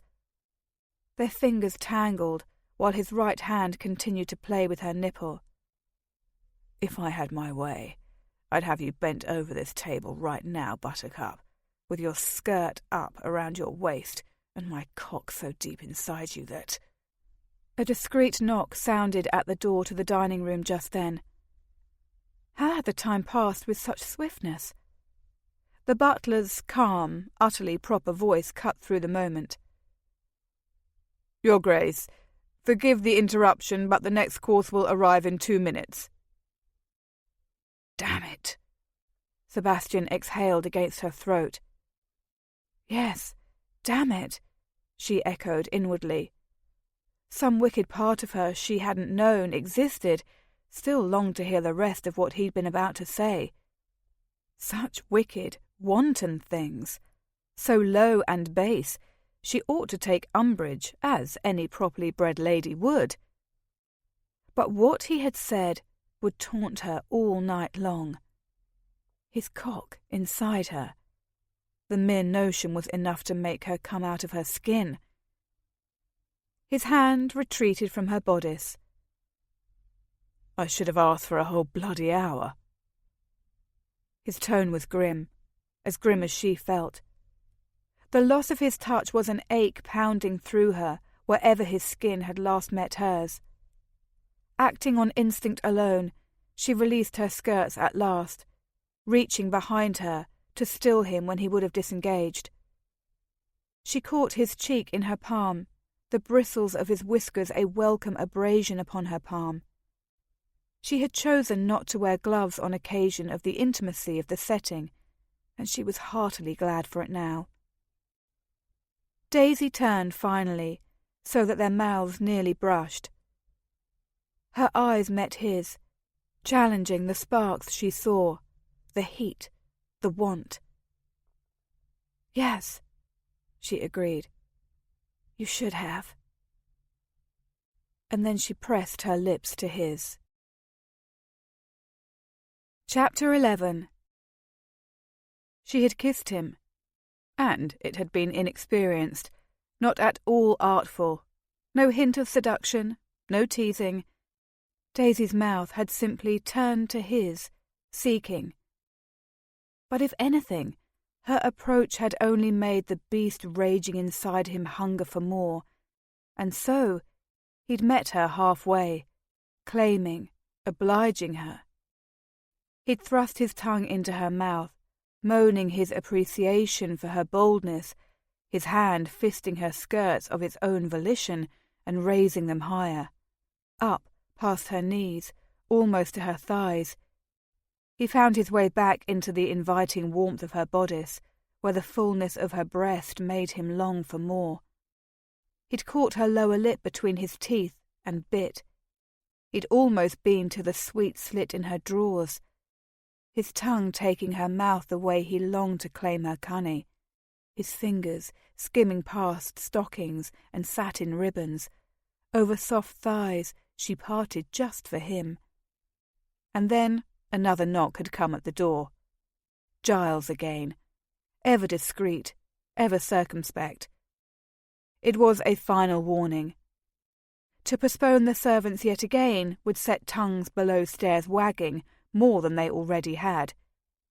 He and Daisy were newly wed and allowed some latitude, but calling for a 20-minute break, followed by another, followed by only the Lord knew what, was testing the bounds of propriety more than he ought to do. And even Sebastian knew that. There was also the concern, nipping at him, that Carlyle's eyes and ears could be among his domestics. With a final, thorough kiss and a tweak of the sweet, tight bud of her nipple, he had withdrawn. The will-power required to disengage himself from her had been proportionate to the size of his cock, both of which had rendered his sudden retreat back to his seat a decidedly painful endeavour. They'd blithely moved on to the next course, feigning an unaffected air that was as honest as paste gems on an actress's throat. Filet de bœuf, sauce madère aux haricots verts, as it happened. It was the first time in Sebastian's life that he'd had a perfectly cooked steak on his plate and hadn't wanted to eat a goddamn bite. Because all he wanted, the only bloody nourishment that would satisfy him, was the gorgeous, unpredictable, untrustworthy woman he'd been forced to marry. How the hell had Carlyle ever imagined he could marry a goddess like Daisy Van Reed off to a man, whether he be a loyal, oath-swearing member of the League or not, without her tempting him to ruination? Sebastian had a glass of whiskey in hand now, as he stared at the door adjoining his chambers to hers, and he couldn't fathom anyone not wanting to fuck Daisy to oblivion. She was that alluring, that sensual, that innately beautiful. She was also bold and daring, witty and brave, smart and warm and soft, slow to rile, easy to laugh. Ordinarily, he didn't imbibe often, and especially not during the course of a mission, but something about the situation in which he currently found himself made him want to drink an entire barrel of liquor, if only it would quiet the demons eating away at him. The demons that told him to throw open the door between them, go to the woman he'd married and take her, to tear away every scrap of fabric keeping her body from him until she was completely nude, to throw her on the bed, spread her luscious thighs, and take her for his own. He groaned. Beneath his dressing gown, his cock was harder than ever, raging and pulsing at the thought of burying himself in soft, wet, womanly flesh. But not just any woman's. Daisy's. Christ, yes. There was something about that golden-haired American minx that fashioned him Odysseus and her one of the sirens. A beautiful, undeniable lure leading him into the treacherous rocks of the shore. His ship was bound to crash if he followed her, yet somehow he couldn't seem to stay away. Didn't want to. Her skin had been softer than silk when he tasted her, kissed her, felt the rapid drum of her heartbeat. Whatever it was that sizzled between them, it was undeniable, and she felt it every bit as much as he did. Without even realizing he'd moved, he found himself across his chamber, hand on the doorknob separating him from her. Jesus, this was getting out of control. He tossed back the contents of his glass, relishing the burn that only fine whiskey could provide, and then set it aside. There was nary a sound on the other side of the door as he took a few breaths and willed his raging arousal to subside. Going to her chamber was foolish, and he recognized it, but he couldn't seem to keep his distance from her. 1 breath, 2 breaths. His cock was harder than a marble bust. 3, 4. Still not lessening. Christ! This propensity for counting was all her fault, and it needed to bloody well end. He thought of the Queen, thought of his maternal grandmother's funeral. 5, 6. Attempted to recall some Shakespeare, but the only lines that came to mind had her name in them. When daisies pied and violets blew. Damn it all to hell. More words returned to him, mocking. The cuckoo, then, on every tree mocks married men, for thus sings he. Bloody, bloody hell. Leave it to Shakespeare to taunt him as well, with a well-placed barb. She wasn't his, not to keep, no matter how much he desired her. This was all foolishness, ridiculous, unutterably stupid. And yet he couldn't excise her from his mind. The scent of her, bergamot, vanilla, and ambergris, still filled his senses as if she stood before him. His fingers burned with remembrance of the feeling of those hard little buds of her nipples. Distraction wasn't working. Neither was tarrying, or breathing. He needed to see her, needed to touch her. He rapped sharply on the door, waited for her to respond, hoped she would tell him to go to hell. Instead, he heard her dulcet voice, so calming and pleasant to the ears, You may enter. And enter he did. Damn if hearing her issue such an invitation didn't make the blood pound harder through his veins as he thought of another sort of invitation, another form of entry he might make into her territory. He was an unconscionable bastard, but he strode across her chamber just the same. She stood near the bed, clad in only a silken dressing gown, trimmed with ruffles and belted at the waist. It was cream, and the pallid colour didn't do her a bit of justice, but it looked like the sort of thing a young lady might have commissioned for her wedding trousseau. He couldn't squelch the deep-seated satisfaction that took root within him at the realization that he was the one to see her in that robe and not anyone else.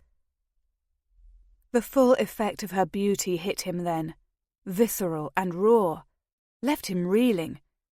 He took her in, the woman he'd married, the vixen who was meant to be his dupe, but somehow always seemed to hold him in the palm of her dainty hand. Christ, she was lovely. Her hair was unbound, sending long, burnished waves cascading down her back. He longed to bury his face in those locks, to grab a fistful of golden skeins, wrap them around his hand, drag her head back, and hold her tight while he ravaged her mouth with his kiss. Her waist was small, even without her corset, her breasts full and high, hips as lush as he'd imagined they would be. Her bare feet and trim ankles peeped out from below the hem of her gown to tease him. This was how he should have seen her last night, how he wanted to see her every night for the rest of his life. The thought struck him before he could tamp it down. One word echoed in his mind. Triumphant, blistering, wrong. Mine. Horribly wrong, and yet somehow also right. She was his, maybe not forever, but right now, in this moment, she was his wife. He was her husband. His body wanted hers, and her body sang for him. It was as if she was made for his touch. He'd never before shared desire of this magnitude with another woman. But there was a reason she was his, a reason he had married her, and duty wouldn't allow him to forget, regardless of how badly he needed her.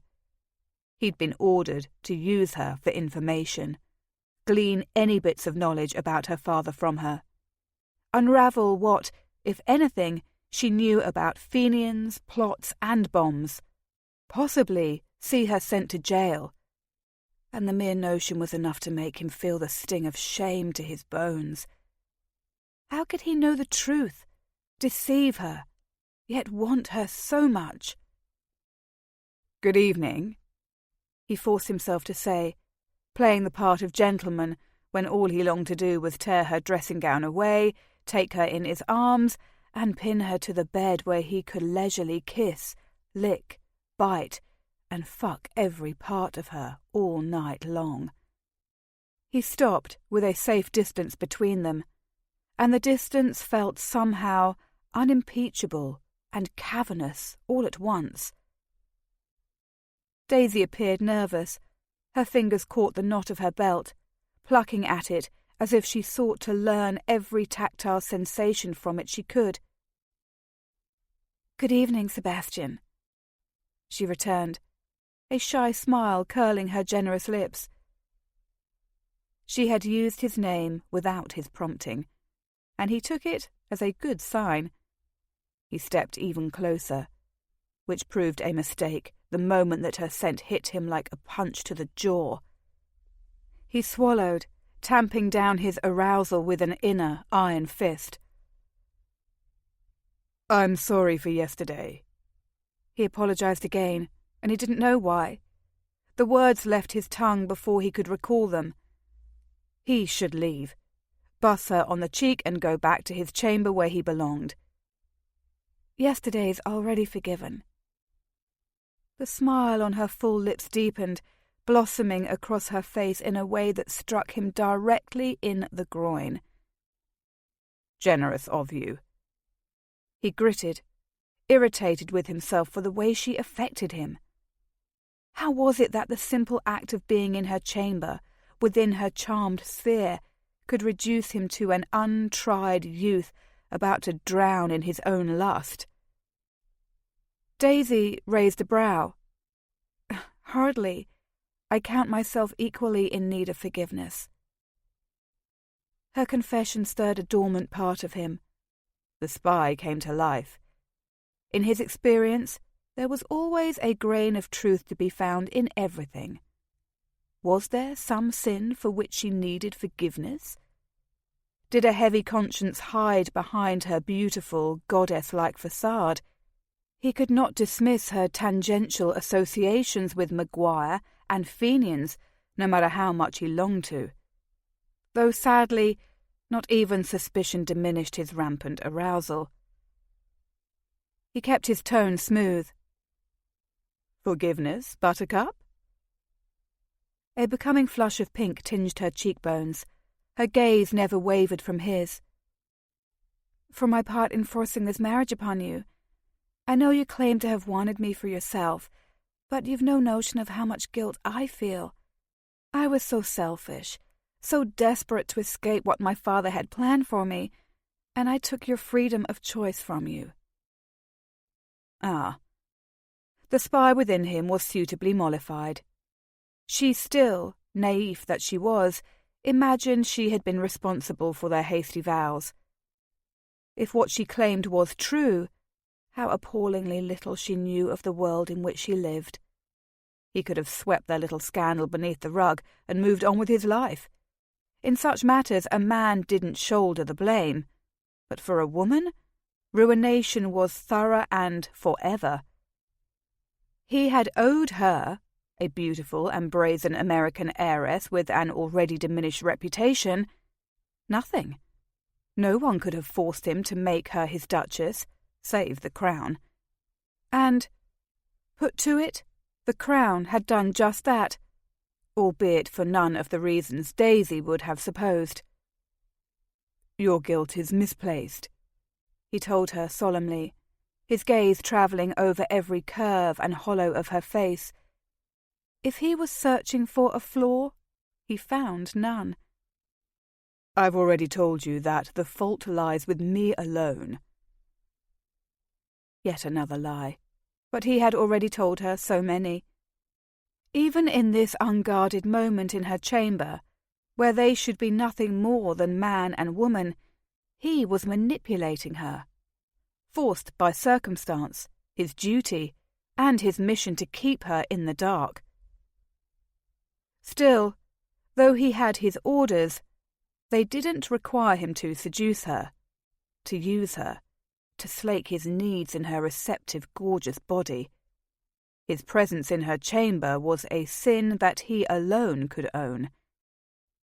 He'd thought himself a man of honour until Daisy had swept into his life. She brought him to the periphery of his limits. Beyond them now, for the motivations driving him in this moment sure as hell weren't born of honour or duty or good. No, his impetus was base and deep, dark and damning. Lust, need, hunger. The physical ache to claim her, to possess her. Christ, he felt it all the way to his bloody bones. "I think you are too generous," she said then. He squelched the bark of laughter that threatened to emerge. Generous? Ha! He was nothing of the sort. He was greedy, selfish, sinful. His sometime conscience re-emerged, reminding him that there was a mission at hand. A mission of far greater importance than sinking his aching cock inside the cunny of the ethereal beauty before him. No matter how much the need clawed him apart inside. "Your father," he pried, taking advantage of the opening in their dialogue. His sense of duty refused to allow him to miss this moment, regardless of how much he wanted her. Were his intentions for your marriage always transparent? Did you come to London knowing what he expected of you?" Her long lashes lowered over her brilliant eyes for a moment, fanning against her cheeks. "I knew that he wished for me to marry an aristocrat. I had foolishly believed that coming to London would grant me a modicum of freedom, and I had somehow imagined I'd be given a choice in who my husband would be. How foolish I was to think he would ever do anything but control me. I should have known." Her voice hushed to a near whisper at the last. Jesus. If she was an actress, then she was possessed of a far greater talent than any actress he'd ever witnessed treading the boards. He thought he saw her, the real Daisy Van Reed, for the first time. She had lived a life of terrifying oppression under her father's brutality. Coming to England was to have been her escape. Instead, it had turned into her prison in more ways than she had yet to even realize. There it was again. That goddamn conscience he'd sworn he didn't have, tearing into him with the precision of a well-sharpened dagger. She had been kept beneath her tyrant father's thumb. She thought she'd somehow managed her independence, thought she was married to a good man, a man deserving of her apology, a man who could be a real husband to her. He was not that man. And he had used her already, intended to use her far worse than her father ever had. In the name of crown, country, the League, and his own bloody desires, he was a bastard, a sinner, a liar, and a spy. Walk away. The voice inside him, a voice that still contained a shred of honour, warned. Bid her good night and walk away before you do something you will regret. And yet he couldn't force himself to spin on his heel, couldn't make himself utter polite pleasantries before wishing her an agreeable sleep and retreating to his chamber. Instead of leaving, he stepped closer. 1 step, 2 steps, 3. There it was once more, the goddamn counting. And he couldn't stop it. Couldn't stop what he wanted to do. Couldn't stop the way she made him feel. His hands clamped on her waist, hauling her against him. She fell into him with the rightness of a homecoming after a long journey. Vivid green eyes widened, lush lips falling open in surprise at the abruptness of his action. Her hands fluttered to his chest, and he was glad he wore a robe only, for it meant there was one fine layer of cloth between her skin and his. He should press her for more information about her father, but he couldn't go another second without crushing her mouth beneath his. He took her lips with all of the turmoil churning through him and none of the finesse she deserved. His tongue traced the seam of her lips once before pushing inside to plunder. She tasted decadent, like the raspberry sauce that had been served over the biscuit pudding at dinner, and like something dark and delicious that was innately Daisy. Her body was lush and warm beneath the silken splendour of her dressing gown, tempting him. He wanted to tear the impediment away, to fill himself with her, to fill her with his cock. Instead, he slid his hands down her waist to cup the round swells of her pert derriere. Without a thought for her innocence, he ground her against him, his cock straining between them, hard and ready. "You cannot have her." Carlyle's words came back to his mind suddenly, slamming through him along with the lust. A pointed reminder, taunting him. He had a duty to the League and his country, oaths to uphold. What the hell was he doing, kissing Daisy, about to tear off her robe and sink inside her? Fuck, this was foolishness. He risked so much. She's poison to you." Yes, she was, just like a buttercup. His buttercup. Beautiful, bold, alluring, and poisonous. But Daisy's was the sort of poison that would kill him slowly, leave him euphoric until he finally succumbed. And he wanted that poison, wanted her so much the need of her threatened to split him apart. He couldn't trust her. She was the daughter of one of England's most dangerous enemies, the former betrothed of a vile bastard hell-bent on death and destruction. Carlyle believed he had enough evidence against her to eventually see her in prison. And none of that mattered one bloody whit when she was in his arms. He kissed her harder, seeking to punish her for making him want her so much that he was willing to forsake everything he'd spent his life building just to have her. But he also wanted to mark her, brand her, to make certain she knew that whatever came to pass between them, some part of her would always be his, would always long to return to this night when they were wild and wicked together. She moaned, straining against him, the hard peaks of her breasts digging into his chest. She had such sweet, responsive nipples. Her hands caressed over his chest, higher, linking around his neck as she kissed him back with abandon. Tongues duelled. Blood thundered straight to his cock, his balls tightening, as if having her like this was enough to make him spend like some callow youth. His heart pounded. Bed. He needed her on the bed. Now. Needed her stripped of every scrap of fabric keeping her from him. The beauty of her body laid bare, legs splayed. He wanted to taste the essence of her, give her a crashing, body-shaking release with his tongue alone. Hell, yes. 1, 2, 3. He led her backward, without breaking the kiss. Jesus, there it was, counting again. Not many steps keeping him from what he wanted.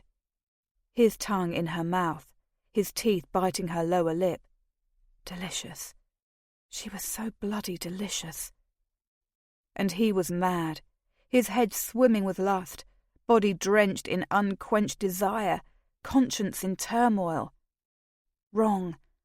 Being with her, like this, was wrong. Unfair to Daisy. A betrayal of his oath. She could be dangerous. She could be deceiving him. Christ knew he was deceiving her. He didn't give a damn about anything other than Daisy as he took another step, then another, until his leg wedged between her soft thighs. Her dressing gown parted. Sebastian released her bottom with one hand and caught his robe, dragging it to the side. Nothing but naked skin would do. He pressed into her farther. Silken inner thighs slid against him, setting him aflame. Farther again, slowly. The kiss deepened. He didn't stop until she rode his thigh, trapped between him and the bed at her back. Nothing could have prepared him for the first touch of her slippery heat. Wet, so wet, and on fire. Bloody hell, she scorched him. On a shocked gasp, she arched, dragging herself over him, leaving a trail of her dew. Sweet Christ. Madness, sheer, unadulterated madness, was what made him catch her up in his arms and deposit her on the bed's edge, her legs still spread, dressing gown open. His thigh was wet, and he felt the loss of her heat in a pang that tore through him. Breaking the kiss, he stood to his full height, allowing himself the pleasure of seeing her so thoroughly undone. Lord, she was a sight to behold. Her mouth was swollen from his kiss, lips red and succulent as raspberry syrup. Her robe gaped, the knot at her sash gone loose in their frenzied love-making, leaving her breasts partially freed as well. His gaze travelled lower, to the V of her dressing gown. Twin slices of creamy flesh of her inner thighs beckoned. Her cunny nearly exposed. He'd never seen a more beautiful woman, or a woman he wanted more. Jesus, she unmanned him. Sebastian? Daisy was breathless, her eyes searching his. She appeared dazed, flushed, consumed by the same torrent of desire coursing through him like a bloody flood. He didn't know what her question was, but the answer was yes. Absolutely, undeniably, yes, to everything, to anything, to whatever she wished. For Daisy, the answer would always be yes. He recognized the truth of it as she sprawled across the bed, waiting for him to lay his claim. So much hung in the balance, so many words unspoken, so many falsehoods and blockades between them, seemingly unsurmountable. But he was seizing this moment because he was a bloody, selfish bastard, and he was going to give her what she wanted, what he needed so badly to give her. Release. He swore to himself that he wouldn't take her, no matter how much he longed to. It wasn't right or fair to her, not when she didn't know the truth behind their union, not when he intended to procure an annulment. But he could give her pleasure, just this once, even if doing so ended him in the process. "Take off your dressing gown." The command was torn from him. She swallowed, gaze searching his, a pretty pink flush tinging her high cheekbones. "You wish to consummate the marriage after all?" "Yes," cried out every bloody part of him. "Not tonight," he reassured her instead, leaning forward and catching her waist. Slowly, he lifted her onto the centre of the bed and lowered her until her head nestled in the pillows, a bounty of golden curls spilling everywhere. "Tonight, we will get more acquainted with each other." Acquainted. Such a mild, silly verb for what he intended to do. He nearly smiled at the absurdity of it as he joined her on the bed, readjusting to keep the barrier of his own robe intact. Stretching his body alongside hers, he lay on his side, an elbow propped on one pillow to give him purchase. Sebastian couldn't resist sinking his fingers into the lush strands of her hair. Like burnished silk, it fell back to the pillow, teasing his senses with a fresh wave of bergamot and ambergris. "Can you not acquaint yourself with me while I'm wearing my robe?" Daisy asked, finding her starch amidst a renewed sense of modesty. He did grin then, skimming a light caress over her cheek. She was still flushed, and damn it, if she didn't look utterly delectable lying there, shy and beautiful as sin. "I can, but it won't be as enjoyable for either of us, Buttercup." Her fingers remained on the knot securing her robe in place, gripping tightly.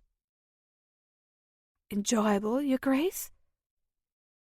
He winced at her reversal, the habit of using his title as though they were strangers in a drawing-room exchanging pleasantries. She seemed to revert to formality whenever she grew nervous. "Sebastian," he prompted her for what was surely the 100th time, cupping her cheek in his palm and brushing his thumb over that irresistible lower lip of hers. She would need some coaxing, it seemed. The bravado that had led her to defiantly urge him to take his turn at the Beresford ball had been precisely that. He was beginning to understand her a bit, this wild summer storm wrapped up in luscious female form, An inner layer hid beneath the fierce face she showed the world, one that was vulnerable. "I'm not certain I'm in agreement with that statement." She eyed him warily, her gaze dropping to his right cheek for a moment before settling once more on his. His rogue dimple, he realized, and it occurred to him that he'd seen her staring at it on more than one occasion. Clearly he would need to make use of it more often. For some mad reason, he imagined her lips pressing to the groove in his skin, the mark of happiness, as his mother had once called it. A blessing, she'd said, her sweet voice redolent with maternal love. Sebastian had always fancied it a curse, an imperfection that rendered his face asymmetrical. But the way Daisy's gaze stole to it with such a rapt expression, he was beginning to think perhaps his mother had been right after all. "Which statement don't you agree with, darling?" he asked Daisy with cheeky intention. "The getting acquainted with each other without your dressing gown as an impediment will be enjoyable, or my name?" "Your name," replied the minx, surprising him with a teasing smile of her own. "I'm sure your name is something sensible and suitably haughty, something more along the lines of William or Alistair?" A strange sensation, heavy and warm and altogether unfamiliar, slid through his chest as he shared a smile with her. What the hell was it? Some odd sensation of rightness? Was that the proper word? No, he decided instantly. More than likely it was something else, caused by frustrated lust. "Is Sebastian not a sensible name?" He traced the bridge of her nose with his index finger. Strange how even touching her there, in such a seemingly innocent location, made his bollocks tighten in anticipation.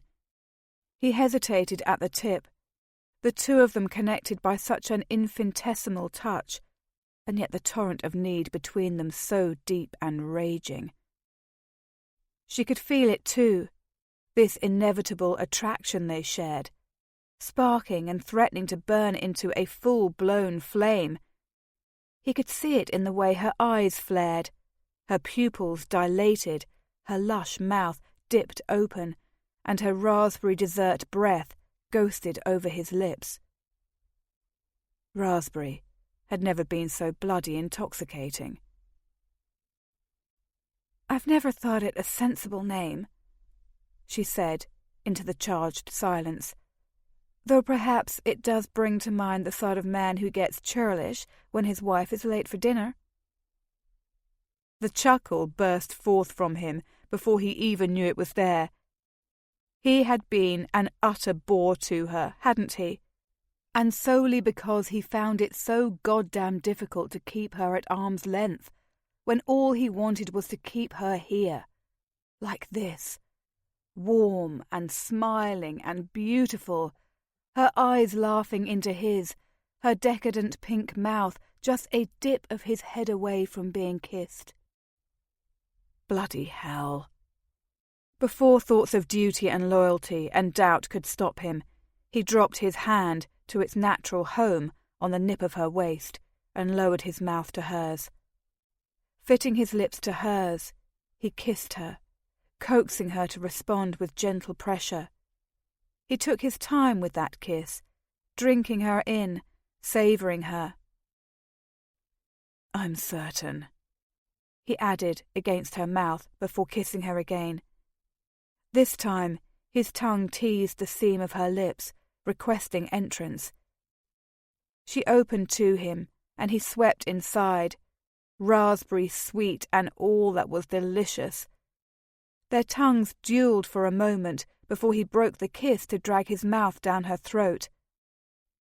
As much as he loved kissing her, revelling in the unexpected closeness this night had brought upon them, he couldn't deny that his self-restraint was growing thin. He needed to remember the promise he'd made to himself. He would not take her. Not At least, until... Jesus, until what? He pressed his mouth to the hollow at the base of her neck where her pulse pounded the strongest, and then he couldn't resist tonguing the soft flesh. He had to still his wayward mind. There was no future in this, in the Duke of Trent and Daisy Van Reed. All there could be was tonight, this one night, where he allowed himself to be a selfish bastard and forget about his oaths to the League for the span of an hour, and no more. Never again. I'm beginning to think you were correct, Daisy said on a sigh. He stilled, looking up at her and raising a brow. Which statement, Buttercup? The grin that curved her mouth was blinding. It took his breath. Both. Chapter 12. He was a handsome devil, the Duke of Trent. Not the Duke any longer, but Sebastian, and she really must remember that. Her husband, she thought again. It was still so new, a fresh connection to which she'd yet to grow accustomed. How sudden and foreign her married state was to her, though not without its own allure. Having a husband who kissed the way Sebastian did was no hardship. But that she was installed in his home, laughing with him in bed, seemed a dream from which she would wake too soon, finding herself back in her chamber at the rented Belgravia home with Aunt Caroline.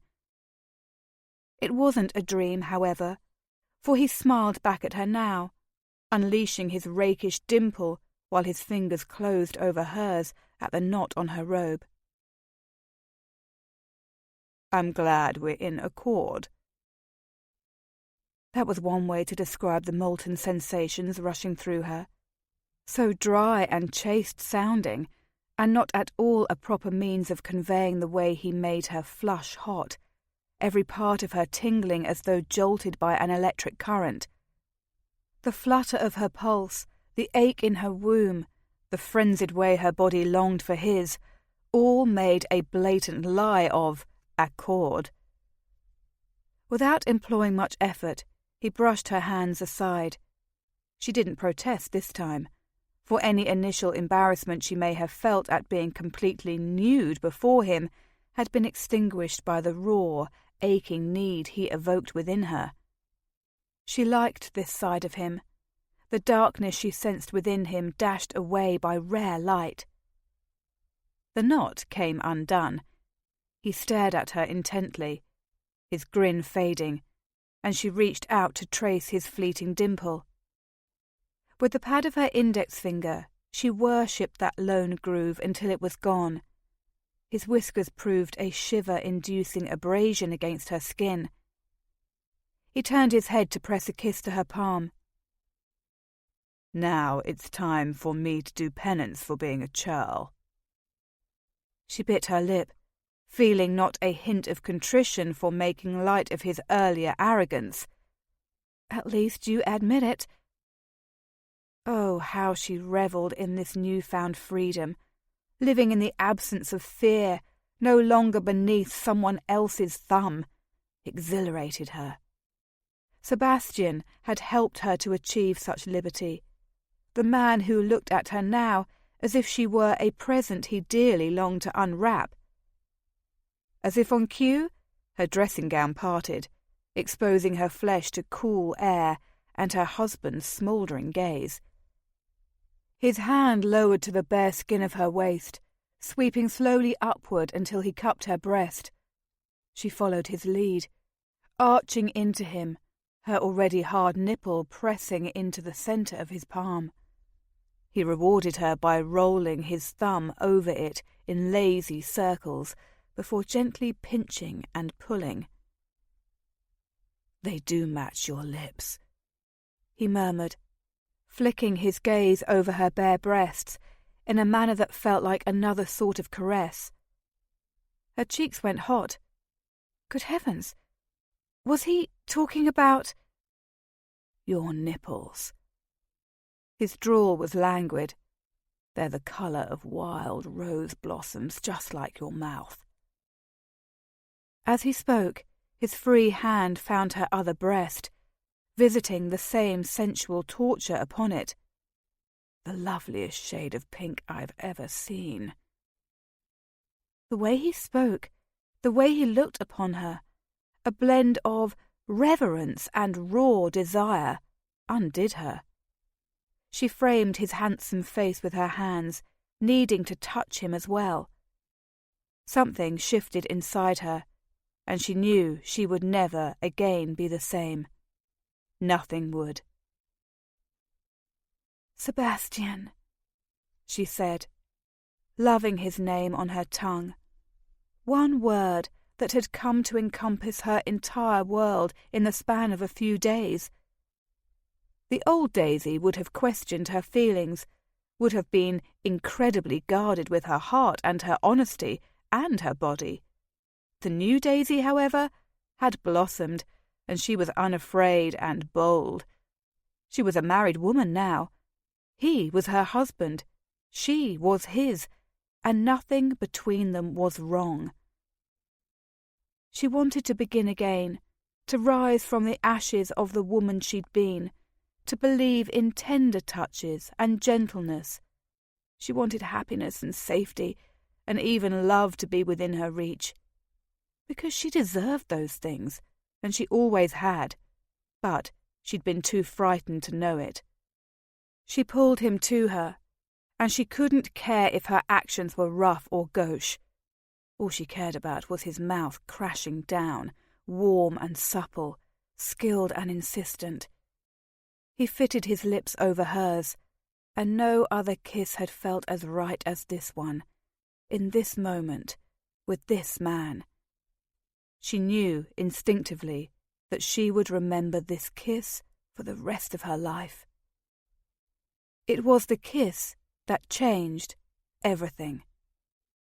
He seemed to sense the sudden shift as well, for his mouth pressed harder into hers, his tongue sinking inside her mouth on a rough groan she felt between her thighs. His hands left her breasts, one skimming up her throat to the base of her skull, fisting in her hair and angling her to better receive his kisses. The other travelled down her belly, to her hip bone, learning every curve and shallow dip. He touched her as no one ever had, in places no one else had seen, and with such attention and care that her heart couldn't help but notice. His tender reverence filled her with wonder. Farther still that wicked hand went, as he fed her kisses, trailing across her mound and dipping into her folds, where he found the part of her that clamoured for his touch the most, that secret little nub she'd found on her own. It had been wicked of her, and she knew it, but like all iniquity, it had called her back for more. And more was what she yearned for now. How could she have imagined the bone-melting pleasure of a man's hand replacing hers? And this man, good, sweet heavens, he knew what she wanted, his fingers working over her in a back-and-forth motion, softly at first, until she jerked her hips upward, seeking. The time for reticence was gone. She wanted Sebastian, wanted him in ways she couldn't even fathom, ways that her body knew better than her mind. He understood her wordless plea, applying more pressure, and it was her turn to moan into their kisses, her tongue playing with his before slipping into his mouth for the first time. He tasted of whiskey and sin and Sebastian, and she couldn't get enough. His fingers continued their expert play, working her into a frenzy. Her heart raced, her body hummed with energy and desire. She held her breath as the first wave of release threatened to break over her. Pleasure sparking from her centre and burning outward until every bit of her, even her toes, tingled. He tore his mouth from hers and buried his face in her throat, his breathing harsh, lips against her skin. Yes, love, fly for me. Harder, faster, she thrust her hips against his hand, helpless and mindless in her need. "Sebastian!"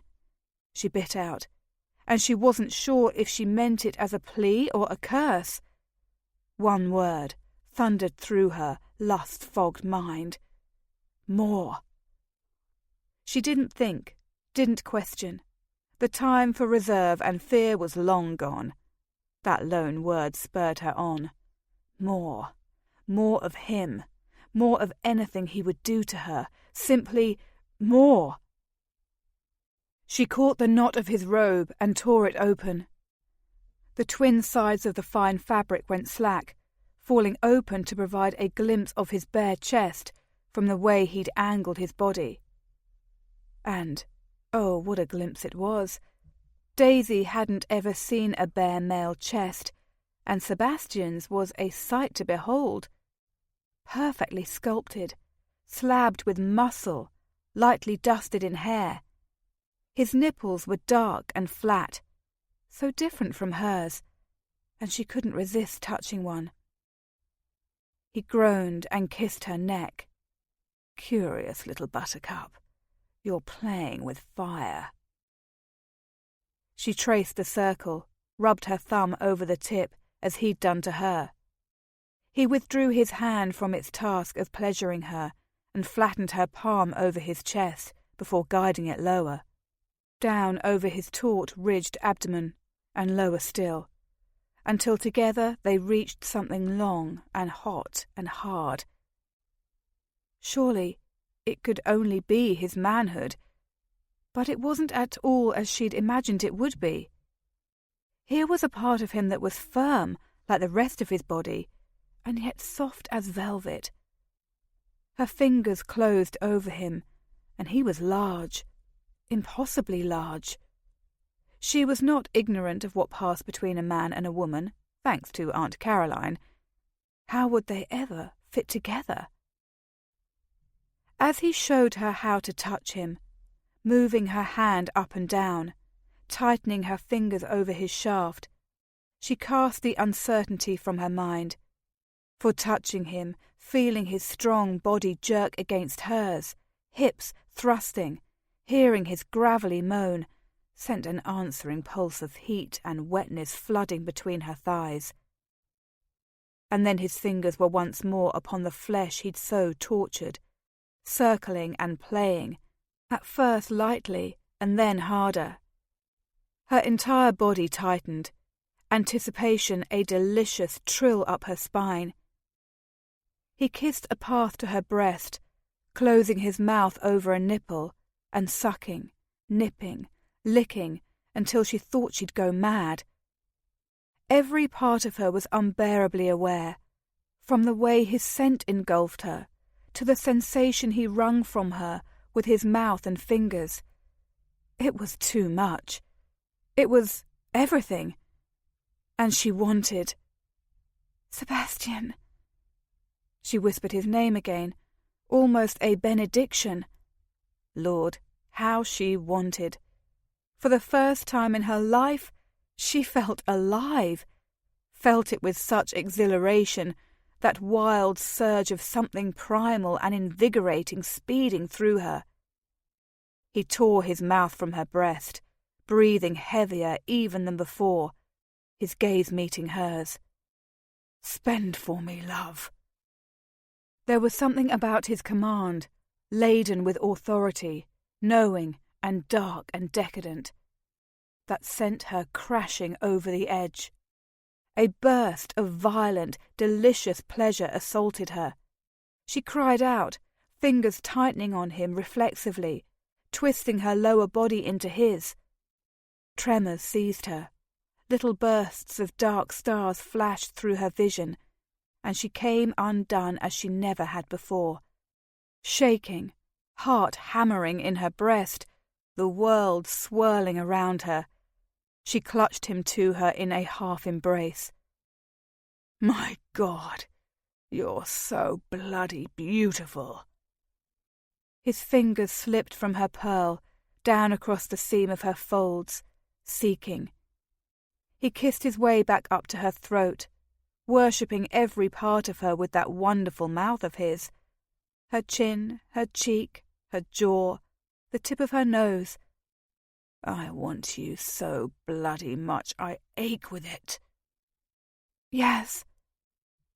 She stroked him the way he'd shown her, knowing that even with the release he'd already given her, she wouldn't feel complete until he had fully joined with her.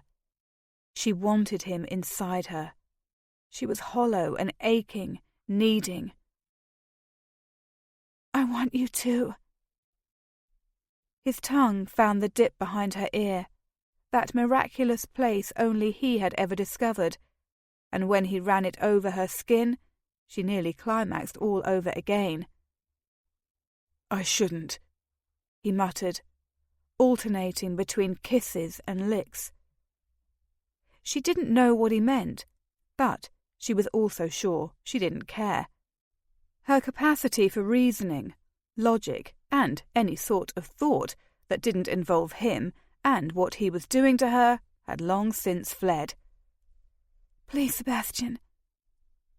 She wasn't even certain what she pled for. It didn't matter. Nothing mattered but him and her and the depraved passion they unleashed within each other. She didn't want a courtship. She wanted him. The absence of fear was a thrilling, ridiculous thing. She felt so giddy that she would have laughed if he had not taken his fingers from her shaft, and if he had not run his length over her wet, sensitive flesh, where she wanted him most. Forgive me, he said into her ear, and then the head of him, hard and thick and demanding, thrust inside her. His entry robbed her of breath. Pain, burning and sharp, stabbed through her. Her body stiffened beneath his, a gasp tearing from her throat. She'd known there would be pain. Aunt Caroline had warned her. But it had still taken her by surprise, lost as she'd been in the heady pleasure he'd already visited upon her. Bloody hell! Sebastian swore, holding himself over her and scouring her face with his concerned, dark blue gaze. He remained still within her, rigid and hot, and not at all unwanted, in spite of the unfamiliar intrusion and its accompaniment of discomfort. I've hurt you. In truth, she had been more startled than anything. Her father's fists and boots had inflicted far more damage upon her over the years than Sebastian ever could. With this pain would come great pleasure. With the other pain had only come the fear of more, inevitable pain and suffering. I shall survive. I've been hurt far worse in my lifetime. She blinked away the tears stinging her eyes. I'm sorry. He pressed his forehead to hers for a moment, his warm breath fanning her lips. I'm so sorry, Buttercup. It will only ever pain you the first time. Let me make it better for you, please. Sebastian raised his head again, searching her eyes. He trailed the gentlest of touches over her cheek. His beautiful face had softened, his expression tender, etched with concern. She would have given him anything in that moment.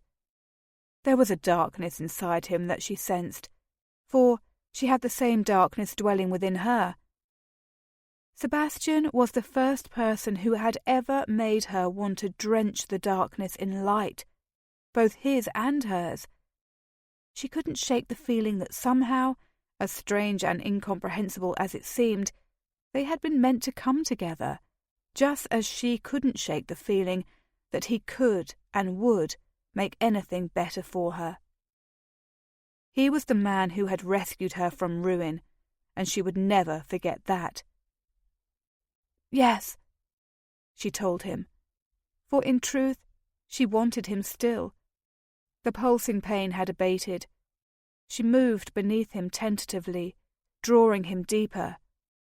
and though some lingering discomfort remained, her need for him revisited her in a great flood of sensation. "Yes, Sebastian." He kissed her, long and lingering, plundering her mouth as he moved. Tentatively, slowly, his fingers dipped between them, finding the nub at the centre of her folds again. The burning gave way to small licks of pleasure that began at her core and radiated throughout her body. Her inner muscles adjusted, her body naturally becoming accustomed to his. He stretched and filled and claimed. And she liked the feeling of him, potent, male, demanding. His mouth took, his kisses bruising and carnal, wild with need, open, hungry and unashamed. He bit her lip, thrust his tongue against hers.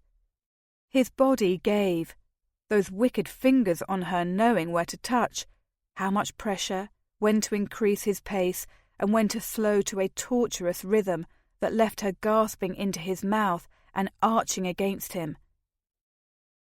He tore his lips away, as breathless as she. "Daisy, sweet Christ, you're going to be the death of me." He kissed her neck again, tongued the hollow behind her ear. "Spend again for me, Buttercup. Make it worth everything." There was an undercurrent in his words, a hint of accusation, a whole lot of fire. She didn't know what he meant, and further examination would need to wait, for he was moving again, faster and deeper. It consumed her. He consumed her. She angled her hips against him, allowing her thighs to fall open more, bringing him even deeper. Nothing had ever been more right.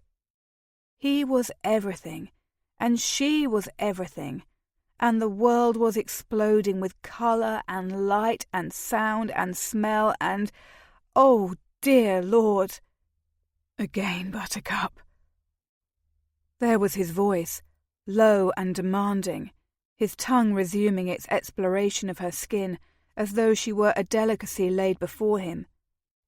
Behind her ear, down her throat, probing against her pulse, the curve of her breast, teasing a nipple. He caught the stiff peak in his teeth, nipping, his fingers working faster over her pearl, his manhood sliding in and out with delicious friction. She gasped, moaned something. Perhaps it was his name. She didn't know, didn't care. Her breath came faster, heart galloping, entire body aflame, and she was hyper-aware of every connection between his body and hers, ready to come undone. Bliss crashed over her, sudden and overwhelming, like the sea in the grip of a hurricane. It was fierce, magnificent, nature at her most violent and passionate. Daisy shook, crying out, gripping his broad shoulders, sinking her nails into him, straining upward, seeking more as pleasure burst within her. He gave her what she wanted, sliding home deep and quick, moving in long, pleasurable thrusts that had her tightening around him even more. And then his large body went utterly stiff as he drove himself into her again, a curse slipping from his lips before his mouth came down on hers once more. A new sensation, hot and wet, blossomed inside her. He rocked into her a few more times, prolonging the moment and the pleasure both, before breaking the kiss to stare down at her. "Damn it!" And then he withdrew from her body, rolled away, and left the bed. "Sebastian!"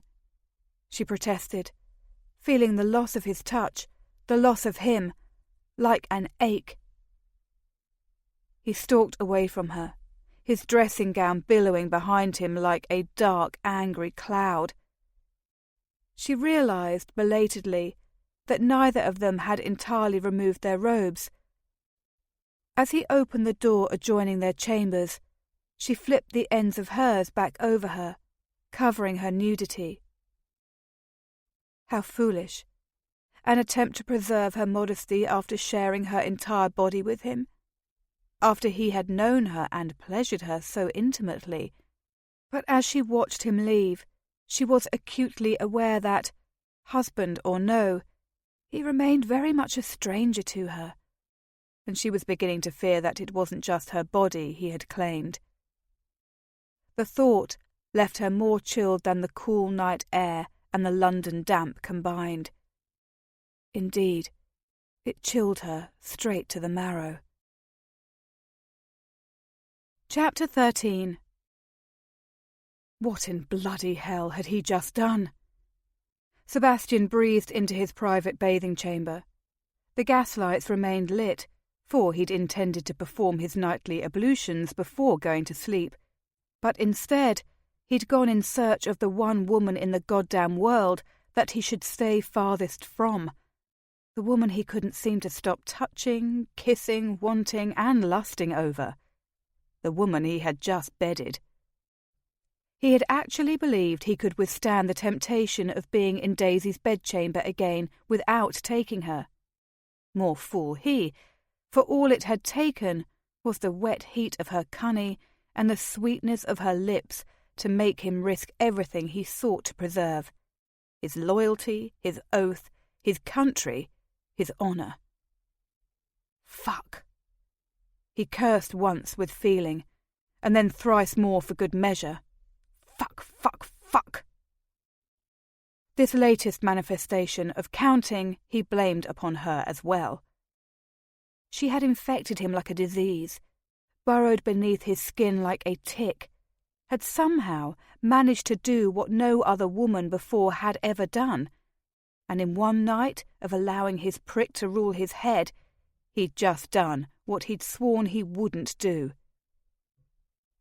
He washed the blood from his cock, and he had never performed another task that made him feel lower. There it was, the evidence of their union. How the hell would he annul their marriage now, after he had so selfishly and stupidly taken her innocence? Oh, he had no doubt that Carlyle would still pull the proper strings to accomplish such a feat, but could Sebastian, in good conscience, do it? One answer belonged to that question, and one answer only. No. He pulled his robe together and knotted the belt. Then he seized the bowl he ordinarily used for shaving and filled it with warm water, still cursing himself. He took up 2 small towels before turning back toward the chamber where he'd left Daisy, thoroughly deflowered. He lowered all the lights, save one. Carlyle was going to have his head. Married for a span of 1 day, and he'd consummated. Had more than consummated. He'd spent inside her. Jesus Christ. His stupidity and raging lust now meant that there was the chance that Daisy could bear his child. The notion didn't curdle his blood as it ought. Instead, an odd, foreign surge of warmth flooded his chest. What in the name of all that was holy? Ruthlessly, he forced the sensation to go the hell away. She wasn't meant to be his Duchess. He still didn't know which side of the damn fence she stood on. He had deceived her, had dishonoured her, and under no circumstances should the thought of Daisy growing heavy with his child and bearing him a daughter with sprightly golden curls and green eyes make him feel anything other than revulsion.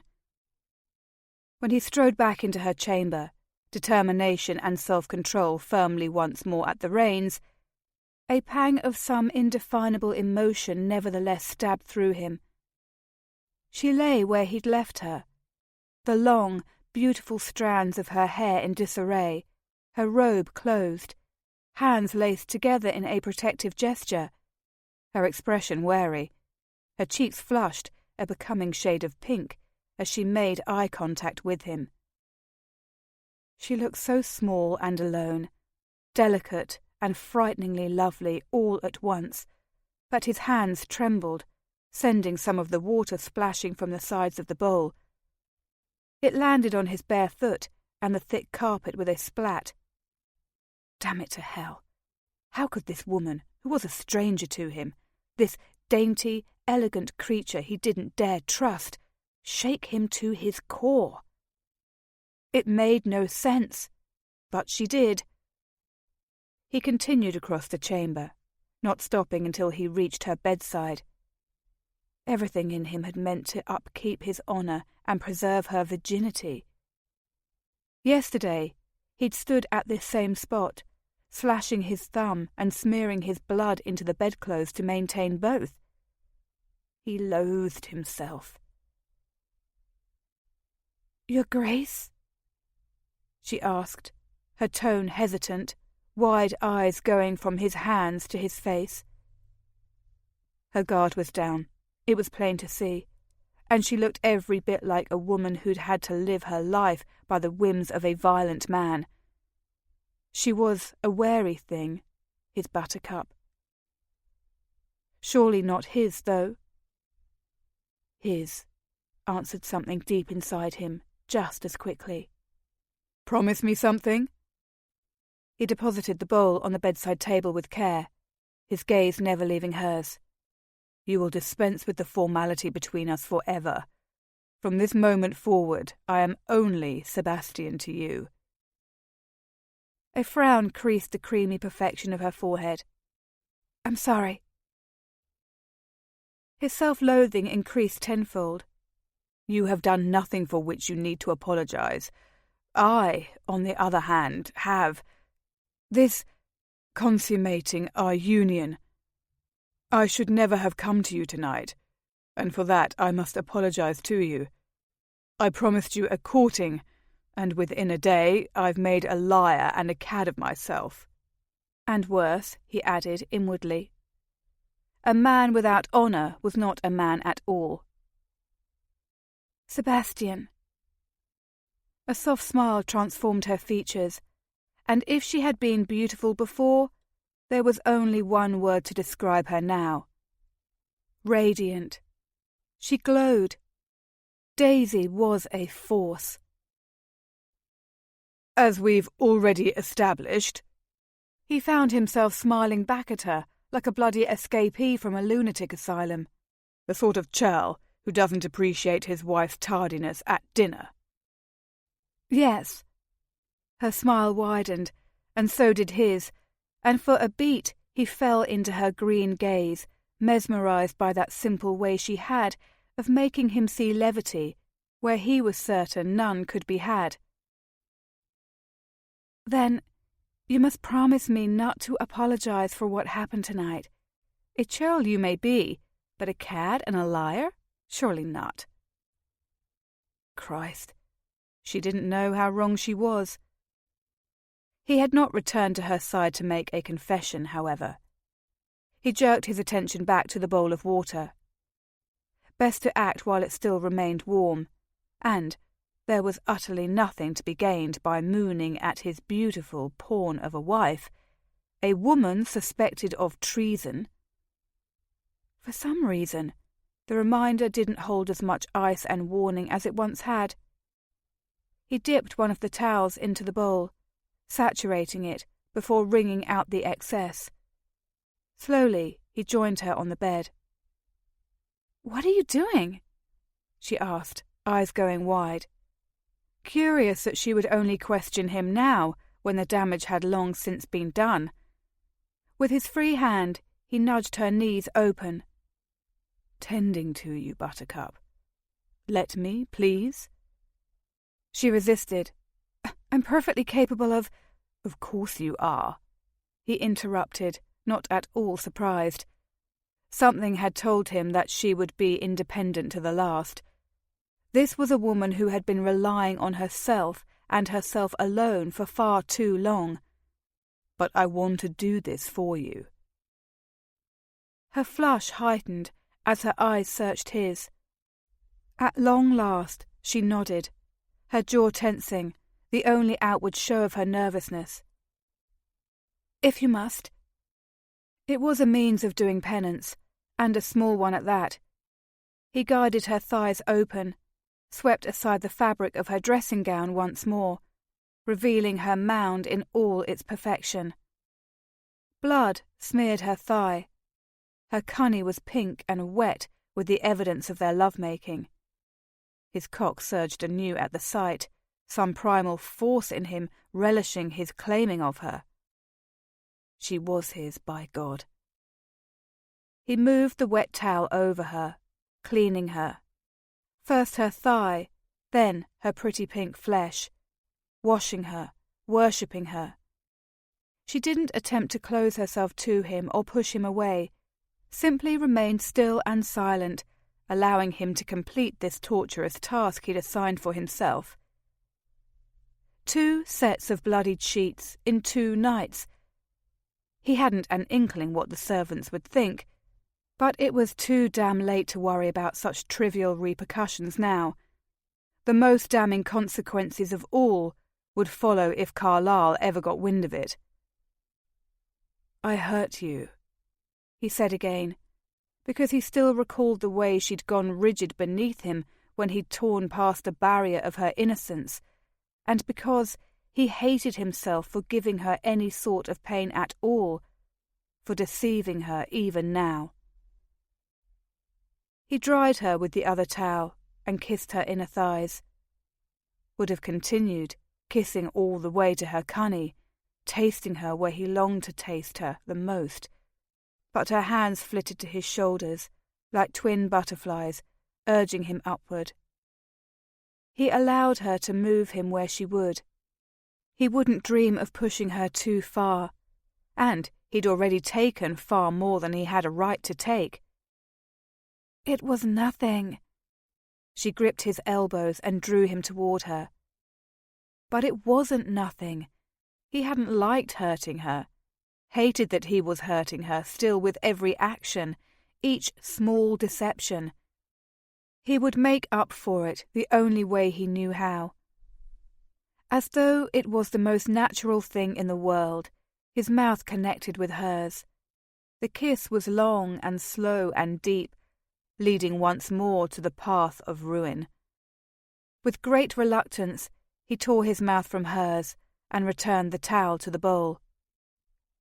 He had never before spent an entire night in bed with a woman, but he had also never deflowered an innocent before either. It was bloody peculiar, but he didn't want to leave her. Before giving his rational mind the chance to confuse matters for him, he turned down the lights and shucked his dressing gown. With her help, he made short work of daisies as well. She didn't protest when he drew her body against his and pulled the bedclothes atop them both. They were joined from ankle to shoulder.